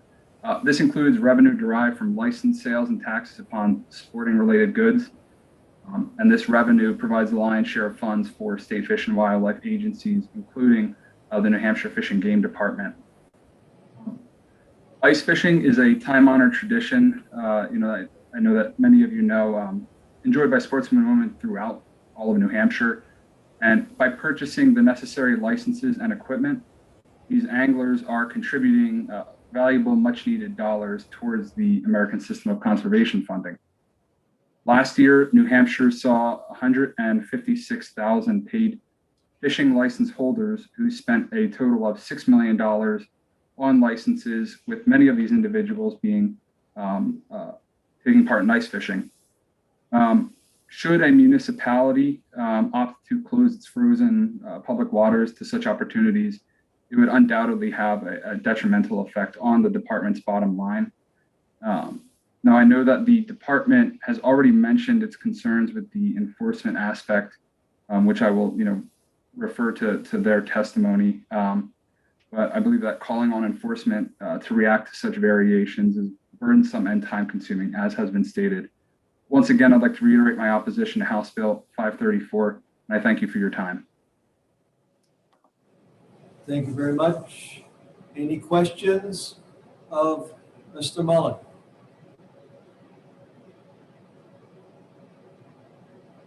I see no questions, sir. There being no questions, thank you very much for your testimony. Now, Chair calls Brian Labrie, representing the New Hampshire Snowmobile Association. Opposes and wish to speak for 3 minutes. Mr. Labrie. He's still on mute, sir. Can you hear me okay? Yeah, you're still on mute. If you'd like to. Still on mute now. You're fine now. You're fine now. Okay, very good. Good afternoon, Chairman, members of the House. I'll try to be as brief as I can. My name is Brian Labrie. I serve on the Board of Directors of the New Hampshire Snowmobile Association. I appear before the committee in opposition to House Bill 534. By way of background, since its founding in 1969, NHSA has worked with each of the independently incorporated local snowmobile clubs to provide a unified voice to speak for the sport of snowmobiling and to promote its safe family recreation. NHSA is comprised of all segments of snowmobiling community, including clubs, club members, distributors, dealers, contributors. Today, there are 101 local clubs, 23,000 members of NHSA. NHSA has several concerns regarding the negative impact of House Bill 534 could have on the sport of snowmobiling in New Hampshire. The bill would permit municipalities to regulate the time, place, and manner of use of frozen public waters of 100 acres or less.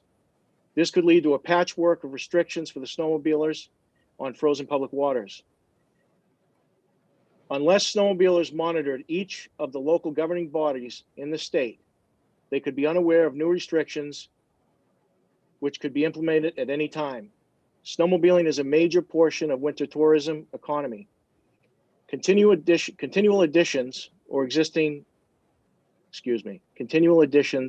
eliminations of restrictions by local governing bodies without coordination and appropriate stakeholders would hamper the existing trail network and riders' experiences across the state. Additionally, violations of the restrictions would likely become common since many frozen bodies of water do not have a usual access point. Current NH Law RSA 215C4 provides the Executive Director of Fish and Game with the ability to temporarily close portions of frozen water for safety concerns. This is a separate provision in the same law which limits speeds on Back Lake in Pittsburgh between sunrise and sunset. That statute indicates non-compliance with the requirement is a violation. Since this restriction is law, all parties are aware of its existence. Further, the public was provided an opportunity to support or oppose the restriction prior to its enactment since it went through the state legislative process. This is more transparent and effective manner to regulate uses of frozen bodies of water.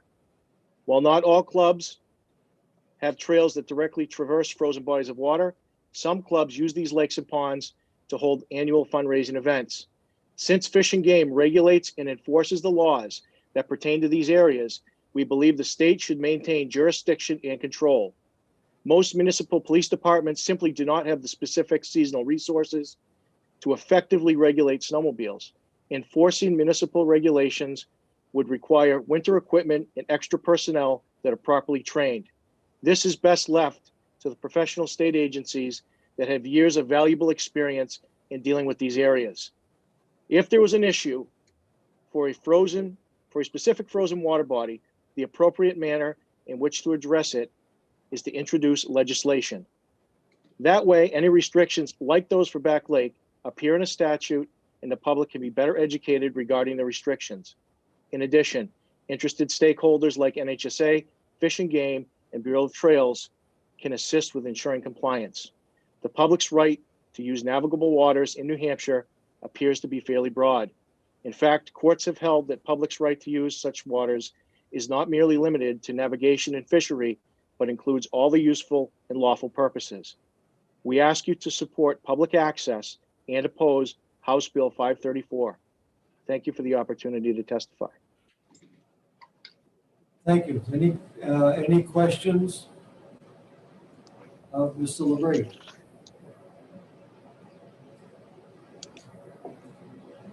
Sir, I see no questions.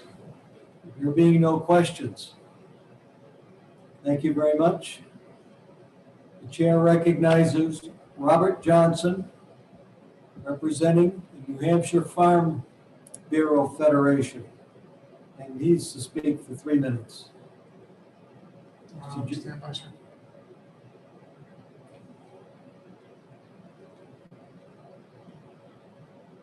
Right, he's up. Representative Mr. Johnson, are you there? He's coming off mute.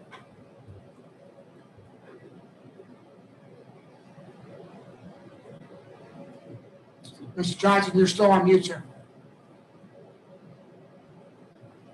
There you go. Mr. Johnson? Okay. You turn your camera on, if you could. Here we go. Thank you, Mr. Chairman and members of the committee. For the record, my name is Rob Johnson, and I represent the New Hampshire Farm Bureau as the Federation's policy director. New Hampshire Farm Bureau is a federation of our 10 county Farm Bureau organizations, representing just under 2,000 member families and just over 1,000 supporting members. And we are opposed to the bill as drafted. We're looking at it from a landowner perspective, and I'll say that Mr. Stock from the Timberland Owners Association addressed our concern with its confusion relative to the current definition of public waters being 10 acres or more. I'd just like to add that the current law has worked well for a number of years now by recognizing landowner riparian rights when it comes to small navigable, non-navigable bodies of water. Our understanding that such rights extend to the midpoint of the body of water. With that, I'll thank you for your time and attention, and I'd be happy to answer any questions. Any questions for Mr. Johnson?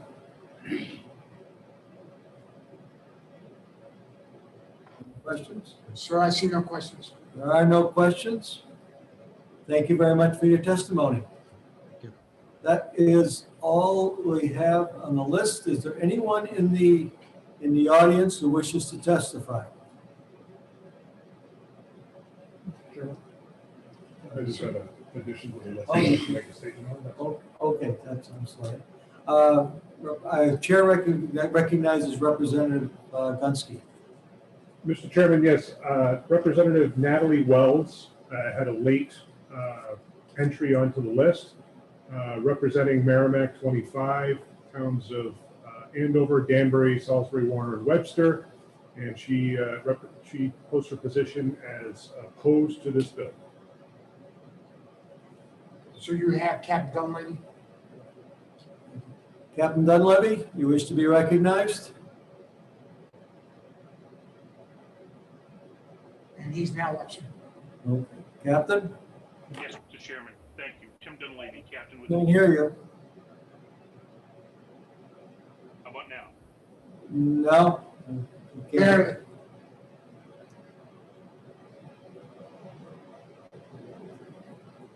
How you? No, sir. Worse.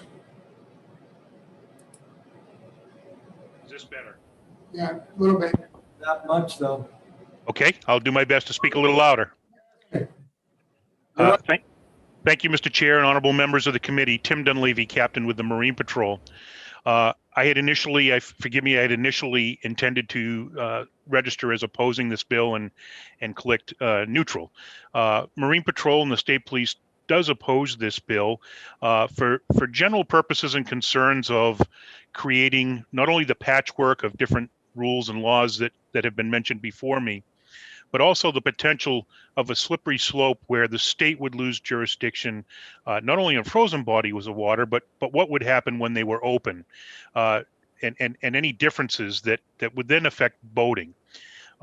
As many of you know, there are unique challenges that we face in trying to regulate the competing uses of our public waters, but there are processes that you folks as the legislature have established through public hearing and rulemaking, permit requirements that allow us to regulate these different activities when there is open water. And for that reason, I would recommend that this be found inexpedient to legislate, as it would be a dangerous circumstance, in our opinion, to yield the state jurisdiction on these waters that we all know are held in public trust, and to be used for the greater good of all our citizens. That's all I have for you today, and would be happy to answer any questions. Thank you. So Representative Smith has a question. Representative Smith for a question.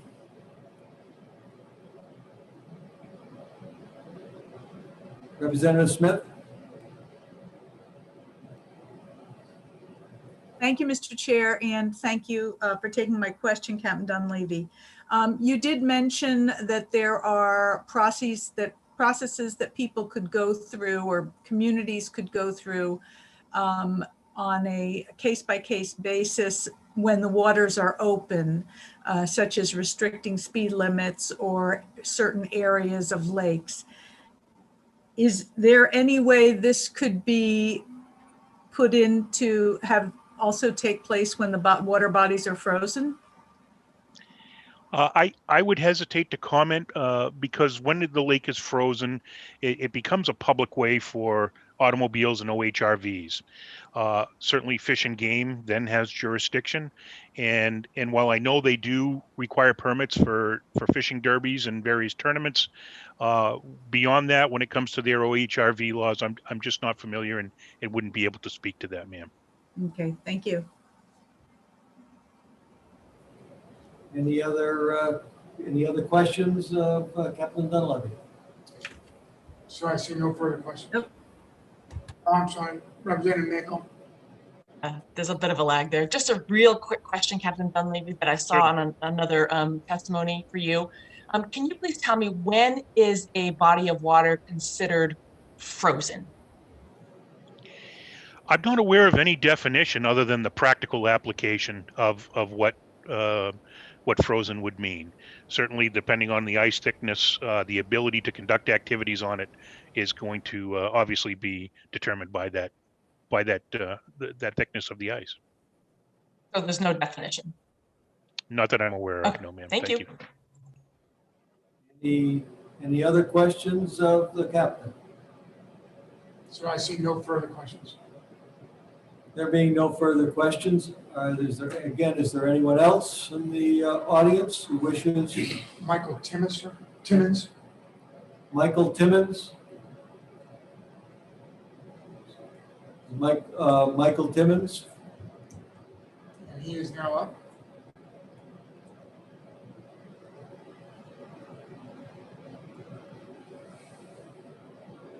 Mr. Timmons?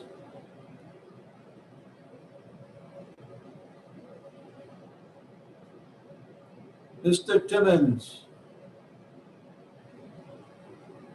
He's still on mute, sir. You are on mute, Mr. Timmons. I apologize for that. This is my first time using Zoom, so I apologize.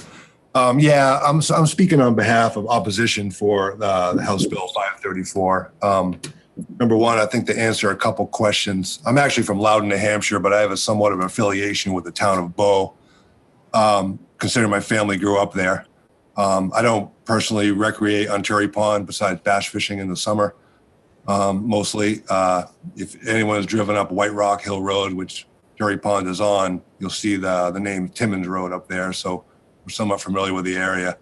In regards to Representative Wallace's testimony regarding the racing that takes place, I can assure you that the users of the pond aren't racing motorcycles. They're out there on OHRVs, which is a perfectly legitimate and legal usage of that pond.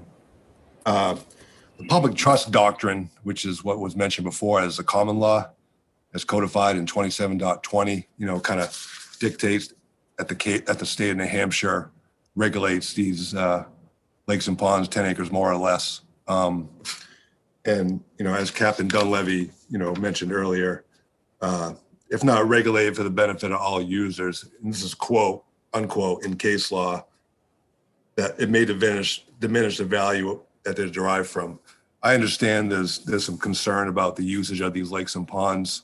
I actually happen to ski, fish, swim in all these lakes and ponds in the state of New Hampshire, regardless of the township that they're in.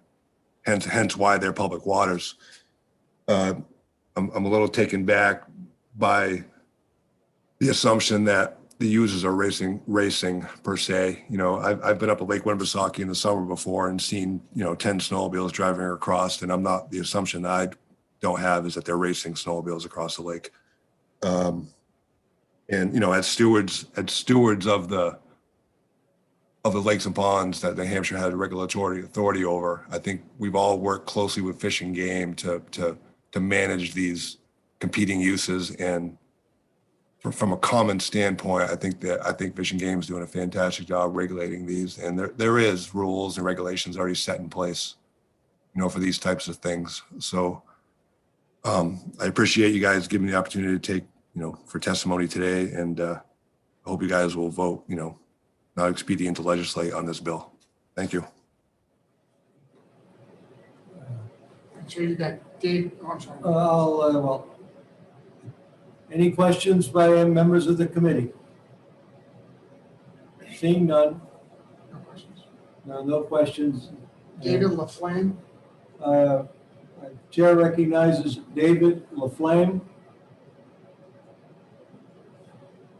Mr. LaFlame, tell me how long you plan to speak. Hi, thank you. Just a minute. I live on Turry Pond. Absolutely, it's racing. I have pictures. They come out with plows. They plow racetracks.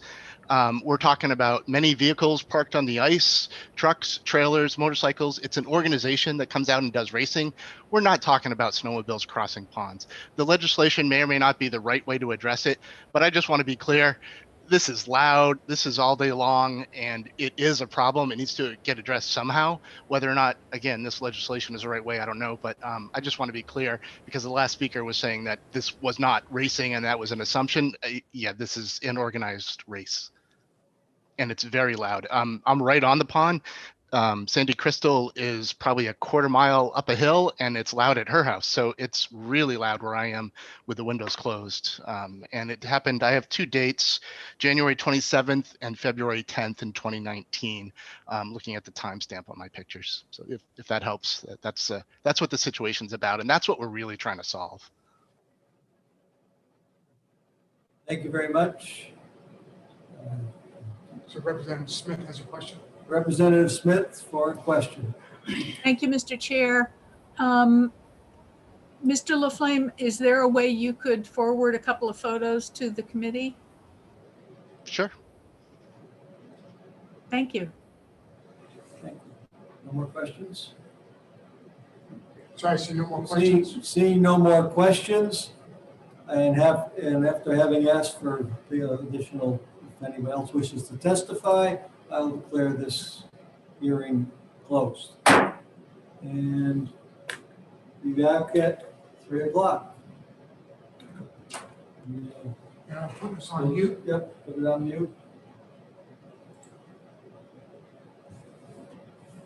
Put it on mute, and I'm not sure if I'm on mute. Still not and Double check it. Still not on mute. Is it still not on mute? It's not showing it's on mute here. It's my 60-year-old eyes. My 20-year-old eyes are good to go.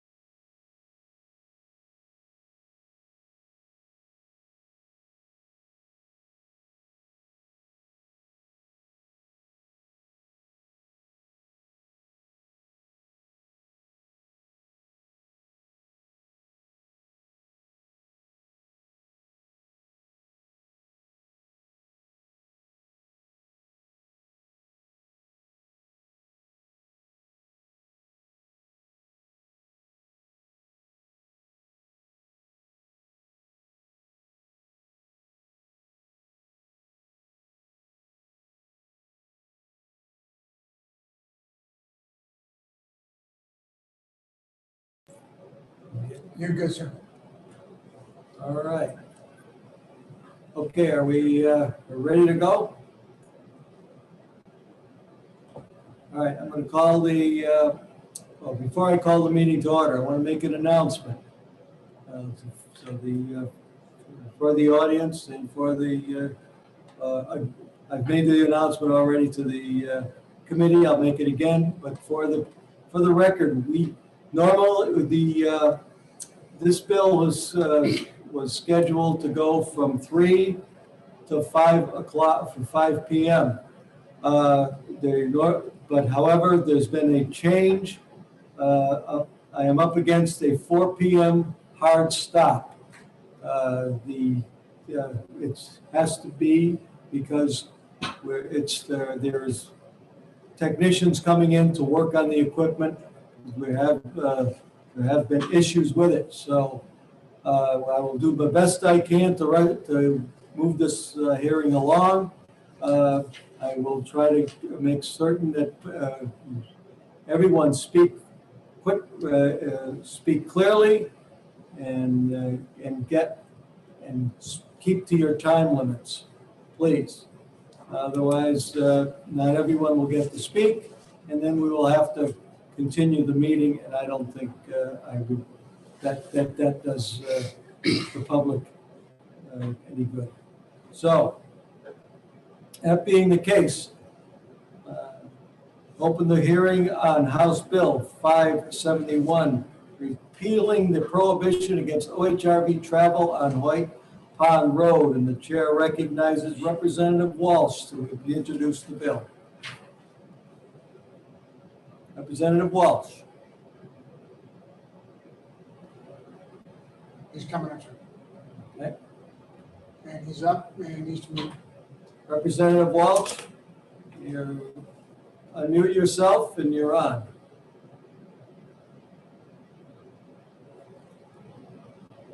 Representative Walsh. How about now? Yeah, could you put your camera on, please? I'm working on that too. I'm not the best with these things. I'm working on it. Land of the blind, the one-eyed man is king. There we go. Okay. Sorry about that.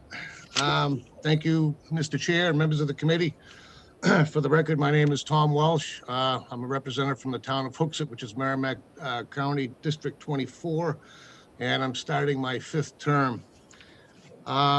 Been an interesting afternoon. I'll do this very briefly, Mr. Chair.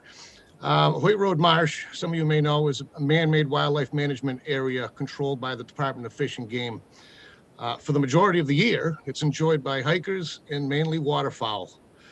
And until recently, it was also enjoyed by local families for a couple of days of a couple of months of the winter when the marsh is frozen, by putting some screws in the tires of their dirt bikes and going out and horsing around on the ice as a way to pass the time in our long winters.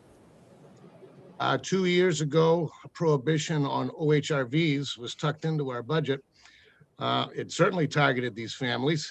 And from what I've gathered, it's because 1 or 2 of the neighbors objected to them even being there, enjoying one of our public resources.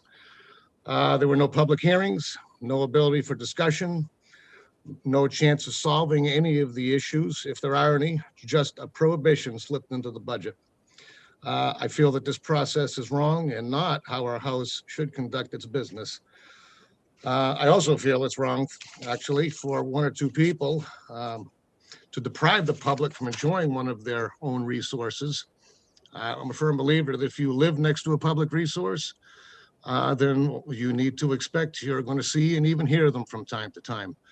And after listening to the last hearing, which is directly related to this one, by their own admission, we're talking about 2 or 3 days of the year, 2 or 3 days out of 365 days.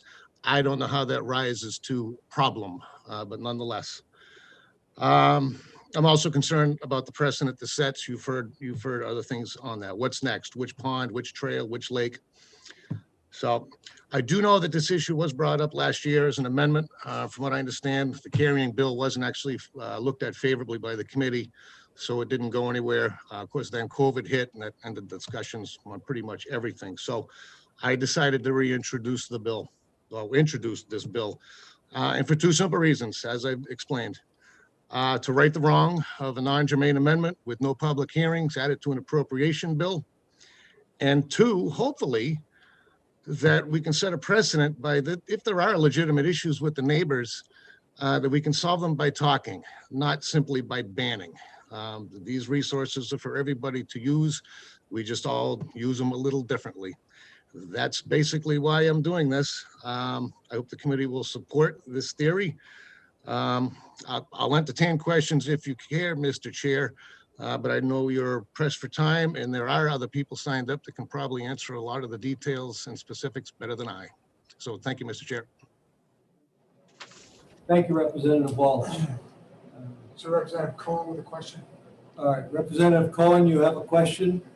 Yes, thank you for taking my question, Representative. A quick question. In your testimony, you just said that the problem that exists on Hoyt Pond is just 2 or 3 days a year. Could you please tell me where you got data that says on Hoyt Pond, the problem is just 2 or 3 days a year? Well, I didn't refer to Hoyt Road Marsh on this one. It was a testimony on, I believe, Terrell Pond that was said in the last hearing. They are related. That's why I brought it up. Maybe I shouldn't have. But in talking to the people that are involved, I'm hearing the same thing. It's ice permitting, and it's only a 2-month window, and we're looking at a couple of weekends a year, is what I've been told. I don't have any hard data, but perhaps some of the people that behind me speaking will have an answer to that question. Thank you, Representative. Thank you. All right. Seeing no other questions. No other questions. Thank you very much for your testimony. Thank you, sir. I'm going to go pretty much down the list. Yes.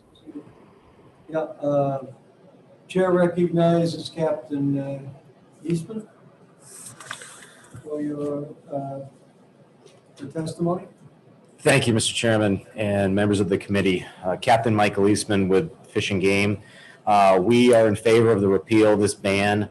Our issues are similar to Representative Walsh on this bill. An all-out ban on OHRVs limits not only trail bikes or dirt bikes out on the pond that are legally using the pond, but it also restricts ice fishermen to drive out on the pond and use that method with somebody who may have limited mobility to get out into that area to fish. So therefore, it would really prohibit somebody from getting out there to fish if they had issues. There are no other bans on any other bodies of water for OHRV use. There are restrictions in some, but not all-out bans. Once again, this is a slippery slope when we start banning certain types of use on frozen bodies of water, in which what is next? Certain bans on people ice fishing, bob houses, things of that nature. So we would ask that this ban be repealed for Hoyt Road Marsh. Another issue I know that's going to be presented will be impact to wildlife. And certainly if we had any issue with an impact to wildlife, we would not be asking for this repeal. Any reptiles or amphibians during the months that is frozen are in hibernation at the bottom of the pond. They're not affected per se by use of OHRVs. Any real issues that turtles and things of that nature would have would probably be more with the Hoyt Road itself and crossing the road. Other wildlife, certainly there is noise, but we don't feel that there's a large impact on the wildlife. So therefore, we would ask for this committee to repeal this ban on the use of OHRVs on Hoyt Road Marsh. Thank you. So you have one question from Representative Smith. Representative Smith for a question. Thank you, Mr. Chair, and thank you again, Captain Eastman. This bill, last year, as you know, we did have a public hearing on an amendment which was never adopted. And that amendment had restrictions. It was opening up Hoyt Road Marsh to use by OHRVs, and in particular the motorcycles, but it had restrictions. Would you support this bill being amended to have restrictions such as only use during the daytime or certain days of the week, such as the amendment last year? Thank you, Representative Smith. I assisted Representative Flanagan last year in working through some of those restrictions.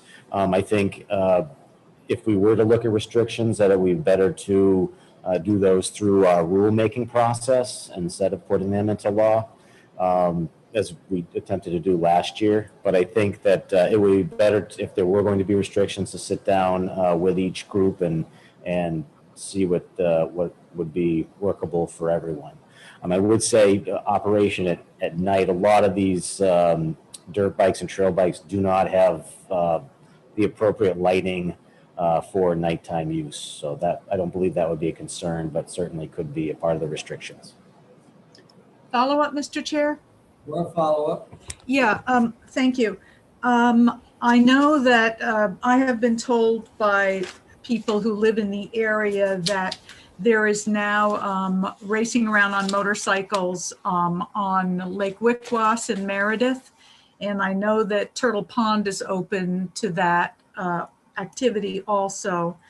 And do you know of other ponds where there is the excitement and the fun of motorcycles on ice is growing by year after year?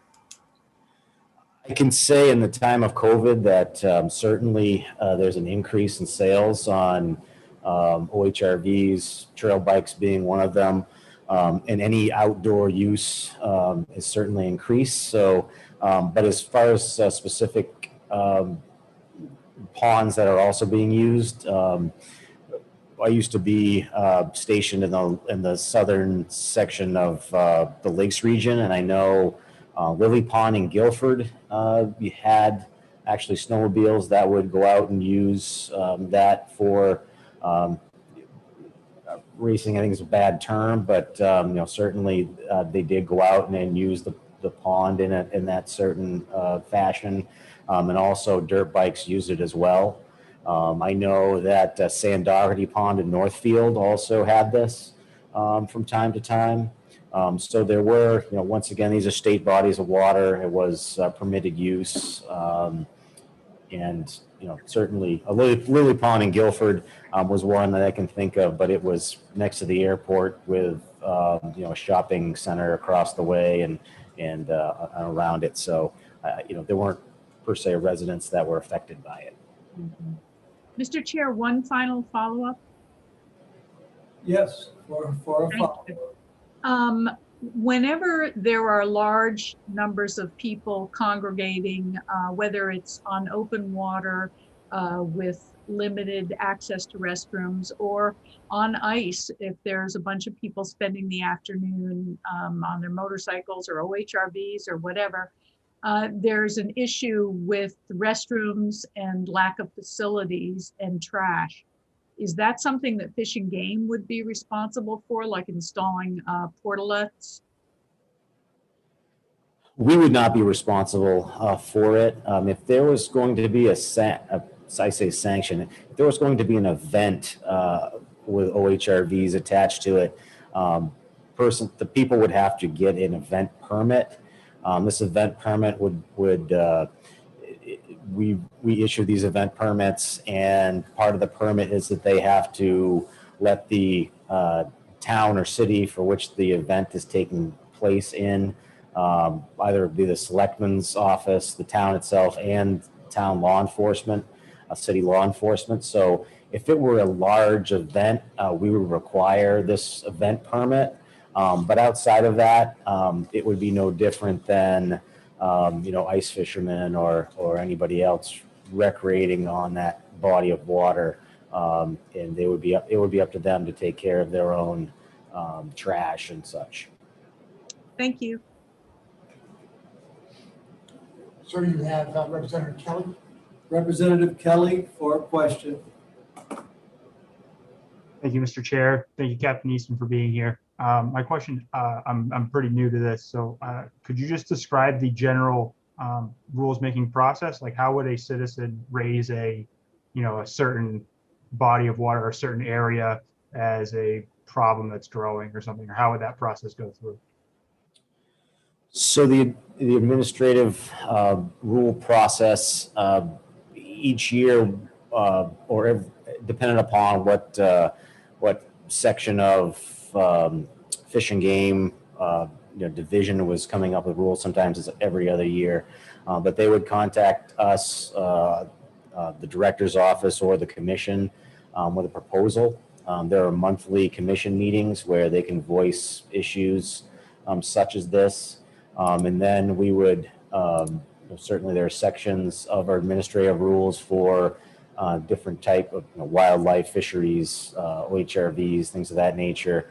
And they could, propose that if there's an issue that we can, take care of that issue per se. For instance, if it were a fisheries type of thing, it may be limiting the number of bass being taken on a certain body of water, something like that. And that would be no different into the OHRV section of the administrative rules. It would then, once that rule is proposed and is agreed upon by the commission and the director's office, it would then go to the JLCAR rule process so that it became a rule within our FIS. Just a quick follow-up, Mr. Chairman. So just to follow up, are you aware of anyone raising this issue with Hoyt Road Marsh before this law went into place last year? This issue, I know the residents around the pond had called the Concord Police Department and Fish and Game about the issue. And certainly we responded multiple times to the area where the officers found that, certainly any operation of any, motorized vehicle or device is going to have some sort of a noise. And we have rules and laws that actually speak about the decibels that can be, that are allowable, and, flame arresters and things like that need to be on the vehicles, which can make it louder. So certainly our officers went down and found no issues. They also need registrations to operate on these bodies of water. And we found, other than people that did not like noise, outside of that, there were no illegalities going on out on the ice. I just want to clarify my question, if I could, Mr. Chair. All right, for clarification. Just wanted, did anyone bring it to the rules process that you were describing before, though? Did any resident, propose a set of rules or something that you could then act on? I am not aware of any. I'm certainly we have complaints, but via phone, but there were no proposals for restrictions on that body of water. Okay, thank you. Sir, you have a question from Representative Post. All right, question from Representative Post. Yes, thank you, Mr. Chairman. Yes, I wanted to know, Captain Eastman, if, I'm sorry, I just lost my train of thought. It was a follow-up to Representative Kelly's question. I'm going to have to come back to you. I'm sorry. All right. No problem. Any other questions? There being no other further questions from the members of the committee. Thank you, Captain. I'm gonna the chair calls Julie Lane, member of the public, in opposition. Okay, Julie Ann, sir, no last name. Julie Lane at Gmail. There's Julie Lane. Let me put her on, sir. She has to come off from mute. You have to come off of mute. There she goes. She's good. Thank you, sir. So when you call on me, it reroutes you to a different screen, so there's a delay. I'm not sure if you're aware of that. Okay. So thank you for your patience, and thank you to the committee for holding this public hearing to receive input from. Paulette, you're speaking for 4 minutes. And I'm going to speak fast so I can get it in. Okay. Thank you. Holding you to 4. All right. My name is Julie Lane. I am a taxpayer and a voter in New Hampshire. I'm a property owner whose property directly abuts Hoyt Road Marsh Wildlife Management Area. I'm speaking in opposition to this bill. Homeowners, taxpayers, and residents in New Hampshire deserve to enjoy peace and quiet on their own property, a reasonable enjoyment that every citizen in New Hampshire expects. I'm a Concord resident, and my home borders the management area. We purchased property adjacent to Hoyt Road Marsh so that we could enjoy Hoyt Road Marsh, nature, peace and quiet like any person in a residential area expects. In order to build a home near the marsh, fees are paid by homeowners who need to comply with additional regulations in place to protect the marsh. And Fish and Game has a lot of information on their website. I will send some information in writing to you, but it comes straight from their website. The intent of the wildlife management area, they built a dam, they got federal funding to acquire land to establish a waterfowl habitat. The intended use of the marsh that they created was not for OHRV racing. Not only is House Bill 571 incompatible with the intended use of this impounded area, by expecting to use the marsh in winter for motorcycle racing in a residential neighborhood, it's inconsiderate to the neighbors and landowners within a 1.5-mile radius of the edges of the marsh. Many other visitors visit from in and out of state to look at wildlife. There are a lot of people who come to the marsh to do things that don't involve making large amounts of noise. Wildlife recreation actually, according to a study on the Fish and Game website, 7.6 million user days of wildlife recreation in New Hampshire occurred in 1 year in 2011. There were 630,000 people watching wildlife in New Hampshire. What does this mean? That wildlife associated recreation contributed $556 million in expenditures to New Hampshire's economy in 2011. Of this total, hunters and anglers spent $275 million. Wildlife watchers spent $281 million, in addition to $112 million on food and lodging in New Hampshire. Motorcycles were previously driven so loud on this marsh that it penetrated very loudly into the homes surrounding the marsh, and not just the ones that you can see visibly from Hoyt Road. There are a lot of other homes around the marsh that you cannot see from the parking lot at the marsh. In 2020, several of these riders acknowledged that they were violating, we've already talked in this meeting about last year's attempt to repeal the ban. They acknowledged they were in violation of the speed limits and other regulations. And it's dozens, if not hundreds of homeowners that are affected, not one or two people. So the representative sponsoring this bill has not been completely informed about all of the dynamics. It's like, if you can imagine the sound of 10 or 20 or 40 motorcycles racing for hours on end, it would be 6 to 7 days a week for about 5 months. The reason that they choose this pond and that this pond is such an issue, and it's been coming up for 20 years as an issue, not just the past couple of years. The reason that they want this marsh is because it's a very shallow body of water. So that means it freezes more quickly and stays frozen longer. So they can start racing in November, and they could go until maybe March, depending on the weather. In the Concord Monitor article published on October 4th, 2019, Jim Booley, the mayor, who had been hearing complaints for years at that time, he said the final straw for a lot of people was on Christmas morning, when folks were up trying to celebrate with their families and the motorcycles were racing around the pond on that morning. You heard testimony last year that no one races on Christmas. Well, it's not true. And it's like a chainsaw on your porch all day long. So people ignore the rules, and Fish and Game does not have the staff, funding, or capacity to adequately enforce their very own rules on every acre of the state. When motorcycles were riding on the pond in the past years, they were actually in violation of Fish and Game rules. Homeowners nearby called the police, but they were told to call Fish and Game. So they called Fish and Game and were told to call the police. And they would call the mayor of Concord because they didn't know what else to do. And finally, challenges with enforcement, which prevented any oversight of the excessive noise impact on the neighborhood. Keep in mind, this is a residential neighborhood completely surrounding the marsh. The motorcycle races also endanger and deter other visitors to the marsh. So people living in the neighborhood or who want to visit and walk or snowshoe or fish even can't do that. And I will tell you, this year I have seen ice fishers out on the pond. I've also seen a snowmobile and an OHRV. So, and they haven't, it's 1 or 2 people, so we haven't even made a fuss about it. I've already given her 5.5 minutes.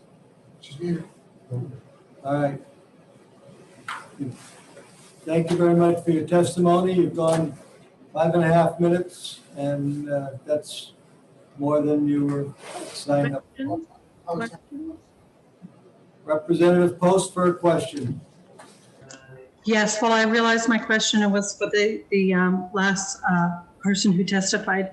I'd like to ask Julianne if she had contacted Fish and Game regarding the noise. And if so, did they make her aware of the rules process? Thank you.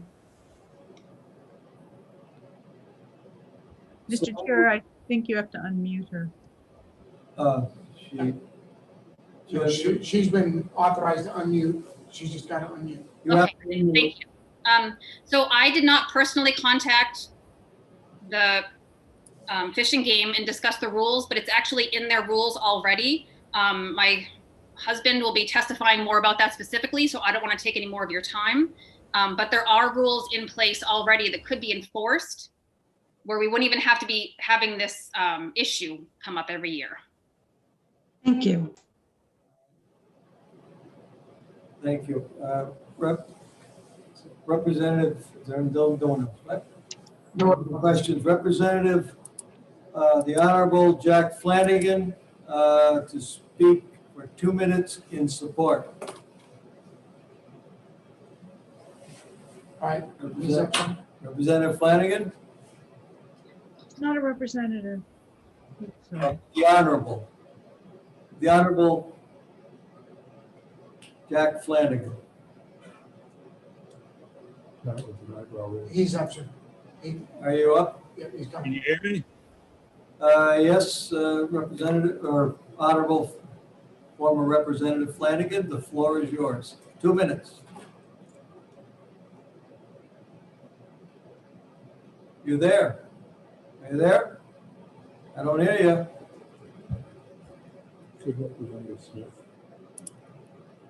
Are you there? Sir, he's coming. There you go. He should be good. Representative or former Representative Flanagan, are you there?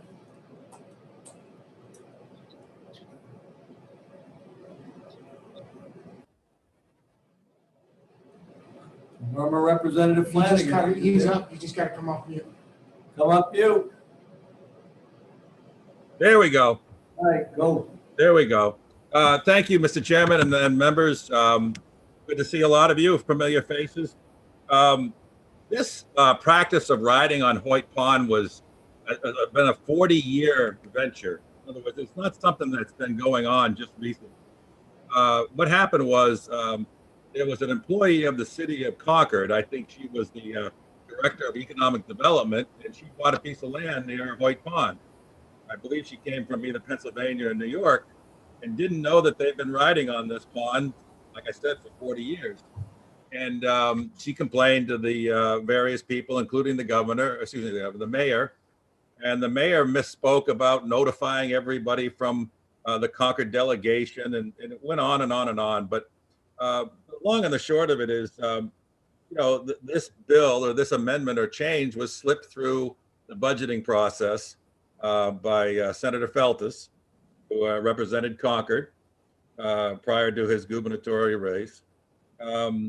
And the people that have been utilizing it and have been maintaining it and then been plowing the ice so ice fishermen can get out there and everything else approached me, because I'm an OHRV enthusiast, about this. And yes, Representative Smith and I had talked a number of times along with Captain Eastman about, various changes allowing them to use it, but, trying to be adaptive. I remember in the testimony, there was some concern about the ecosystem, but as Captain Eastman said, is that all the animals and so forth are under the ice. And as far as, walking on the pond, the Merrimack Valley Trail Riders have been maintaining it too.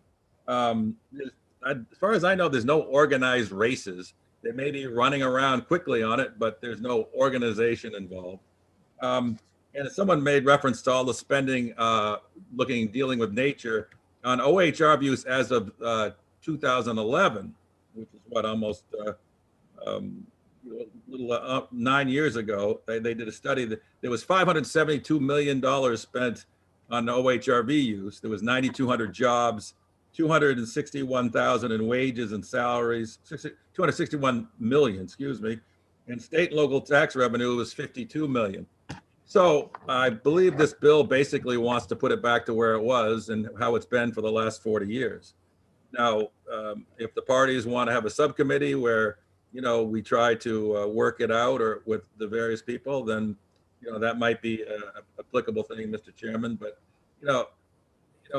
I have empathy for the people that don't like the sounds, but, they move into something in an area and then all of a sudden it's not what they thought it was. And I have a real estate license, and anything outside of the home, it's their responsibility. So I'll leave it with that, and I'll answer any questions that I can for people. I just think that it's not really fair the way the process was. And finally is, if we don't change this, what's next? Someone doesn't like a boat on Lake Winnipesaukee driving by their $10 million home, and then they want to outlaw boats. I mean, where does it end? So I'll leave with that, and I'll answer any question anybody might have. Thank you. Is there any questions of the Honorable Flanagan?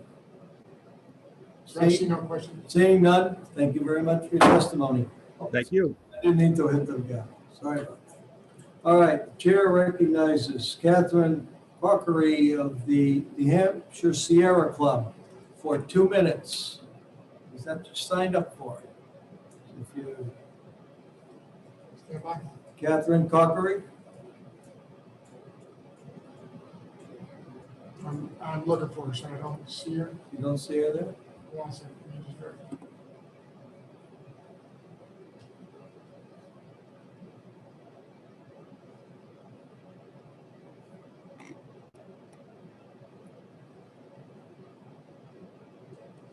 Catherine with a C or a K?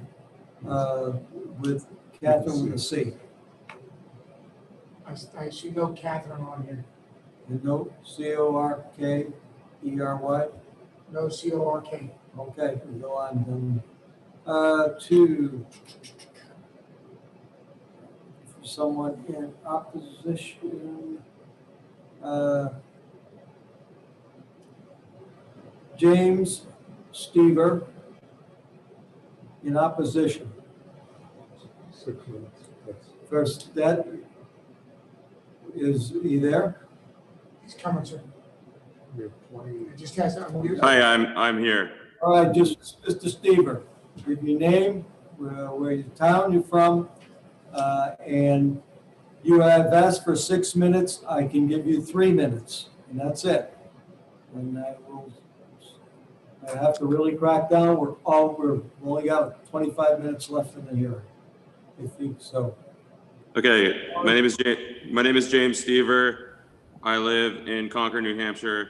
To the Honorable Chairman and committee members, I've been in a butter of the Hoy Road Marsh and a resident of East Concord since 2011. My home is approximately 1/2 mile from the marsh, and I have enjoyed this natural setting in a rural part of Concord.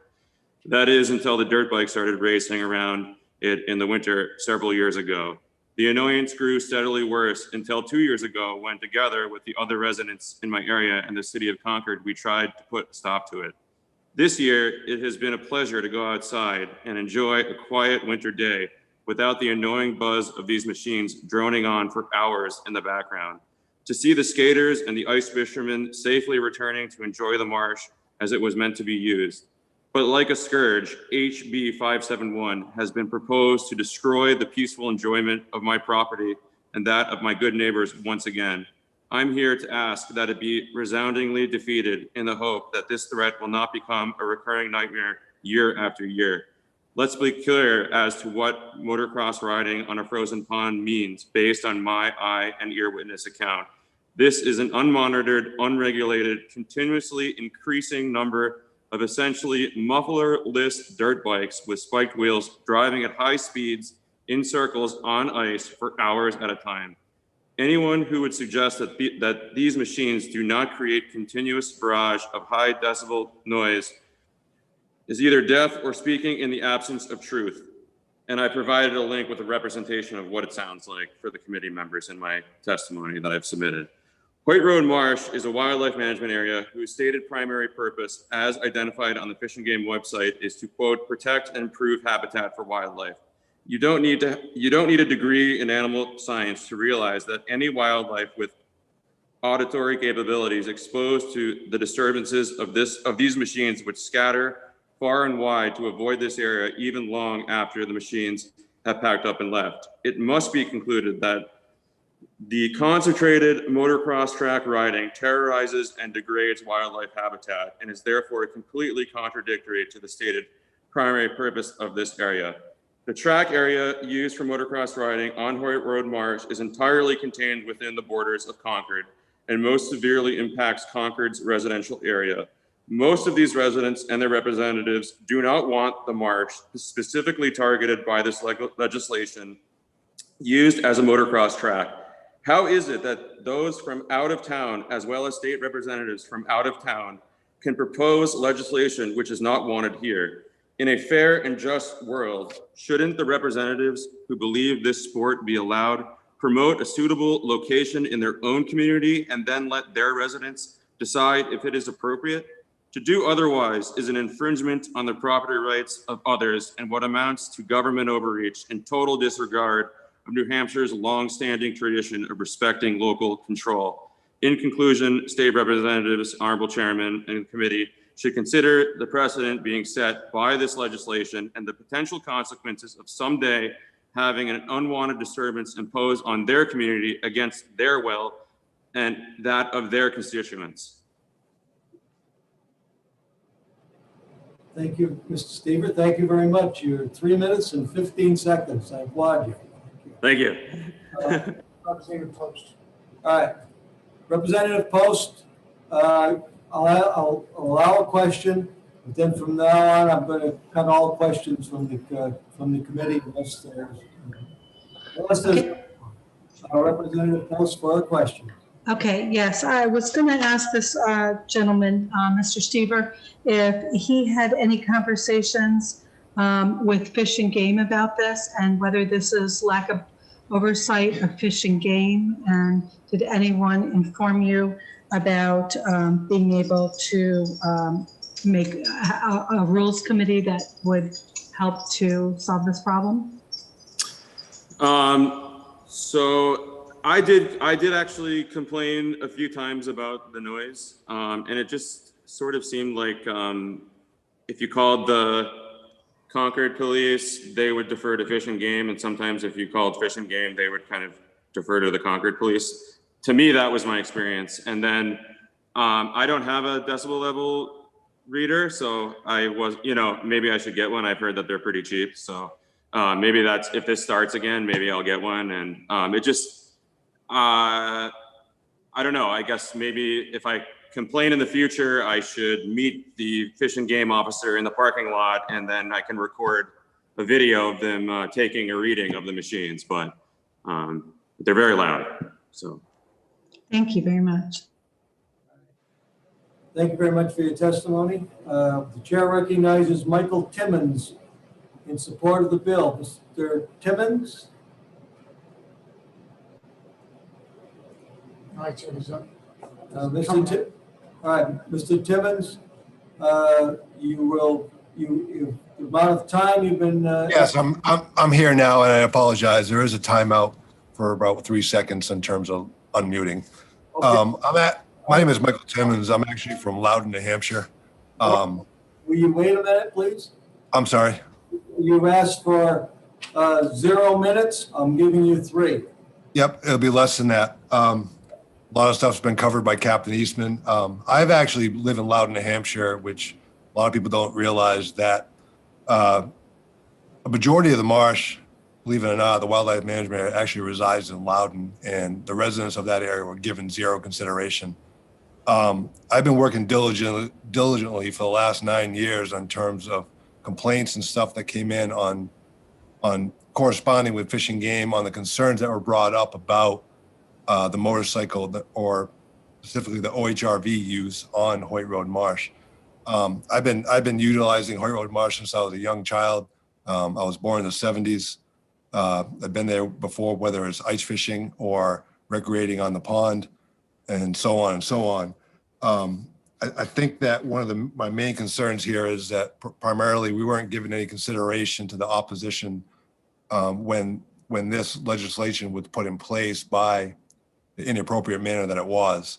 I've had conversations with Senator Feltez's office, the day after this legislation was passed. And prior to that, I do have hard data correspondence, which I've emailed to you guys in terms of the amount of time, the usage, and the frequency. This practice that we do over there is unbelievably weather dependent. There have been years where we haven't been there at all. So I strongly object to prior testimony relating to the usage time and 6 days a week. I mean, I'm 50 years old and I go over on a Sunday afternoon with my family. And I've had full support from Fish and Game on this. We've actually set up several meetings with the primary people opposing this to no avail. The correspondence I made with Fish and Game back in 2015 when this came to a head was actually encouraged by Senator Bradley at the time, who was the Senate Majority Leader. After approval from Fish and Game, my correspondence was given to Senator Bradley and reviewed and determined that a lot of the accusations were unfounded. We were well within our legal right and no further action was necessary. We've actually made accommodations on our, willingly to alleviate any pressure that people may have in terms of us recreating on that pond. We don't start our OHRVs until after 10 o'clock in the morning. And I can assure you 100%, given my career choices I've made in my life, that I have 100% respect for the resources New Hampshire has to offer. We're being portrayed in an unbelievably negative light, and I can assure you that there's zero racing happening on Hoyt Road Marsh. Now, do we plow an area to ride on? Absolutely, we do. Snow is not our wish, and it allows us to utilize our OHRV stickers more effectively, considering that we are not allowed on snowmobile trails, and a lot of these trails are closed off for trail bikes, which is my particular choice of OHRV. So a frozen body of water, which becomes a public right-of-way in the winter, was a way for us to go there. I can name off a dozen other ponds and lakes in New Hampshire that this has been happening on since my childhood. It's not an infrequent event. Mr. Timmons? Yes, I'm sorry, and I'll close at that, and I apologize, but I have emailed you all the correspondence with Fish and Game in 2015 that was relayed by Senator Bradley. The current captain at the time was Captain John Wimsatt. And we were well, and again, I apologize. I had a formal, maybe testimony approved, but I've emailed you all the description of that accusation and photos of what the typical occurrence is at Hoyt Road Marsh, particularly. Thank you. Thank you very much. The chair recognizes Mr. Eric Summers in opposition. As for 10 minutes, you have 3. Mr. Summers, are you there? He just has to come off mute. You have to come off mute, Mr. Summers. There we go. There, I should be on. You have 3. Can you hear me? Yep, you have 3 minutes. Thank you. Chairman, committee members, I submitted last night, and I hope you all got a packet that with a statement. My testimony relates to my analysis of the regulations. It's fairly detailed, which I provided, and I actually disagree with the testimony of Officer Eastman, or maybe not disagree, but like to supplement that by saying, I think there's a misunderstanding and there's sort of an assumption that any frozen body of water over 10 acres allows OHRVs. And I've looked at that statute, and what I've submitted to you is the regulations make it very clear that it's only bodies of water as defined under 27120. And the state itself has provided a publication that lists which bodies of water those entail. And if you look on page 13 of the DES list, you will see that Hoyt Brook Marsh does not meet the qualifications of a great pond because it was artificially created. Now, somebody mentioned that earlier, the fact that it's a very shallow body of water. It was a wetland until they put a dam in there. It's very shallow. That's why it freezes fast. But in fact, it is not a great pond per the definition under 271. And if you look at the Fish and Game Regulations 9022, it talks about OHRVs are prohibited on lands except, and there are two exceptions, and one is frozen state-owned waters as defined in RSA 27120. And it just doesn't meet that definition. So there's an assumption that this is a permitted use, but by the Fish and Game's own regulations, it's not. It's been a problem for years, is my understanding, although I have not lived on that pond for years. In fact, when we built our house on that spot, the prohibition was there. And I have spoken to Fish and Game, and one of the issues obviously is enforcement for them. They are shorthanded. They get calls. I've spoken to an officer who has said, you know, you go out, you cite somebody, they just come back, they ignore it. You can't be everywhere at once. So, you know, again, just saying that, I mean, it's an enforcement issue. That's one of the reasons why the Concord needed to be involved.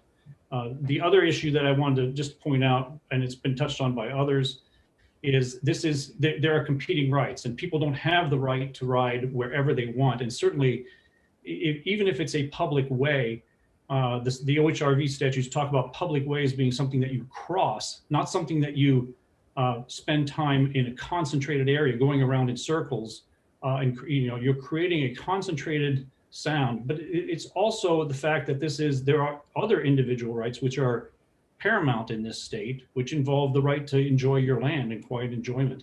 That's something that's been around since the inception of this state, and people have that right. And so there needs to be that recognition that in some places you can't do this. There are 680, roughly, if you look at that list, there are maybe 680 places in the state that meet the definition of a great pond. Mr. Summers, your time has expired. I appreciate your testimony. I will ask everyone to please review your testimony that you've sent in. Like the chair recognizes John Mizek to speak in support of the bill. You asked for no time. Is that sir? Mr. Mizek, you asked for no time. Try to make it 2 minutes if you could. Mr. Mizek, are you there? He's still. He's up, sir, he's on mute. You are on mute, Mr. Mizek.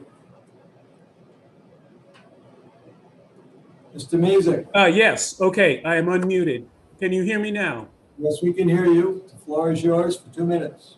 Thank you, sir. Yes, John Mezek, Loudon. I've emailed the committee my testimony. I would like to summarize it as briefly as I can. One of the documents I emailed to you was a description of the marsh with photographs.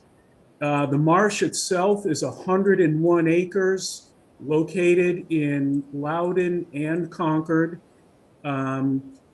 It is contained in 1 square mile of public forests, and no houses are visible from anywhere on the marsh except for one, and that one person is an OHRV supporter. Another document that I emailed to you is titled Sound Level Testimony of Residents. It consists of a map and with the location of homes. There are 5 homes identified of people who testified last year that the noise was excessive. It also, in the key, lists the distance from those homes to where the OHRVs operated. There are also the locations of 11 other homes of people who submitted sworn, notarized affidavits that the sound levels were not excessive. And if I could generalize those affidavits, some of them are next door neighbors of the people who have complained. And in one case, they specifically identify one of the complainers, or they live closer to where the ice riders operated than the complainers. They could not hear the ice riders inside their homes. Sometimes, but not always, they could hear the ice riders outside their homes, and when they could, they did not think it was loud. So sound levels are subjective, and they can be influenced by emotion. We couldn't measure sound levels at Hoyt Road Marsh because of the ban. So we conducted a sound level study at Turtletown Pond. And to quickly summarize that test data, we operated more trail bikes there than typically operated at Hoyt Road Marsh. At a half-mile distance, we couldn't measure any noise from those bikes. At 1,000 feet, they could not be detected inside one of the homes. That was part of the study. And outside that house at 1,000 feet, the OHRVs were barely detectable, only 2 decibels louder than the background noise.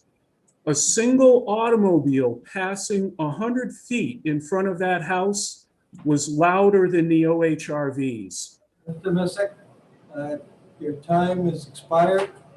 I appreciate the testimony. I have been looking at some of the data you presented. I'll entertain any questions. I cannot allow questions right now. I have approximately 9 minutes left to be able to get the rest of the hearing in before they shut the system down. Thank you for your consideration, sir. Thank you very much for your testimony. I am recognizing Suzanne Pegg in opposition. I'm sorry, I cannot give you 15 minutes. I can only give you 2 minutes. Thank you. Suzanne Pegg. Yes, can you hear me? Yes. Thank you very much. That's no problem at all. Dear Chairman, honourable committee members, I was actually noted in the Honourable Flanagan's testimony earlier, which is actually incorrect. This is the first time I've actually stepped up to this. It's been my husband's involvement up to that time. You do have my written testimony. I did email that to all of you committee members. I do want to reiterate that the noise is really quite horrendous when it happens. My concern is if the ban is lifted, we're all working from home in some way, shape or form right now because of COVID. And don't know how long that's going to continue. So whether you're schooling children or you're having to work from home, if that kind of noise goes on, I won't be able to work from home. It will be mission impossible. I am hearing all the same testimonies I heard last year when I was there. I really do want you to consider just how important this is, not just, it's our home. And I really want to see this ban in place because of that. And again, as COVID continues and we're forced to be here at home, it could actually make this a very uncomfortable situation if that ban was lifted. So any questions, you can always email me back later, but I just wanted to put for the record that I am against this bill.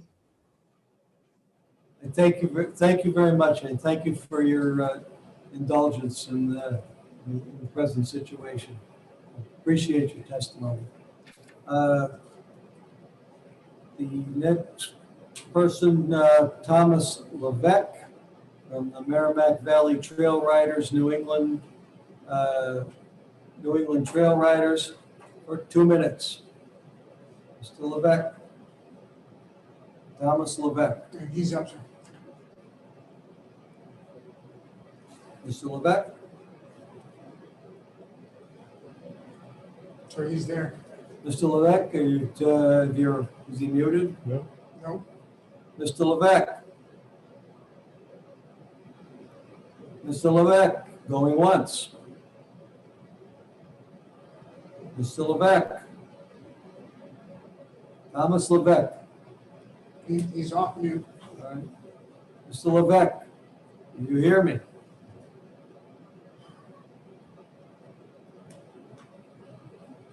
Mr. Levesque? All right. Going to go to the next person. Chair recognizes Joseph Bonanno. In support of the bill. Asked for 0 minutes. You've got 2. Mr. So I do Bonanno. not see him on the list. He's not on the list. And, all right.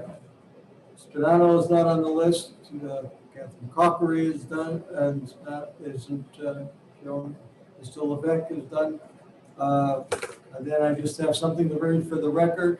Representative Natalie Wells, the bill co-sponsor, mistakenly put her position as opposed. She supports the bill. Is there any? Levesque is back up, sir. All right. Is he there? He's Mr. raised his hand, and he's up on the net, but I can't hear him. Mr. Levesque? Cannot hear you. He's now on mute. You are on mute. He's actually using 2 systems. He's trying to get into. Okay. His second system. Is that it? Am I through? That's it. Hold it. Don't go away. You're fine. You're fine. You have 2 minutes. Thank you very much. I'll try to pull out some stuff. I have submitted testimony that you will have. And if you have the time to read, I appreciate it. So my name's Tom Levesque. I'm in support of the bill. I was going to take 4.5 minutes or so, but I think we're going to be cut down. I'm a resident of Derry with a camp in Errol. I'm the president of the Merrimack Valley Trail Riders, which is an OHIV club with 600 plus members throughout the state. In partnership with the Bureau of Trails, we developed and maintained the multi-use Hopkinton Everett riding area in the town of Ware and Goffstown. I will skip over the reading of 215, which I hope that you have read, which outlaws all OHRVs from the marsh. That includes the folks that want to fish with them, that want to skate or do plowing the skating areas. I continue on, skip a couple of areas. On or about 2012, legislation was introduced for a similar ban on a pond in the town of Marlow and again on Lake Ossipee. That legislation was rejected in committee, possibly a forecaster of why the unusual process of introducing the current ban was taken. The prohibition we're asking to repeal was introduced by way of the state budget trailer bill to House Bill 2 in 2019. The bill was entered by the Senate Finance Committee, not by a formal process of the Energy and Natural Resources Committee, which seems to be a much more appropriate body for the subject. Buried in that 300-page document, the action was taken without public notice or hearings, no consultation with opponents or proponents, nor the State Fish and Game Department, which is the owner and manager of the property. Fish and Game, as the applicable law agency, was not asked for opinion on enforcement or opinion of the restriction to a defined recreational segment of the public, or how that action might set a precedent for adverse action against other state properties. Not until the state budget was approved and released did the public and landowner become aware of the ban. Racing has been mentioned several times. I believe it's probably a perception, but no organized racing has ever, nor is intended to take place on the marsh. An organized event requires an event permit from Fish and Game. That hasn't been done.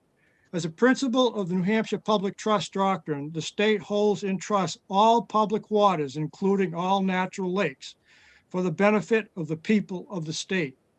Public waters can be used for a variety of uses, boating, fishing, and other lawful purposes.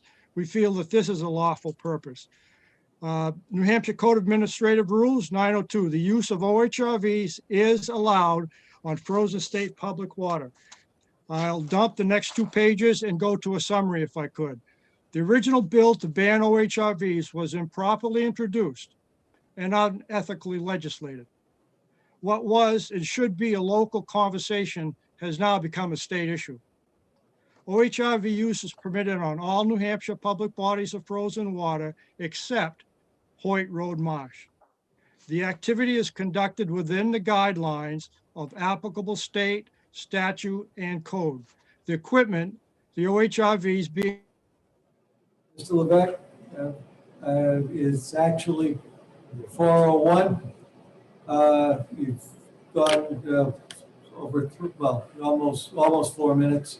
I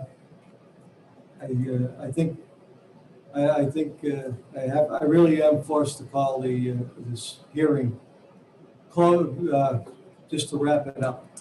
So I appreciate your testimony. Believe me, I will read your what you've presented to the committee. I am certain all members of the committee will read all testimony, especially in this because I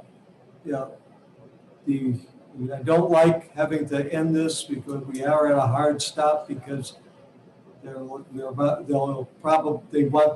have to fix the equipment that we're using. So I apologize to the public that we have to do it in this fashion. It was either that or we have to have an additional hearing, and I think we've gotten the most testimony we can. I do have to ask if there's anyone from the audience who wishes to say something. So no one else has their hand up? As there is no one else that have their hand up, I thank you for your indulgence and I appreciate your patience. I will declare the hearing adjourned. Okay. That's it. Do you want us on mute, sir? Yeah, well, is there anything that, any other business that any member looks to? I don't think we have any time for any. So no members have their hands up? Yep, all right, we're on mute. All right, thank you very much. Thank you. Yep. Thank you. Thank you. Good afternoon.